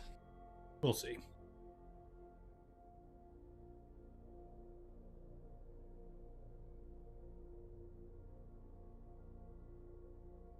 Where are we at here? No, a bit evenly,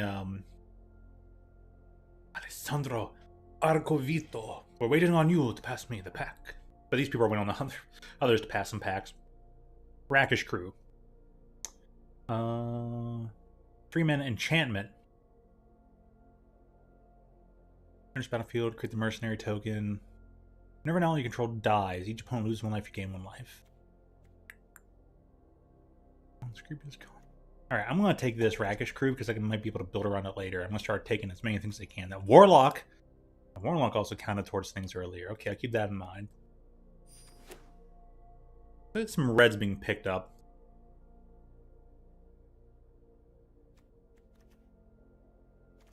There's some decent black selections going on. Looks like there's plenty of, like, maybe some white and blue available. We'll see.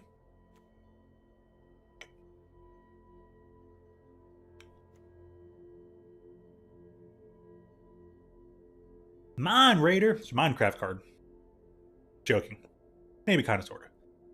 3/2 for 3 trample. Control outlaw. Create a treasure token.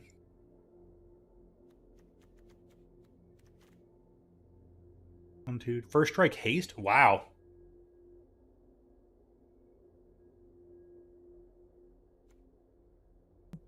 Let's take the low to the ground creature.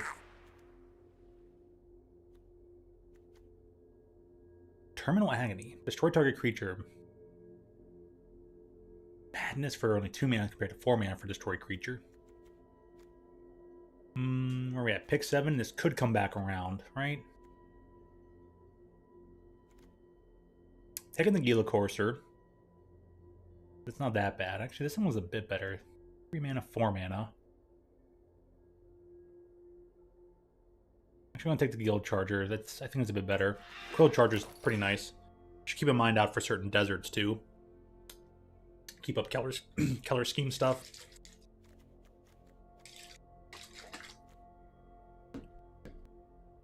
I'm just trying to pick up some options that are within these 3 colors.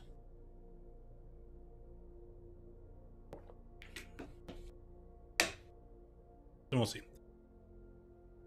Ben just having a hard time deciding, so we'll see what the bench to get here. Slick Sequence. 2 damage to any target if you cast a spell this turn, draw a card. Turn the favor.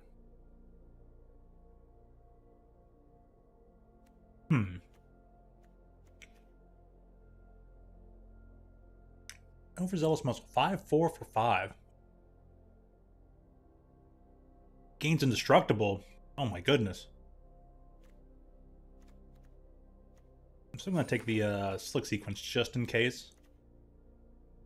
Charger back requires Saddle 2.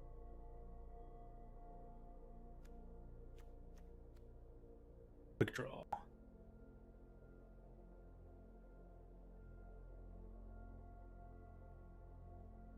I'm going to take the Prickly Pear.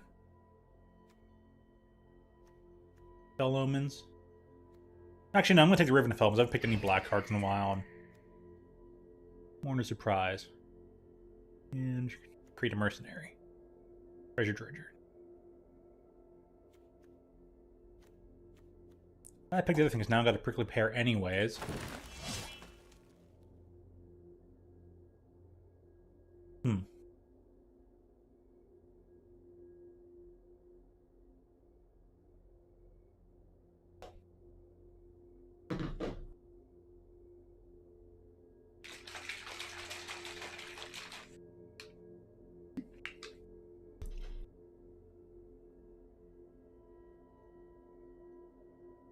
Dude, poor Benja. Just, I don't know what to pick. Benja might just be letting autopilot pick for him. Ionize came back around. I'll take that. Range control things. Dude, the Shifting Grift is interesting. I don't think this deck is trying to play like a double costed spell, like a double Keller spell. But the Shifting Grift, man, that is... You'd be like, oh, I'll just take your nice big creature. Here, have this dinky little 1/1. 5 damage. Red, 5 damage to target creature. Okay, maybe this deck does want this, just in case. I mean, 5 damage to a creature for 2 mana is pretty good. It has to be double red. We can work with that. Might need to make sure I pick up a few more certain types of dual lands, but... Can be done. Got that Cold Charger anyway. That Cold Charger's not bad. Ability-wise, very not bad. Go on the sideboard, you.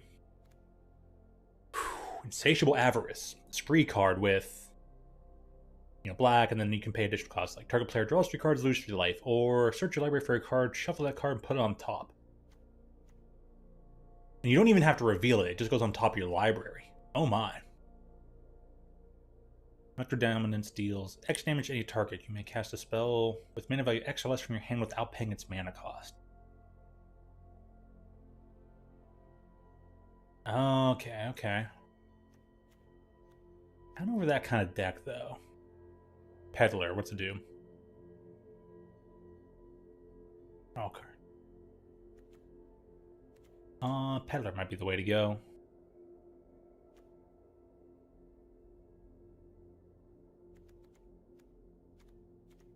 Thinking that over the Electro Dominance, that stuff is probably going to come back around. Never blue-black, we can take the Intimidation campaign. Yeah, we're passing in the other direction. Look at top card in Kami, the top card has Plot. Plot's equal to its mana cost. May plotting non-land cards from the top of your library. You're a plot deck. Pyromancer. Lazov, what do you do?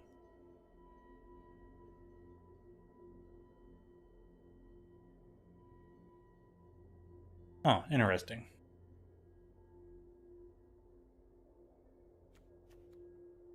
Reckless Pillage. Remember, discards 2 cards. I almost kind of want to take Fibblethip, but I'm not 100% certain on that. So I'm taking the Take for Ride, because flashes on you've committed crime this turn. So it can be an instant speed Take for Ride, which is like, oh, instant speed, I'm going to take your creature to end of turn. Untap it. So, very tricky. Rest in Peace came back. What a reprint. Okay, a lot of red-black's being taken, so... Lots of available white. Whoever shifted gears in the white is going to be so happy. Used 1. Bandit's Hall.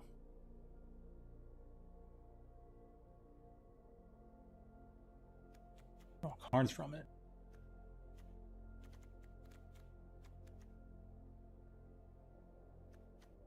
I'm going to take the Rest in Peace.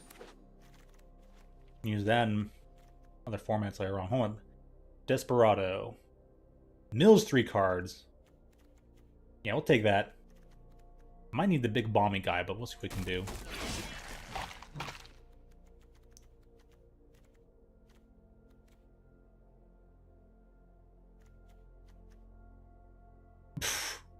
For each creature with flying.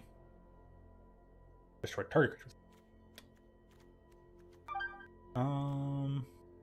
Nimble Brigand. Never just draw a card. Oh, interesting.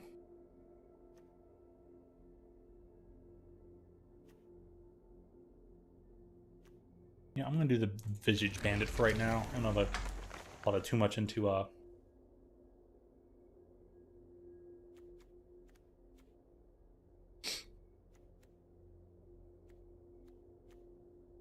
town ain't big enough.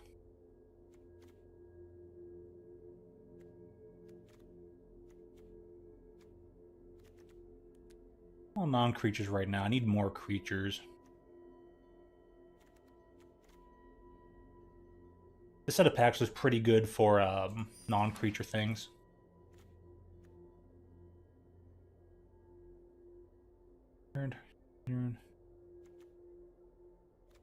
Monarch Ruckus. Heck yeah, we'll take one of those.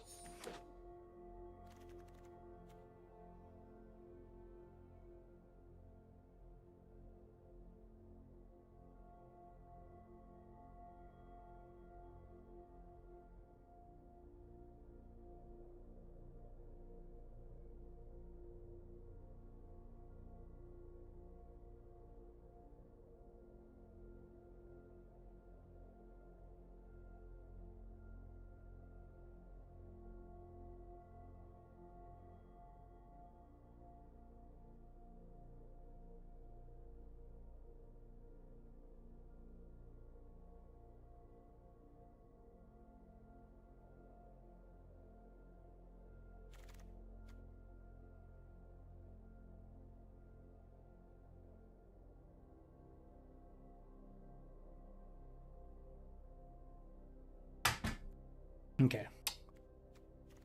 I grabbed one of these before. What's this dude? Outlaw Stitcher. Create this zombie rogue. Reach. Oh, I wanted to take that thing. No, what did it give me? Voracious Varmint. I should have clicked on it real fast. Man, oh, shucks. Put 2+1/+1 counters on for each spell you've cast beyond the first this turn. Man, that was like... gonna be perfect. Taking the Soured Springs.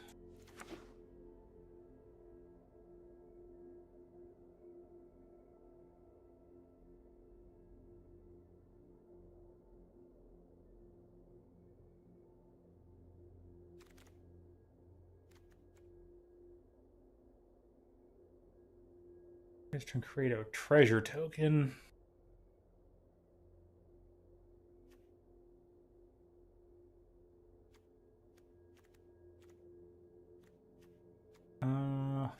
Man, it's kind of meh.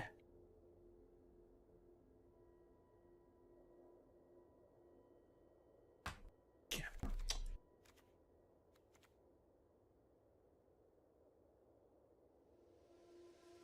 Okay, we'll keep that. We'll just take that card because not. I'll do it pylons. Blue creature. I mean, Strix is on Keller, but probably won't end up using it. Actually, I might, because there's a decent number of pest control. Man, I want to. Interesting. Skull. Oh, good old Skull Crack. Players can't gain life this turn. Damage can't be prevented this turn. Deals 3 damage to target player or planeswalker.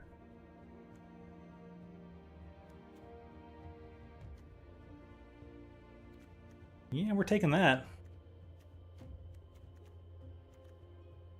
I'll take the Skull Crack because you never know. This might not play somebody there.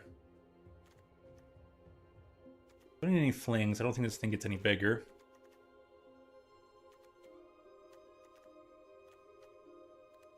Okay, we do need flings.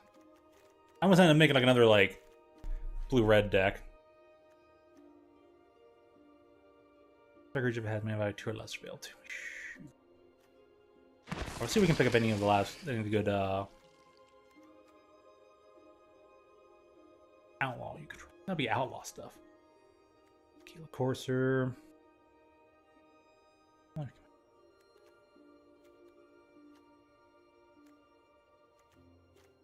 Take a Seize the Secrets.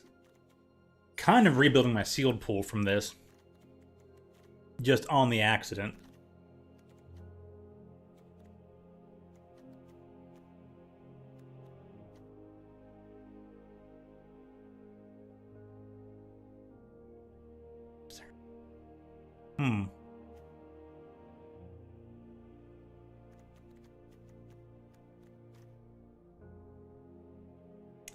Here's the thing, that plot discard draw card technically will net you one card, because instead of like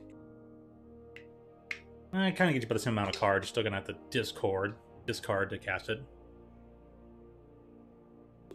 Maybe, I'm not sure if the plot affects the discard portion of it or not.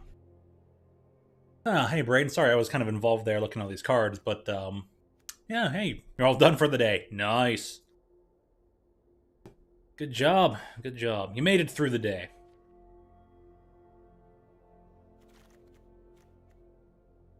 Alright, what does this thing do? Not enough haste. In this battlefield, create 2. Oh my gosh, auto take. Auto take.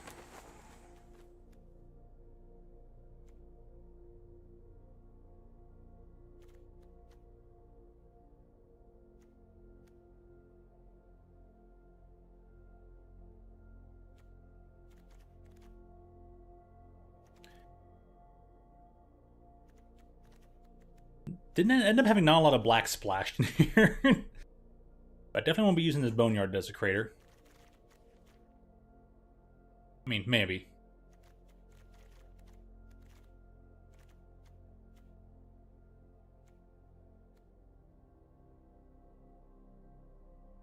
Probably not gonna be picking up a Malcolm here. Around pick 5. Someone passes Malcolm, I'll be like, what's wrong with you?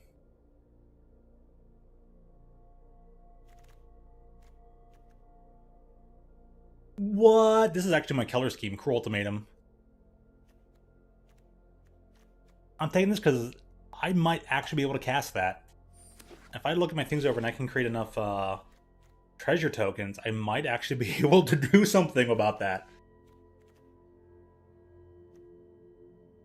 Homestead Hunt. Only control amount. On the battlefield. Interesting card. 2 mana, crew. 2 mana, 3/3 for crew 2. I'm gonna take the Razzle Dazzler though, just in case. Oh my goodness. This is going super well. Alright,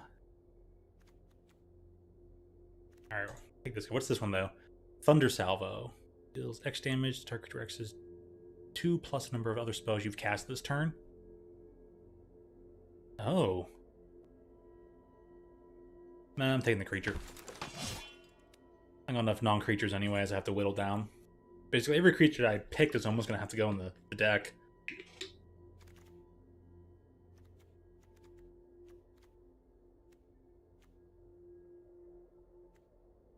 So I'm taking this Quill Charge. I got 3 of them? Gosh dang, man.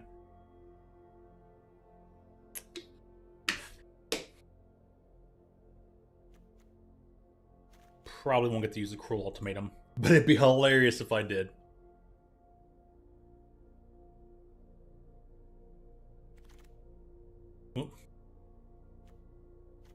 Ooh, Fling. Is it Fling or Thunder Salvo? Honestly, I think it's Thunder Salvo. I've kind of built myself into like the same blue-red multi-spell casting effect. Kind of, sort of, so I can cast like more than 2 spells on my turn, their turn. It's pretty good. Filter thing.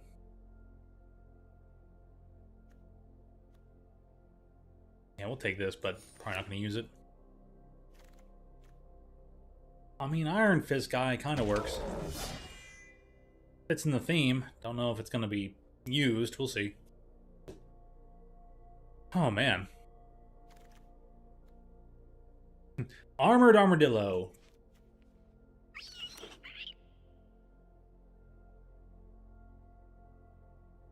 Oh, I have to remember how the song goes. I was thinking of the wrong song. I totally was. Ambush Gigapede is not bad. But yeah, armored armadillo. Dun dun dun dun dun dun dun dun dun dun.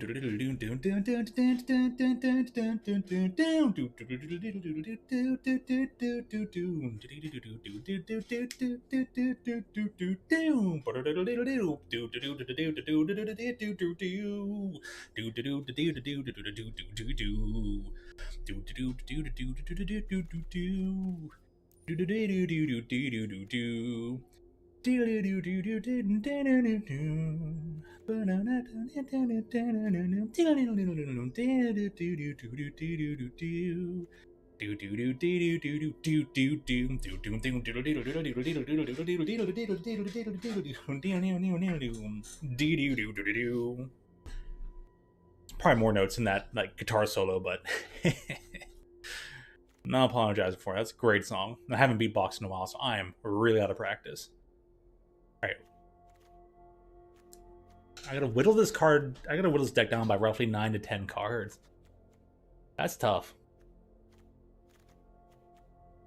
Probably not getting the cruel ultimatum.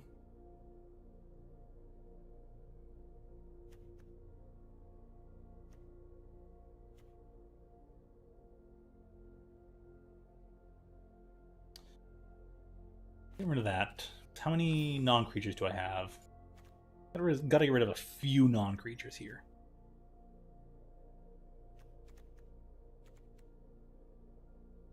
Get rid of that.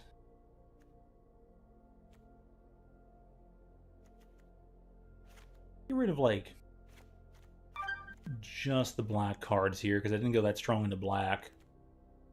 Keep it only for a Rakish crew. Actually, I might include the other land just for an additional crime effect, but I don't think I have any crime effects in here anyways.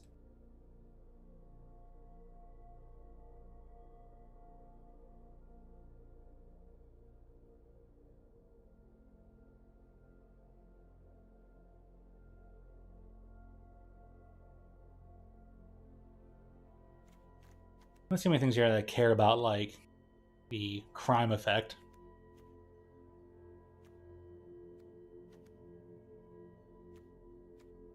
If I can make them a copy of a creature and it just gets, it has a naturally bigger body.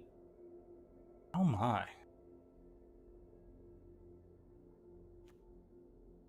I don't need an extra. Oh no, no, no.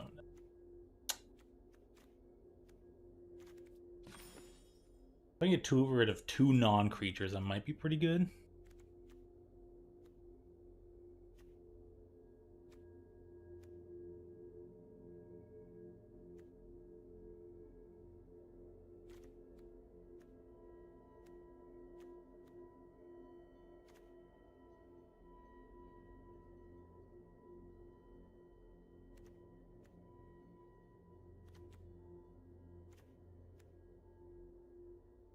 How many things do I care? Well, Razzle Dazzler cares about that. I might be able to swap the black back in.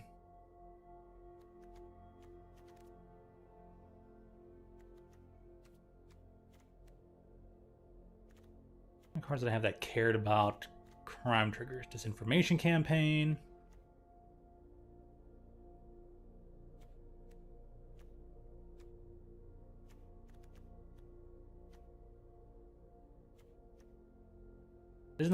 This might not be a take for a ride kind of deck.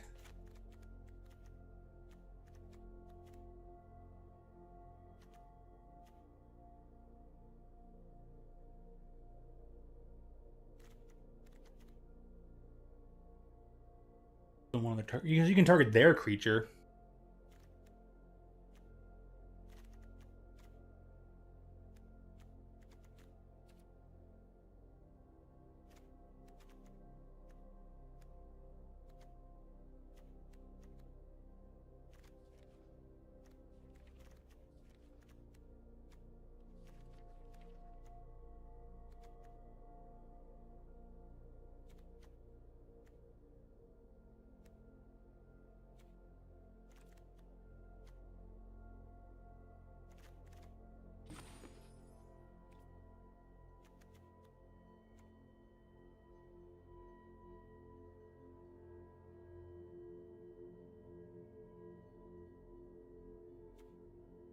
Yeah, I don't know now.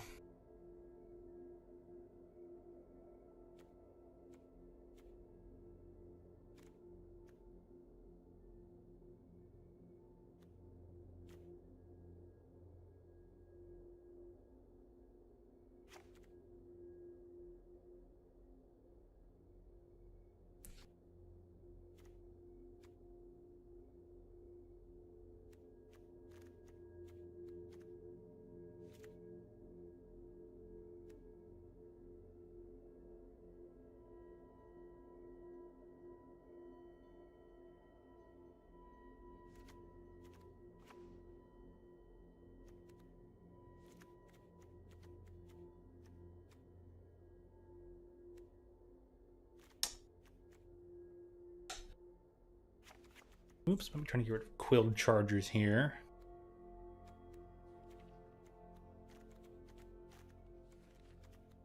Bring in the disinformation campaign. Bring back the cruel ultimatum.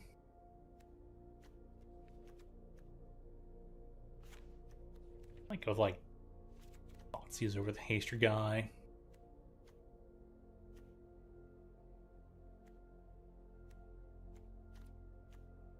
Don't think I'm doing the Razzle Dazzle.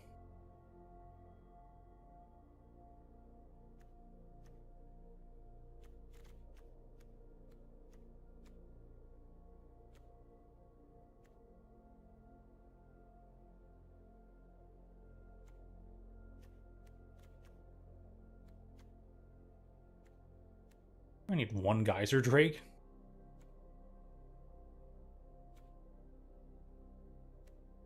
Debug Desperado makes it pretty good. At least the secret's already in there. Bring this character in. Cast more things. This is a weird deck.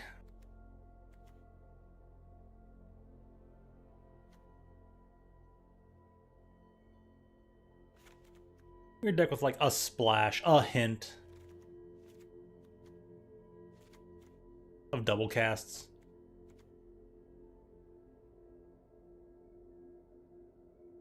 Or cast more than one thing per turn. But also has lots of like targeting.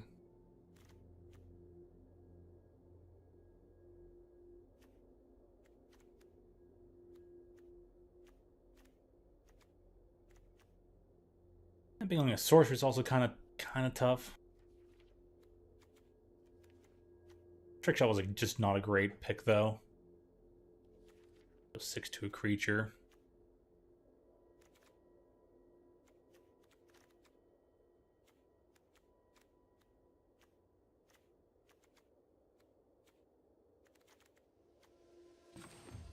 Creatures, 12 non-creatures.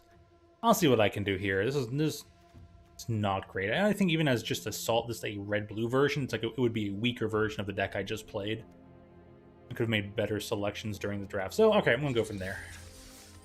Just gonna stick to it at this point. See what happens. Hope for the best. Just gonna take the time to just not know what I'm doing. I forgot to double check though if the shuffler, like the land helper, put enough lands in there. I think it'd be very weird at times. But this will work. I got enough stuff for stuff like that. When it dies, create the stupid good. Well, at least I got my own turn 1 play.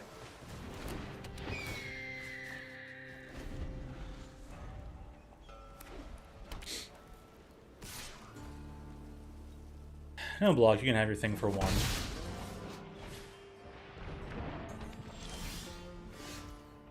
When it dies, it creates the mercenary token, which is kind of weird.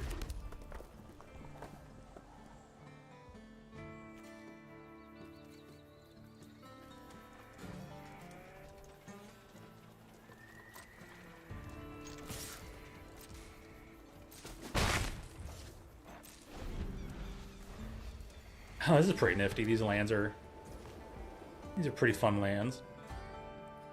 Pass to attackers. Well, I had been able to cast another thing for turn.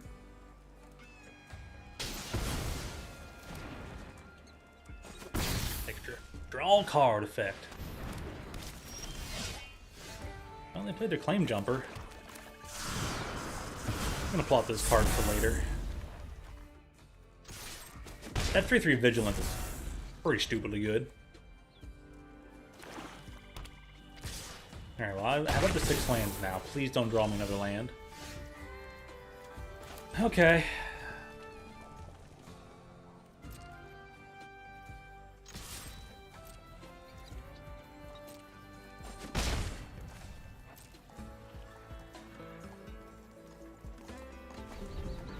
I don't even get to cast a thing, my bob. I'll do the thing next turn if I have to.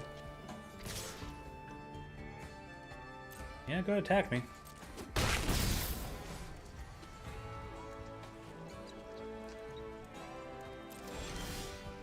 I drew a land. Come on now. Alright, Shuffler, I'll just remove 2 lands and put 2 extra cards in because that's the way Shuffler is going to be. I'm just going to have to not worry about it.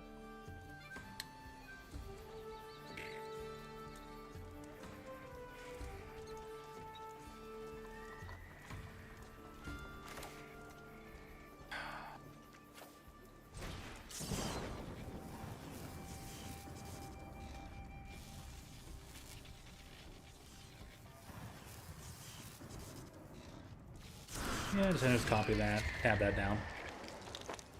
It's not gonna matter.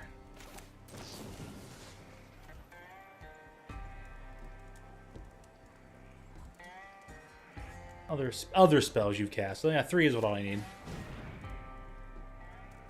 3 damage, we'll see what they got.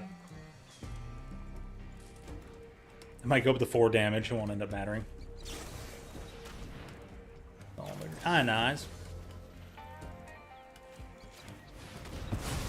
Counter target spell. Like, that should be roughly automatic. Like, you want to just target this. Of course I want to target the Skullduggery. Alright, I only got lands in hand. I wouldn't mind cycling this away. Give me some draw discard effects. No block. What you're putting into play now.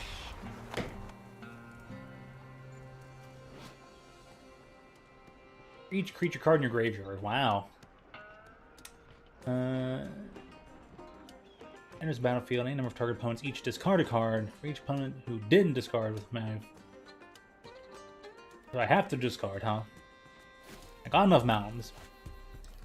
I have to discard a card with mana value 4 or greater, otherwise you draw a card. Well, that's a bit much, ain't it?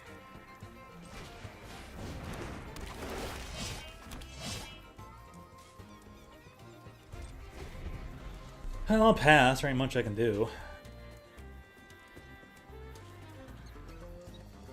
Gosh, man.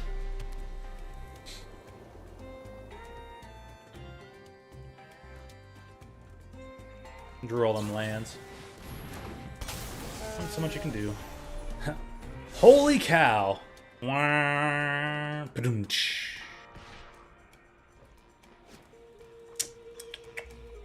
bluffs. Let's see what we got.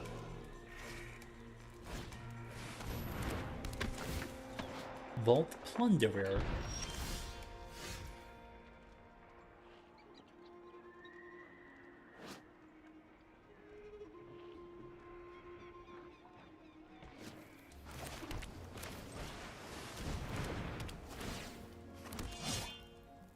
Wondertastic.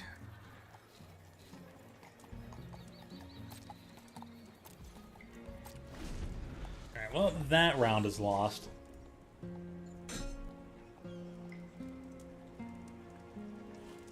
I'm not sure if my deck has any potential or not.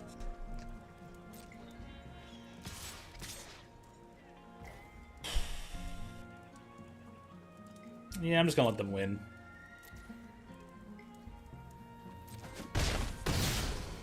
I just don't see an outlet for this deck right now. For this matchup. 540? Yeah, boy. I feel like a whole hour just passed out of nowhere. Yeesh, what to do, what to do, what to do.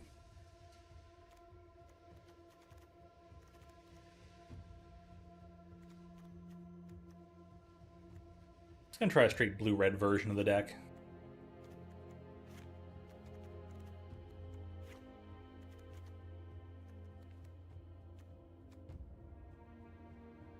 And some scorching shot. Build chargers. This, and perhaps a take for a ride.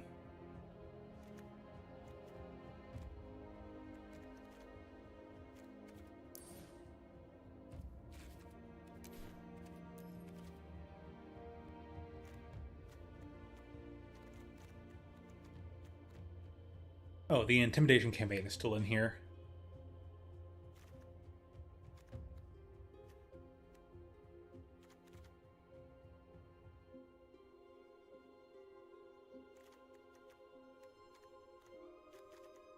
I'll remove it.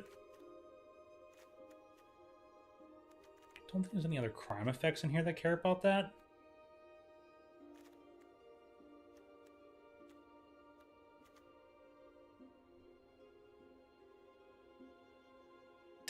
The Deep Muck Desperado kind of cares, but... we'll see. We'll see how this goes.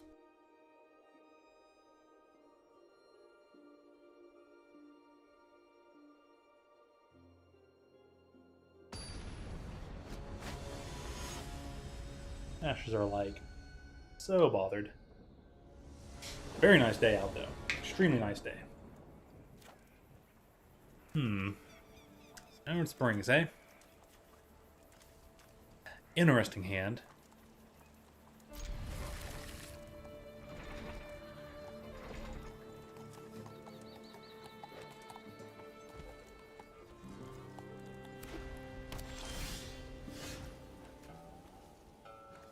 Just to get there for turn 4, I'm going to go ahead and just play this and deal 1 to them. Kind of lose on a quote crime effect for later, but that's okay.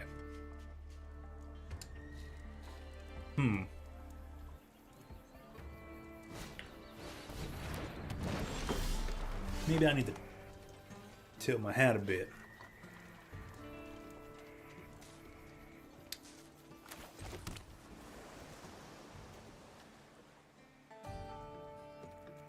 I'll just pass the turn. I can wait up. Bird does have draw discard effects. I could have been using that, huh? Oh my goodness. I am so smart. I am the smartest guy around here who does the things. This thing at 13%? Alright. Mountain time. I've drawn all lands. Gosh dang, man.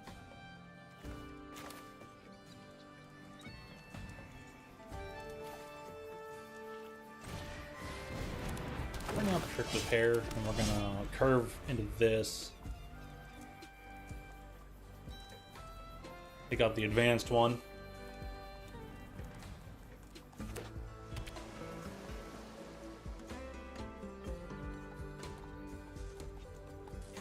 They got turned ahead from their mana dork.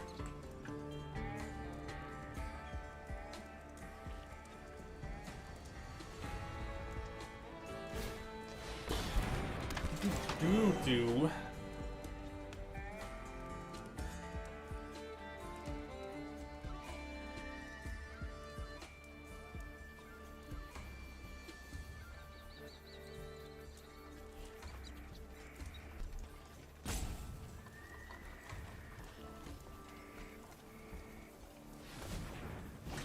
Dude's deciding.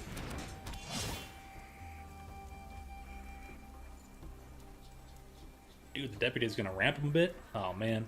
Thins out the deck by taking land out of it. Puts it on top of it, so it doesn't put it in their hand. Doesn't thin the deck.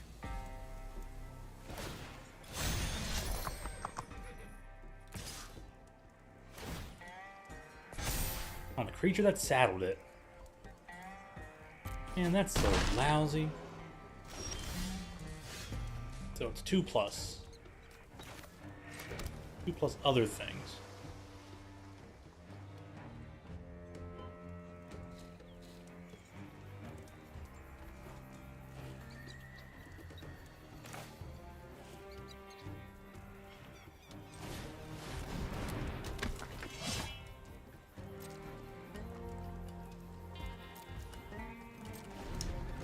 Not much you can do here.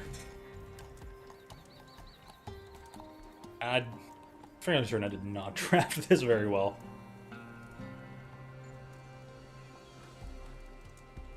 But picked up a lot of cool cards, so maybe turned out okay. And a different means of turning out okay. Definitely not helping out in the battles.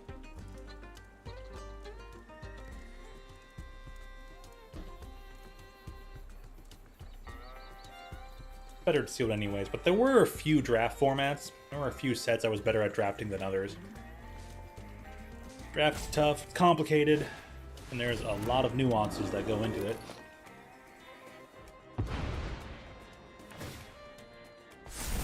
Dang, man.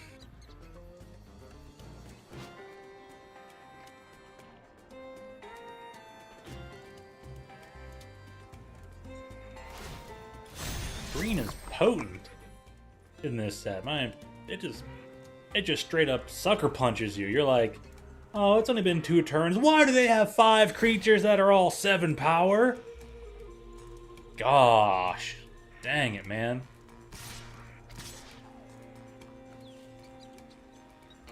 Hitting me for 12. Oh.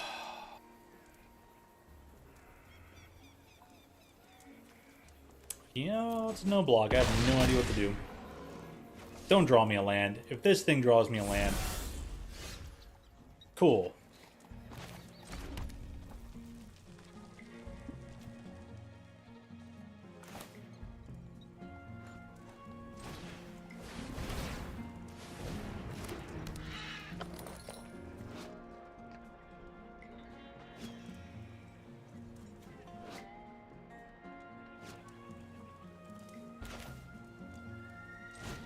Oh, man. You got too many large creatures.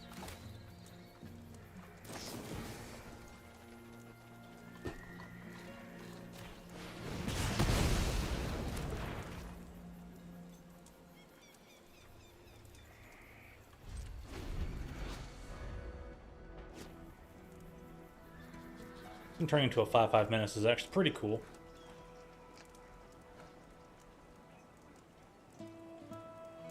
But, yep, kind of not going to make it out of here. It's a shame. It was good while it lasted.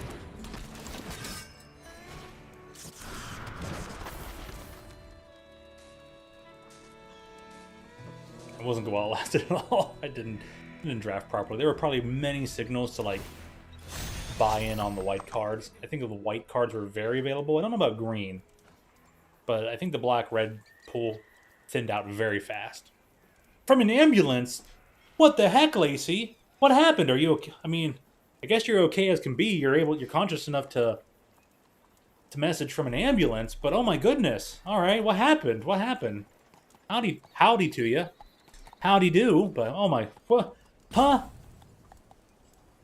Talk about a surprising turn of events. Just how much prayer do we got to put in for you?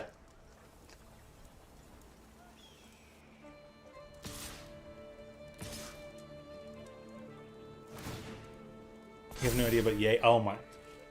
So you weren't even conscious for a point to figure out why you're in the ambulance. Oh my! Guess we'll be finding out later, won't we? Ain't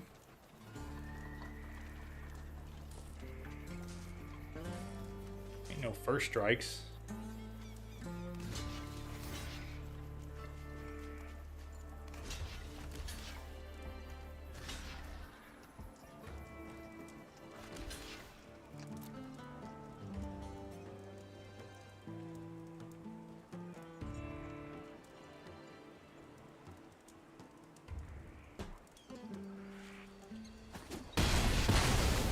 Well, everything's all good. That doesn't mean you're it drew me a land, of course.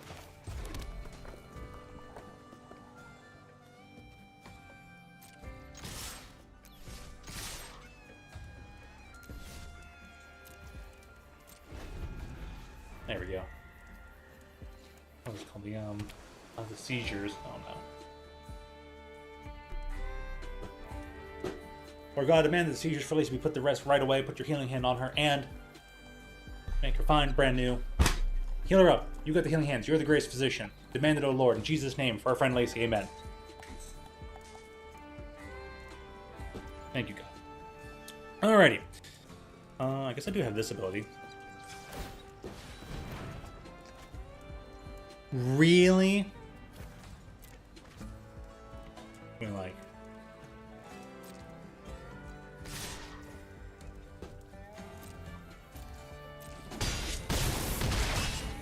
Only like drew a land, then it activated a draw effect, discard, drew another land. Welcome to Arena. Can't even say welcome to Magic the Gathering because this is strictly welcome to Arena.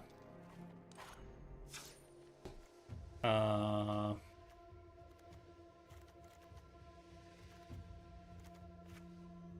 that off. Just lands, and we'll get rid of one actually, yeah. I can bring in one more card now. Guess we'll bring in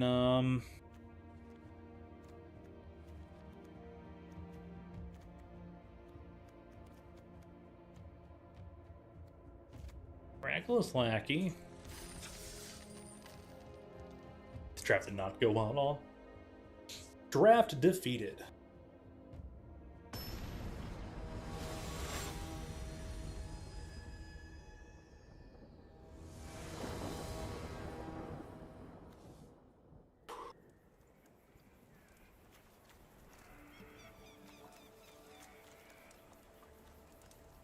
Start with the lackey, do the thing. I'm going first as well. Keep. That is a really good keep.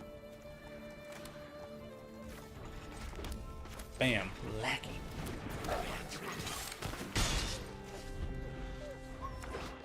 First strike haste.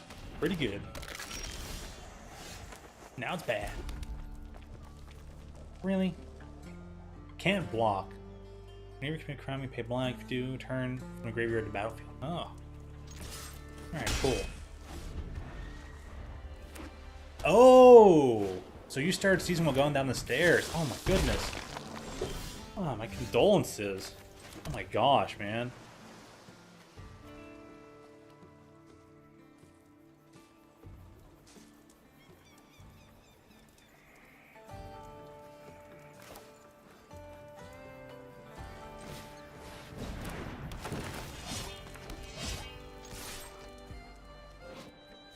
Free to sack, draw a card, create a treasure. I'll do that soon. Yeah, that'll definitely do it. Seizing up and while on the stairs causing me to fall. Yeah, that'll put your name when you talk about it. That reminds me that was it last summer? Or was it 2 summers ago? Might have been last summer or something, or last. It was cold out. So it might have been close to a year ago, not exactly 4 or something. It was rather chilly, maybe slightly drizzly or rainy, but they do. Deserts do. Oh, okay. Attack 3. Yeah, you can have it.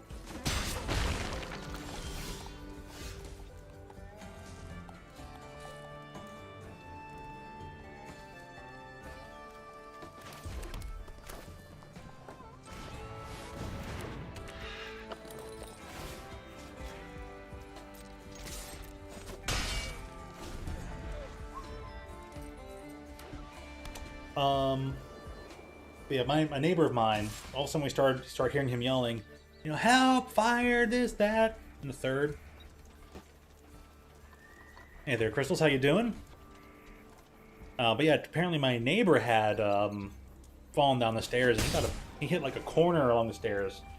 There's like, you know, like these little like wood tufts are, create the little like aesthetic stuff near the base. So he hit his head, and it hit a good mark across his head. We heard him yelling, and I kind of went outside, looked around, like, why is he yelling? What's going on? Right, turn on the light. Turns out, yeah, he had a gash, and like, all right, I'm gonna go inside your house. Got him towel, dried up his face. You know, first responders came and everything.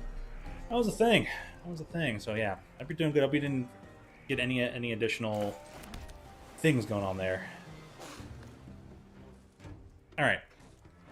But yeah, Crystals, how you doing? What's been for you? Did everything going fine? Trading lots of stuff. Thanks so much for stopping by. Okay, let's see. 3 minutes.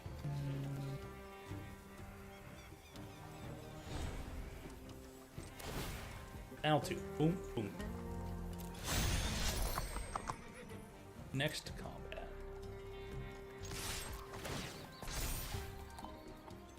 Next blocks. Take damage. And, 5? Yeah, we'll just put this creature away. End the turn.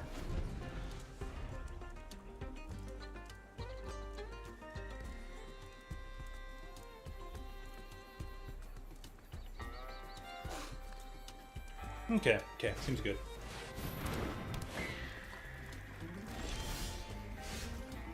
Neighbors are home, they're being outside. I might close the window so it'd be best for myself and them, not having too much audio interfering each other. Got another mountain. Not put into play just yet. I got this here bird.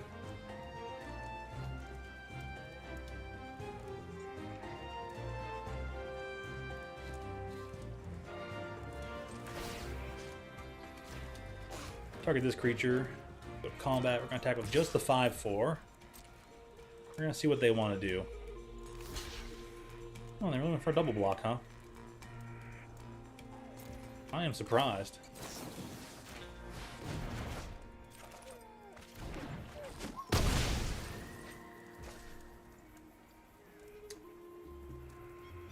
And it really made me draw another land.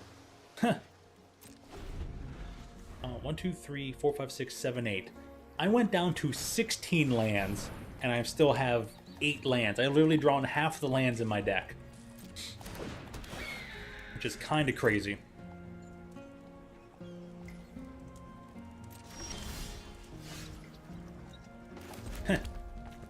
Alrighty. Saddle this up. We're gonna attack for 9.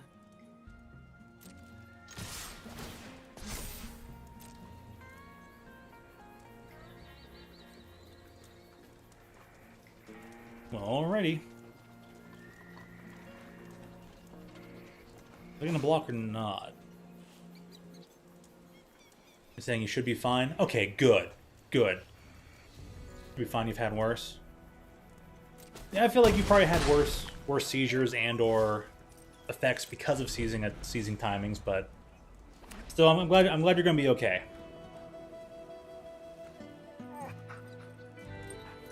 Very thankful on that one, so. Oh, yeah. You just have to deal with a few seizes every now and again. Just, man. But hey, life comes with its hardships, and we all move on and carry on, right? So, stay strong. And again, we kind of have been for a while, so good on that. Gained a new card. Finally got a win. That was my first win. No worries, no worries. Kind of used to messages like that from I want to say there's a certain style to that style of message.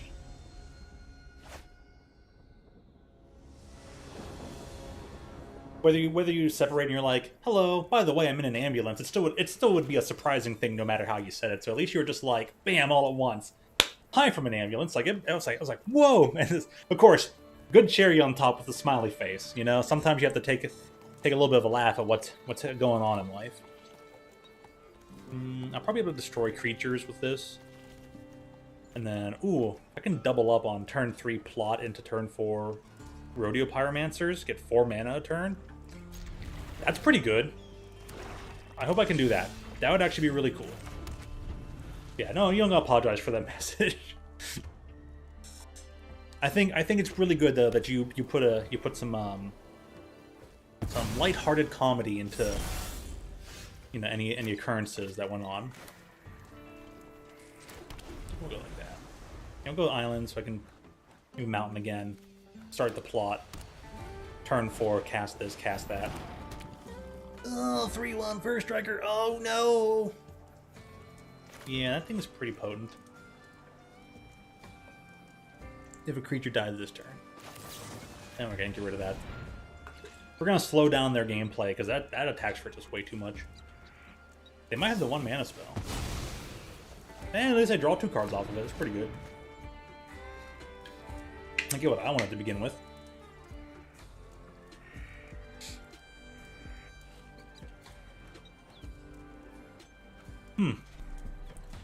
Opponent is thinking. 1, 2, 3, 4, 5. What are we waiting on here?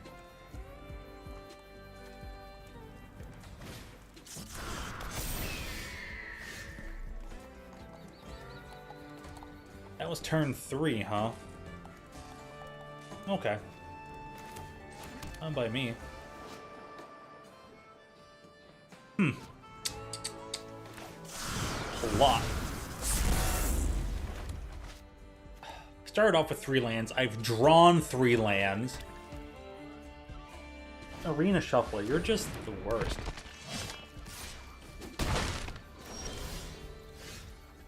Oh my goodness.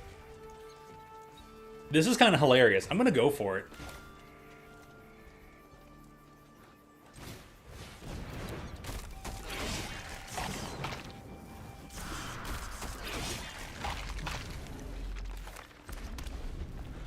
Tell you what, I hope I get to keep targeting things, and then they just keep milling 6 cards. 6? They only need 4 activations, and that's going to be all their deck. Oh my goodness. It's 2 mana for them to sacrifice, so we're gonna try and blow up the 3/4 guy. 4 mana, choose blockers. Nothing. You know, it hit me for damage. It's fine. I'll take the 6.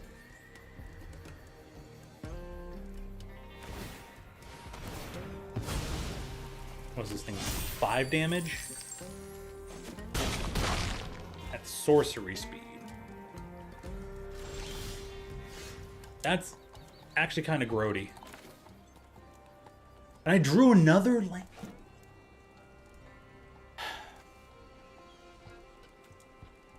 That's mathematically impossible that I drew that many lands in a row. Maybe not impossible, highly improbable, but still, were this a normal game of Magic, would have not drawn that land. 5, 6, 7. Like, I've drawn nearly half the lands in my deck, so like the odds were just not possible.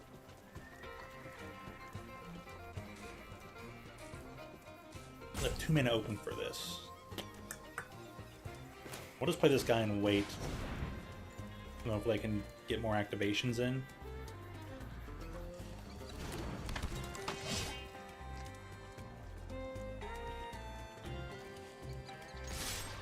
Might as well just attack.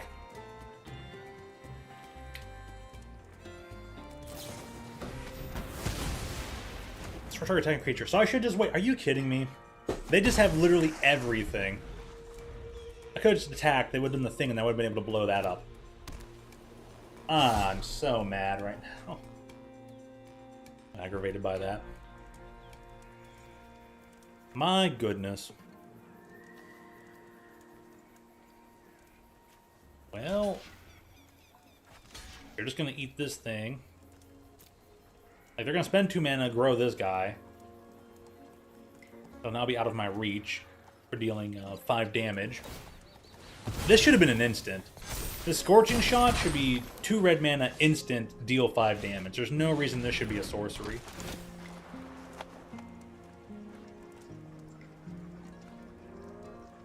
I would love to know the thinking behind why this is a sorcery out of all the cards.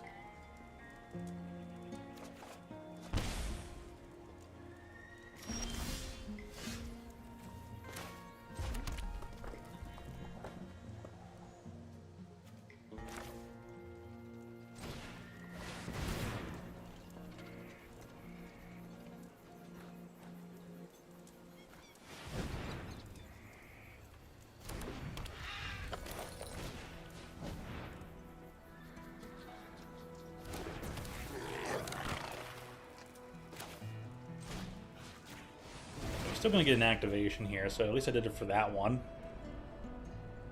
Man. I wanted to mill them for so many cards, and I just kept drawing lands. Draw land, draw land, draw land. Oh, man. Aggravating. Alright, I'll pass. All you have to do is attack with your flyers. You win. I'm gonna block you with everything. Just because I can. Oh my goodness.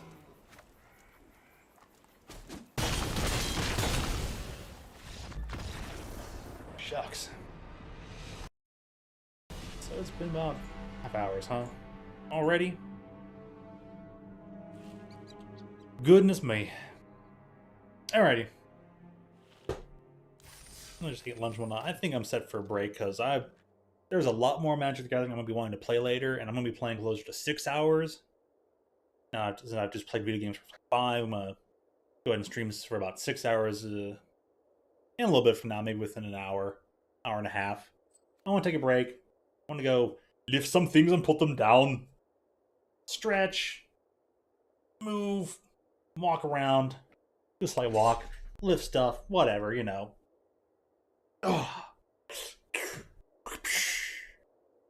Maybe come on back and be ready for the next round of spell slinging. So, alright then, we'll say goodbye just for now. Check out part 2 in a bit. Since it's going to be late night for you, if you're still out there watching Lacey, have a good one. Take care. Thanks for stopping on by. Even when you're in the midst of a major crisis. Shout out to anyone else who stopped by and hung out for the day. So, yeah. Everyone go take a good break. Go get you some of your own hydration sauce. And we will see you again real soon. Thank you as always for tuning in. And who will?